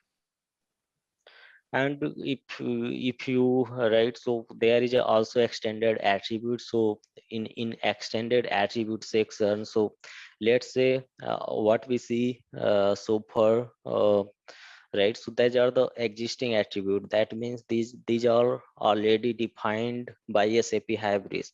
But let's say if you wanted to add more, or if you wanted to add some your custom attribute, then you may can include under extended attribute, and the same changes will get available here, so that you can start editing by extended attribute. So you can see some couple of existing as part of extended attribute are there, right? So their article number is a material number, and their identifier is a name, and catalog version, right? So for which catalog this product is exists, approval status, right? So you, I was just explaining about those workflow, right? So if you can just click on approval value, Karen, so you will find different values. So checked, approval, and unapproved. So these are the state of your product. So approved means this product is eligible to, to publish into your web shop. So that means this product will be visible in your web shop. And this, if this product is unapproved, that means somebody has to approve. And if product state approval state is checked, then some user has to update their status based on some review. And in the similar way, we have some more information, right? So year number and manufacturer, AID, and manufacturer, who is the manufacturer is. So that sort of information is as part of extended attribute. And if you have more, if you wanted to add, then you can include here under your extended attribute. And we have also a separate tab here, which through you can manage a rating and review process. So we have the separate tab also there under product. So Karen, can you highlight review tab? Yeah, so here through the stock you can update your inventory information. So right, so I- if you click on here, so how you can update your stock label. So there is a a label for this material. So your material is 693. So through this button you can update your stock. So you can see here, these are the stock through which you can update. So this is the separate, actually we can understand more how that stock level is. So you can see here some as part of basic. So this will actually stock is will point to your warehouse. So this item belong to which warehouse. So the same warehouse need to be synced with SAP, right? So the same information while doing the checkout of this product, we are passing this, so that SAP can make sure that this product is belong to which warehouse. Yeah, so this information you can update. And this is admin tab is a super tab. So all the information what we just gone through that, so all the information is updatable, or you can modify by going directly to admin tab. So in admin tab, all the information what we see is available. So you can see what is the PK of this product. Even this is the sort of meta information for this product, and what is the type system which this product or item belongs to. So you can see here a product is a one of the type in out of the box. So yeah, so this that time creation and what time somebody has modified, and that sort of information is available in our admin tab section. Okay, so these all about a product and how you can check your product via back office, and how you can modify your product information by back office. So yeah, this is the window, or this is the way how you can modify your product information. And this is the view of a back office view. But if you wanted to see the same product, then you can, we have that actually separate capability within the SAP Commerce. We are calling it as a product cockpit. So this is the separate cockpit. So you can see here, one is for admin cockpit, which is a default back office, and another one is a product cockpit, which is more specific. Yeah, you can just open in a back office mode, or product cockpit mode. Yeah, you can click there, it's easily switched, no problem. Okay, so this is same product, we can just understand here. So this is the product cockpit view. So this cockpit is view is only applicable to handle your product life cycle. So this is the view wizard. So you can see here, this is showing us another pie chart about coverage of what is that core attribute and what are the core coverage. So Yeah, so and another you can see a product approval. So these windows actually this approval, product approval diagram suggesting us like this is the giving us some report view of what how many products are in approved state and how many products are still need to be checked and get it approved. So this is the overall information, and you can see a total count like 2718 is a total. And if you want to add a new product, you can just add by clicking on add button, and you can define their status, check or approve directly. And under collaborative session, what we see as part of our workflow template, so you can see here on bottom, um, bottom section, we have a running workflow and my task. So there is no workflow which are running or which are active. So if any, then it will come under running workflow, how we see in our snapshot of those slide.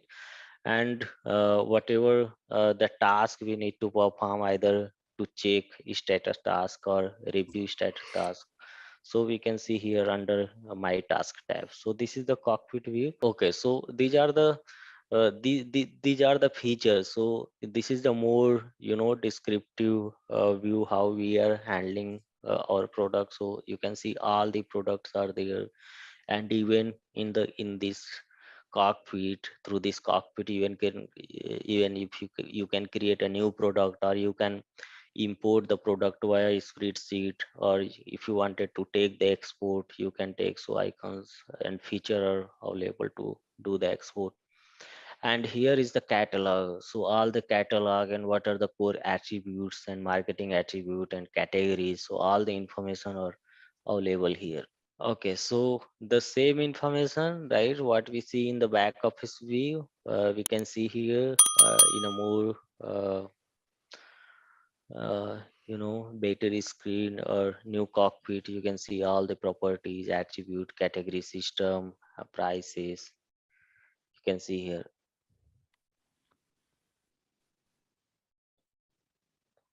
And their approval status. So all the information you will see.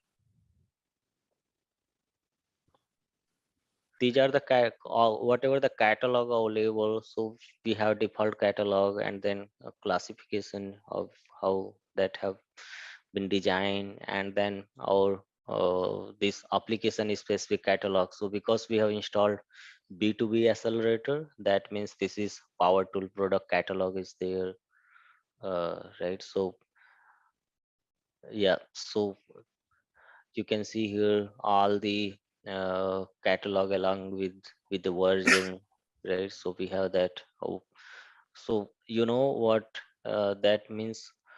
If you see that any version for any item type, if version exists, that means we are calling it that item type is a catalog aware. So what this means is, as we know that smart edit is a tool where you can add your new page, create your new page, or you can define a new page, or you can modify existing page, right? So that means business don't need any downtime to redeploy. On the fly you can just do your changes, and you can just publish it, and same changes will get reflect into your web shop. So we have that create a page button is there. Through that we can define our new pages based on some content.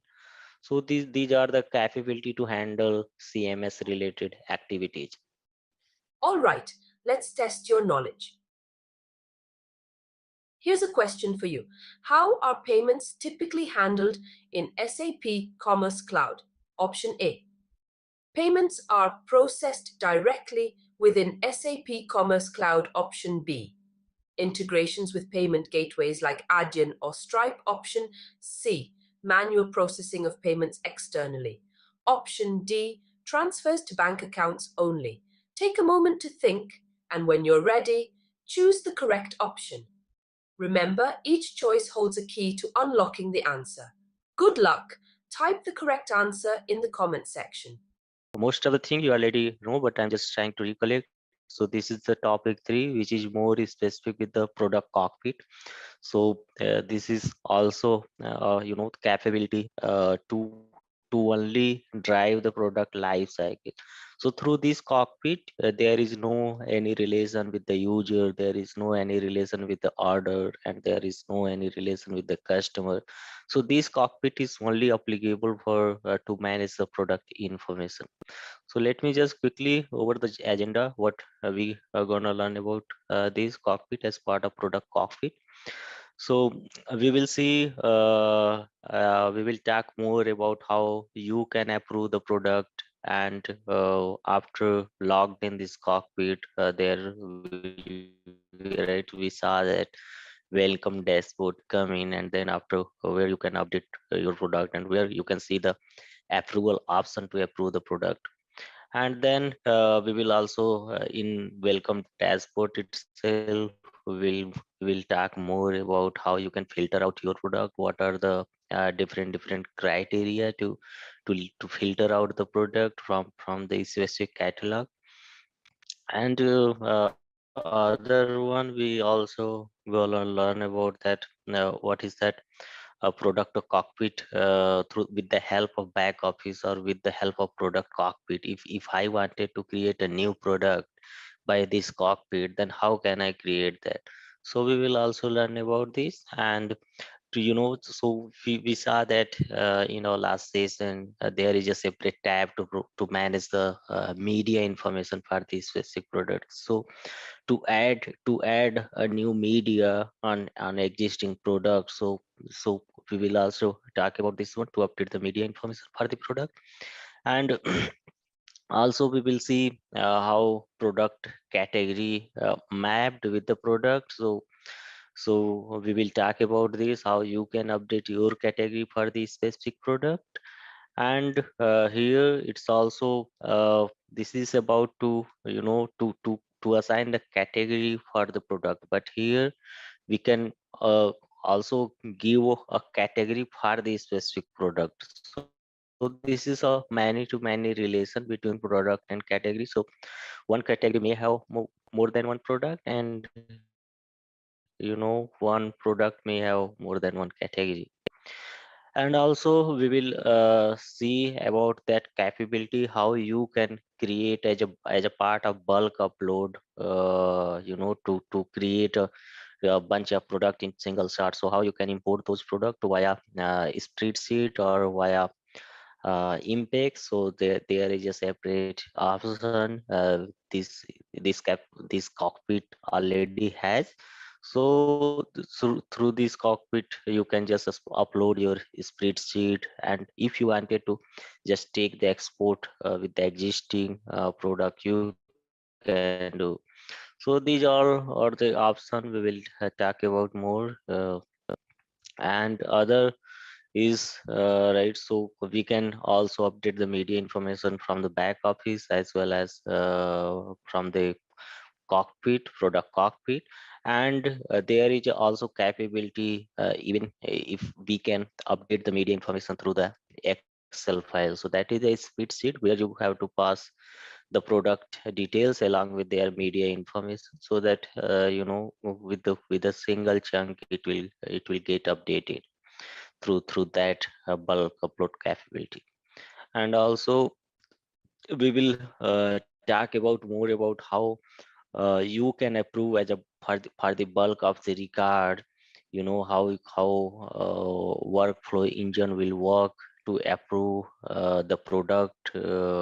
It's like bulk of product, how that as a business user can approve those product.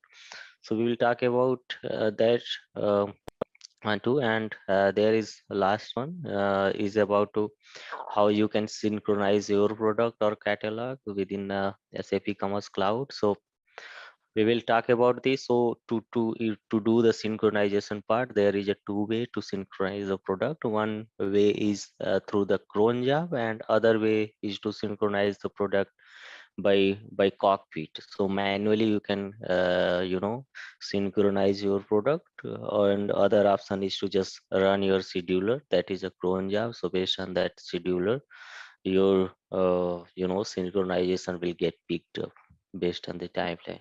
Yeah, synchronize the product. That means this is we saw that synchronization means this is something to to to make from a staging version to online version. So as Okay. we are always apply the changes into the staging version, and once you will synchronize, then that means your product is eligible to visual into your website. Okay, so let me start with the topic. So uh, once you open your first product cockpit window from the back office, so you will we are calling that one as a welcome dashboard, where we are seeing that statics about what are the product are in approved state, what are the product are yet to review, that means in check state, and what is their performance like that. So that sort of count we are getting in our welcome dashboard, and there is a separate different filter criteria. Based on that, you can go with your, you can navigate your product through the catalog and their categories and all. So as so first is to, once you logged in with your cockpit, you will get the welcome dashboard, where you can see your basic statics about your complete product. And here this is more about how you can filter out your product for your specific catalog. So within the welcome dashboard, there is an option through you can filter out your product based on the filter criteria, and you have to just select your catalog, what catalog do you want to search or filter. Then you can search it easily from the product cockpit. And in the back office or product cockpit, there is also option if you wanted to create a new product within SAP Commerce, then there is a create button also. So you have to follow a sort of steps in order to create a new product or to define a new product. So you have to define, put some essential information, and then some optional information and some general information, and you need to define a category and there to define their catalog. So that sort of also feature there to create a product by back office or product cockpit. And we right, so to add the media information, you can update your product media, either product thumbnail or their logos or their gallery images.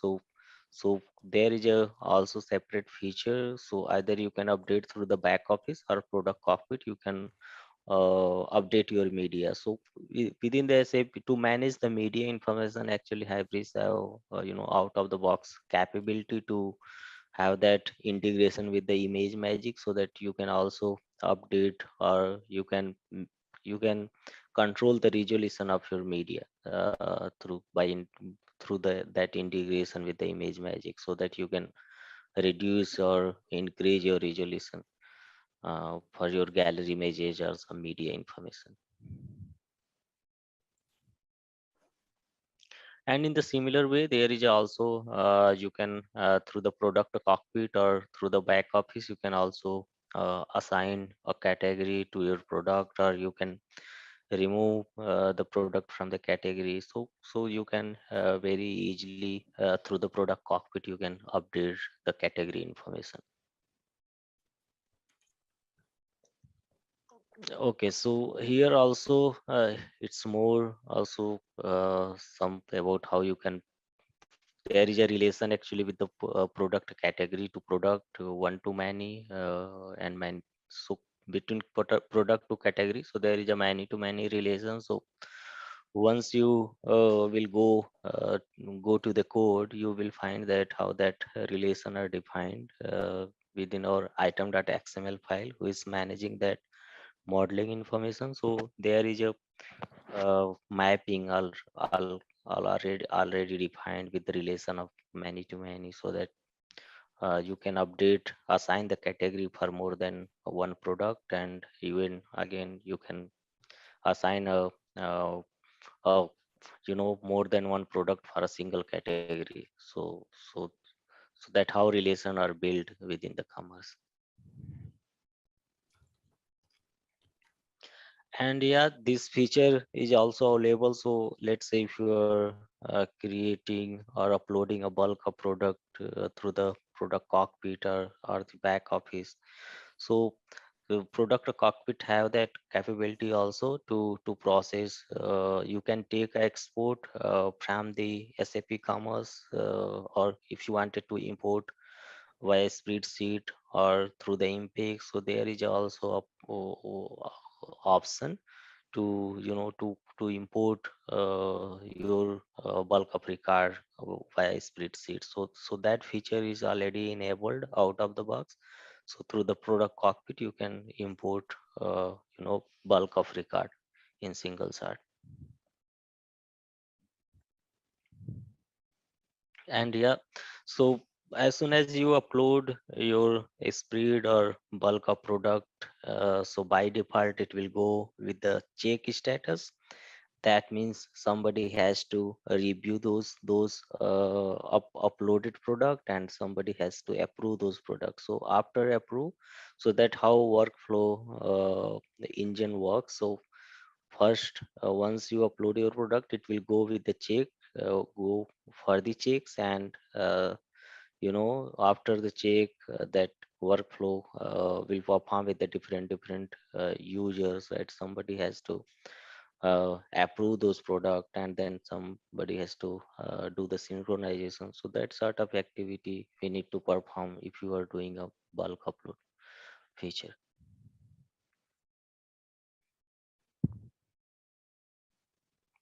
Yeah, this one is about synchronization. So how you can synchronize. So to synchronize, so actually we have a catalog. So each catalog have two versions, right? So one version is stage, which is more specific to making the changes, and there is another version is online. So we are not directly making any kind of changes into online version. So online version is to just to publish the product into our web shop.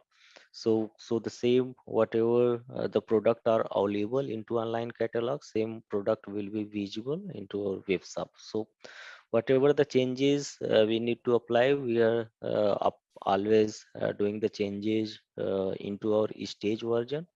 So but once you are doing any sort of changes into your version and make it to visible into your web shop, so that synchronization needed. So what synchronization does, so this is sort of functionality or feature as a catalog awareness. So when you do a modeling, or you are defining some custom sort of synchronization functionality, then you will know more what is that synchronization and what this means. But basically what synchronization does, it's create a copy from stage and publish into our online version.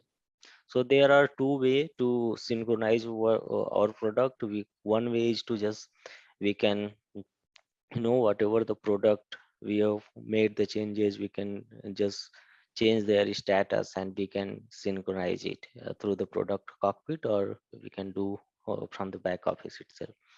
And other way is to synchronize the product through the cron job. So the cron job is there to synchronize the product or category. So there is a scheduler already defined to run that cron job. So that based on that some time period, that cron job will get triggered to synchronize all the product which are in approved state. Yeah, so this is about product cockpit view, what are the capability and how you can apply the changes as part of product life cycle. So this is all about product cockpit view slides. And let me go to other one, which is more about assisted service module. Okay, so this is also uh, for one of the topic of our product management. So uh, I don't know if you guys are aware about assisted service. So this is also a feature already enabled out of the box. This feature is available out of the box, but this is not enabled by default. So based on the business, actually we are enabling this feature, but functionalities are already there in our SAP Commerce. So assisted service module is something uh, we are actually assigning a role or creating a user, so that business user, there are separate different users, right? One is like internal employee, which are part of the same business network, and other will be might different partners or different dealers. So based on that, we have this assisted service module capability, so that based on that roles, we are giving the access right for our customer and for our resource. So what kind of business user can do based on their roles. So we will learn about this capability, how that assisted service module are useful within the SAP Commerce. So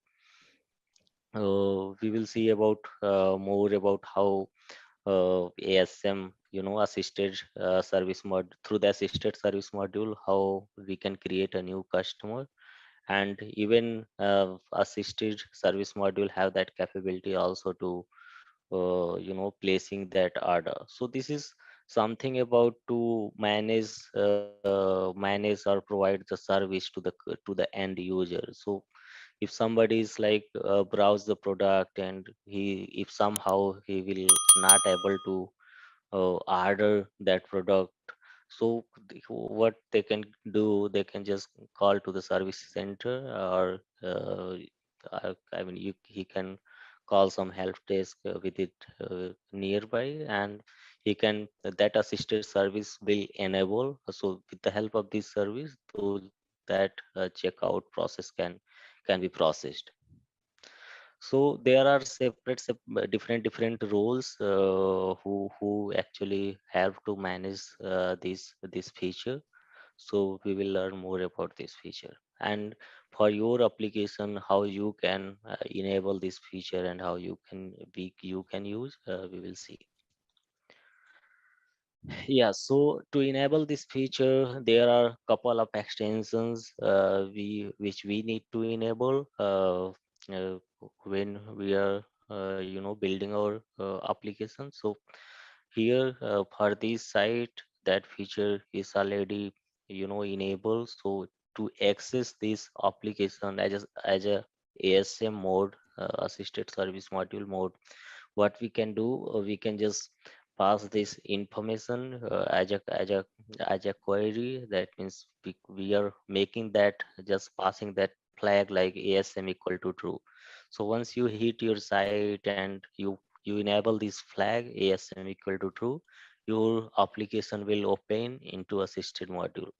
So here to log in this assisted module, you need that some assisted service agent, right? So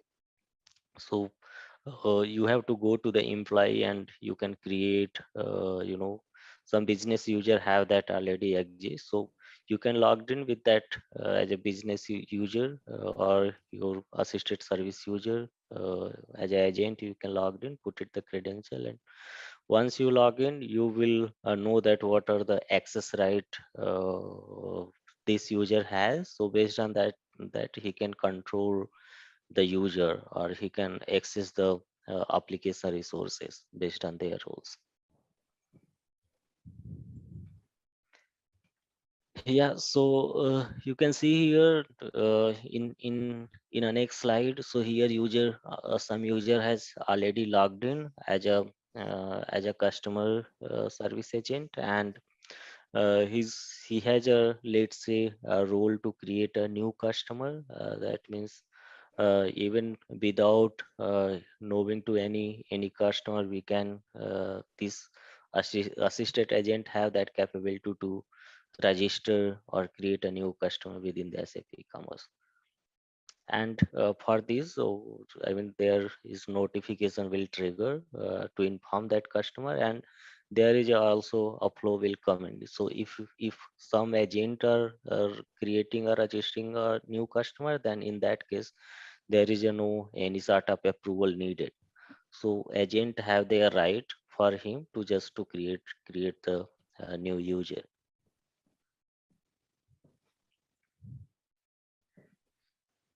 Yeah, so this is more examples for B2C application, that is electronic. So you you can logged in that application via ASM module. So you have to pass the flag ASM equal to true, and this your application will have open into as a assisted service.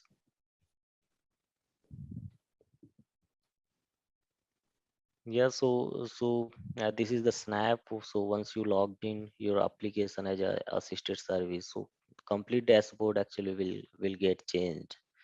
What you see, what end user logged in. So this for employee, this window will completely different, along with more access right. Yeah, so this is more about as assisted, I'm assisted user, and I'm just logged in myself, and if I wanted to process order for some requested end user, then I have to just just put their ID to paste the details for that requested user, and wherever the item they are requesting for to order, then I have that eligibility, or that rules to submit the order for that requested user. So that sort of role that assisted through the assisted service module, this role was playing to just push to the customer or assist to the customer.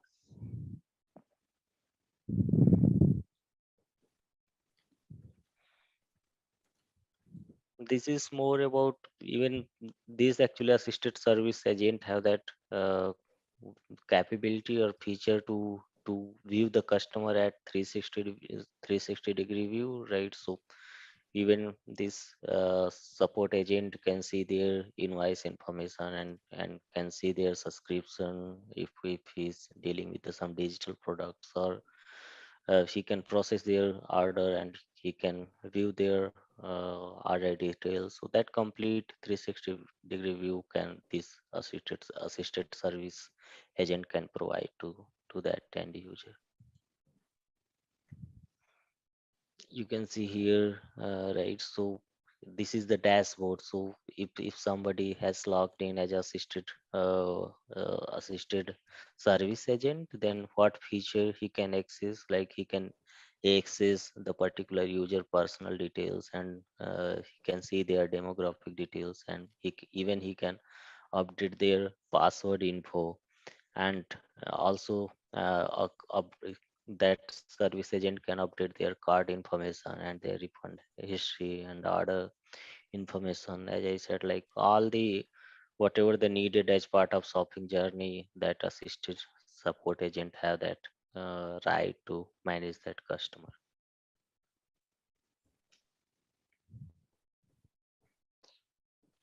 Yeah, so this is more about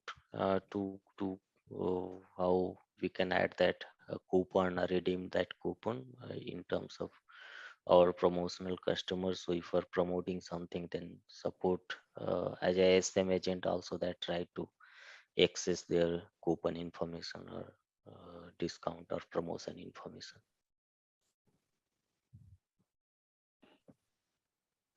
Yeah, so this is actually dashboard 360-degree view, how you can view customer. So first you have to run the session for as a SA module, and then you have to search for customer which you wanted to see. So this is the basically dashboard how you can search if you are a ASM user, then how you can find that as a end user. So text you can see here the search box. So you have to just assign, give their ID, and our system will search those customers from the SAP Commerce database, and that will fetch the details, and the same details will be displayed into that customer 360-degree view dashboard. And this is also more when customer doing a checkout, and at the time of checkout he can perform some promotions, right, by adding some coupon, or defining some threshold. So based on that, as a ASM user can also place the order for the specific user.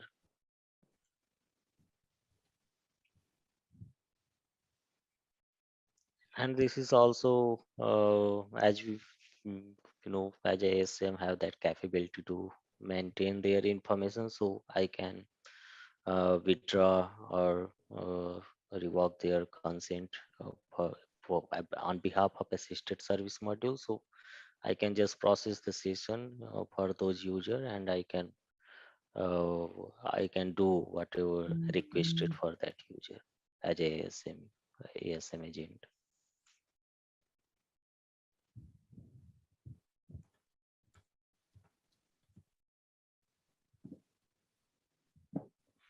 Yeah, so this is also a back office view. So you can see here how you can track you can see the consent information within the back office, but even through the back office you can create your assisted user, and you can manage their roles from the back office. So if let me just go through that how you can see, if I can show you.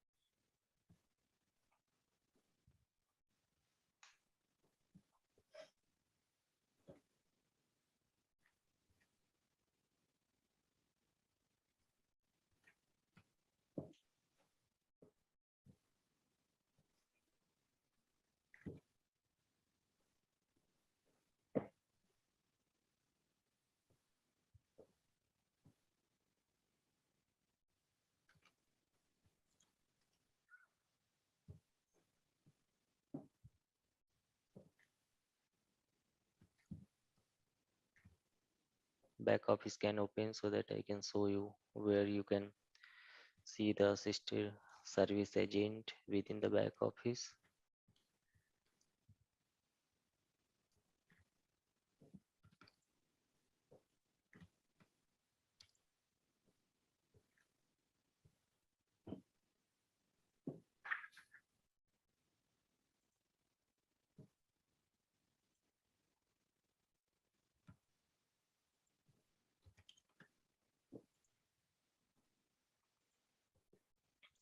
Okay, so I'm just logged in with the back office. So if you can see my screen, so here is the employee. So under this employee, we are creating a different roles. So you can see here, if I'm enabling my application as a assisted service module, then I have to create a different users based on their access roles. So based on that, whatever the business needs, right? So we have that some dealer account and some partner and some internal user. So how we are managing their access, right? So we have user group. So based on this user group, we are enabling their access, right? So So if I'm a assisted, assisted service agent, and I'm trying to log in the application, so what kind of information I can update for the end user?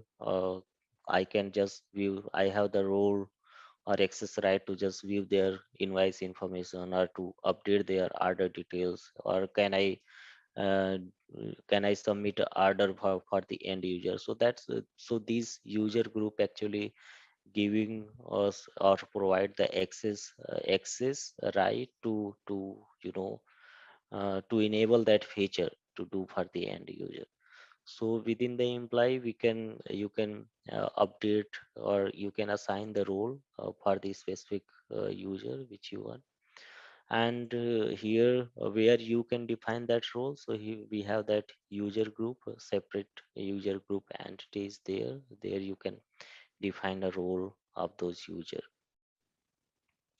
So that sort of information we are capturing here. And so far all the user which are able to log in via as a assisted service, which will be the part of employee, and to manage their roles, we have that user group. So we need to define under user group entity. This is a welcome window for the product cockpit. So you can see here there is some report information, and here a bar which is showing us how many products are in approved state and how many products are need to be reviewed.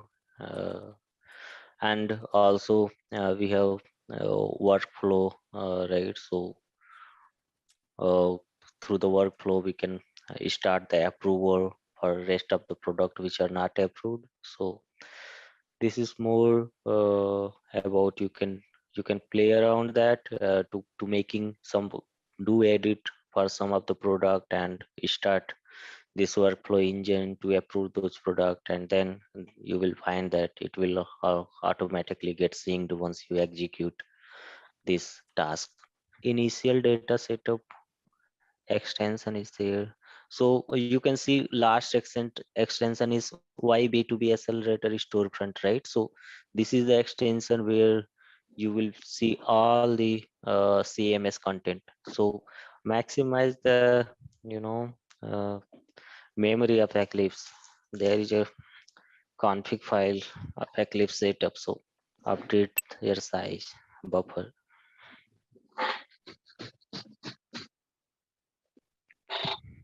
Actually, we are doing a build from the C command prompt, so there is no build required from the Eclipse. So we have to disable this auto build option through the project. You can see a menu bar option in Eclipse project. So through the project, there is a automatic build or set it up. So you have to just uh, just uncheck that option to avoid the auto build. Otherwise, it will take unnecessary time. Menu bar, you can see, yeah, there will be some auto build option. Yeah. Yeah, here this is there will be some pages which is more related to front end stuff, but you need to check there is a index file actually. Okay, so I think you have imported the product. So now along with our functional stuff, what we will more go through the code base to understand the structure. So now at least as part you can just explore the application in your time and just try to explore that and note down your note down your findings so that we can discuss. Hello everyone. I wanted to provide a brief overview of ZaranTech's new training program for SAP Commerce Cloud.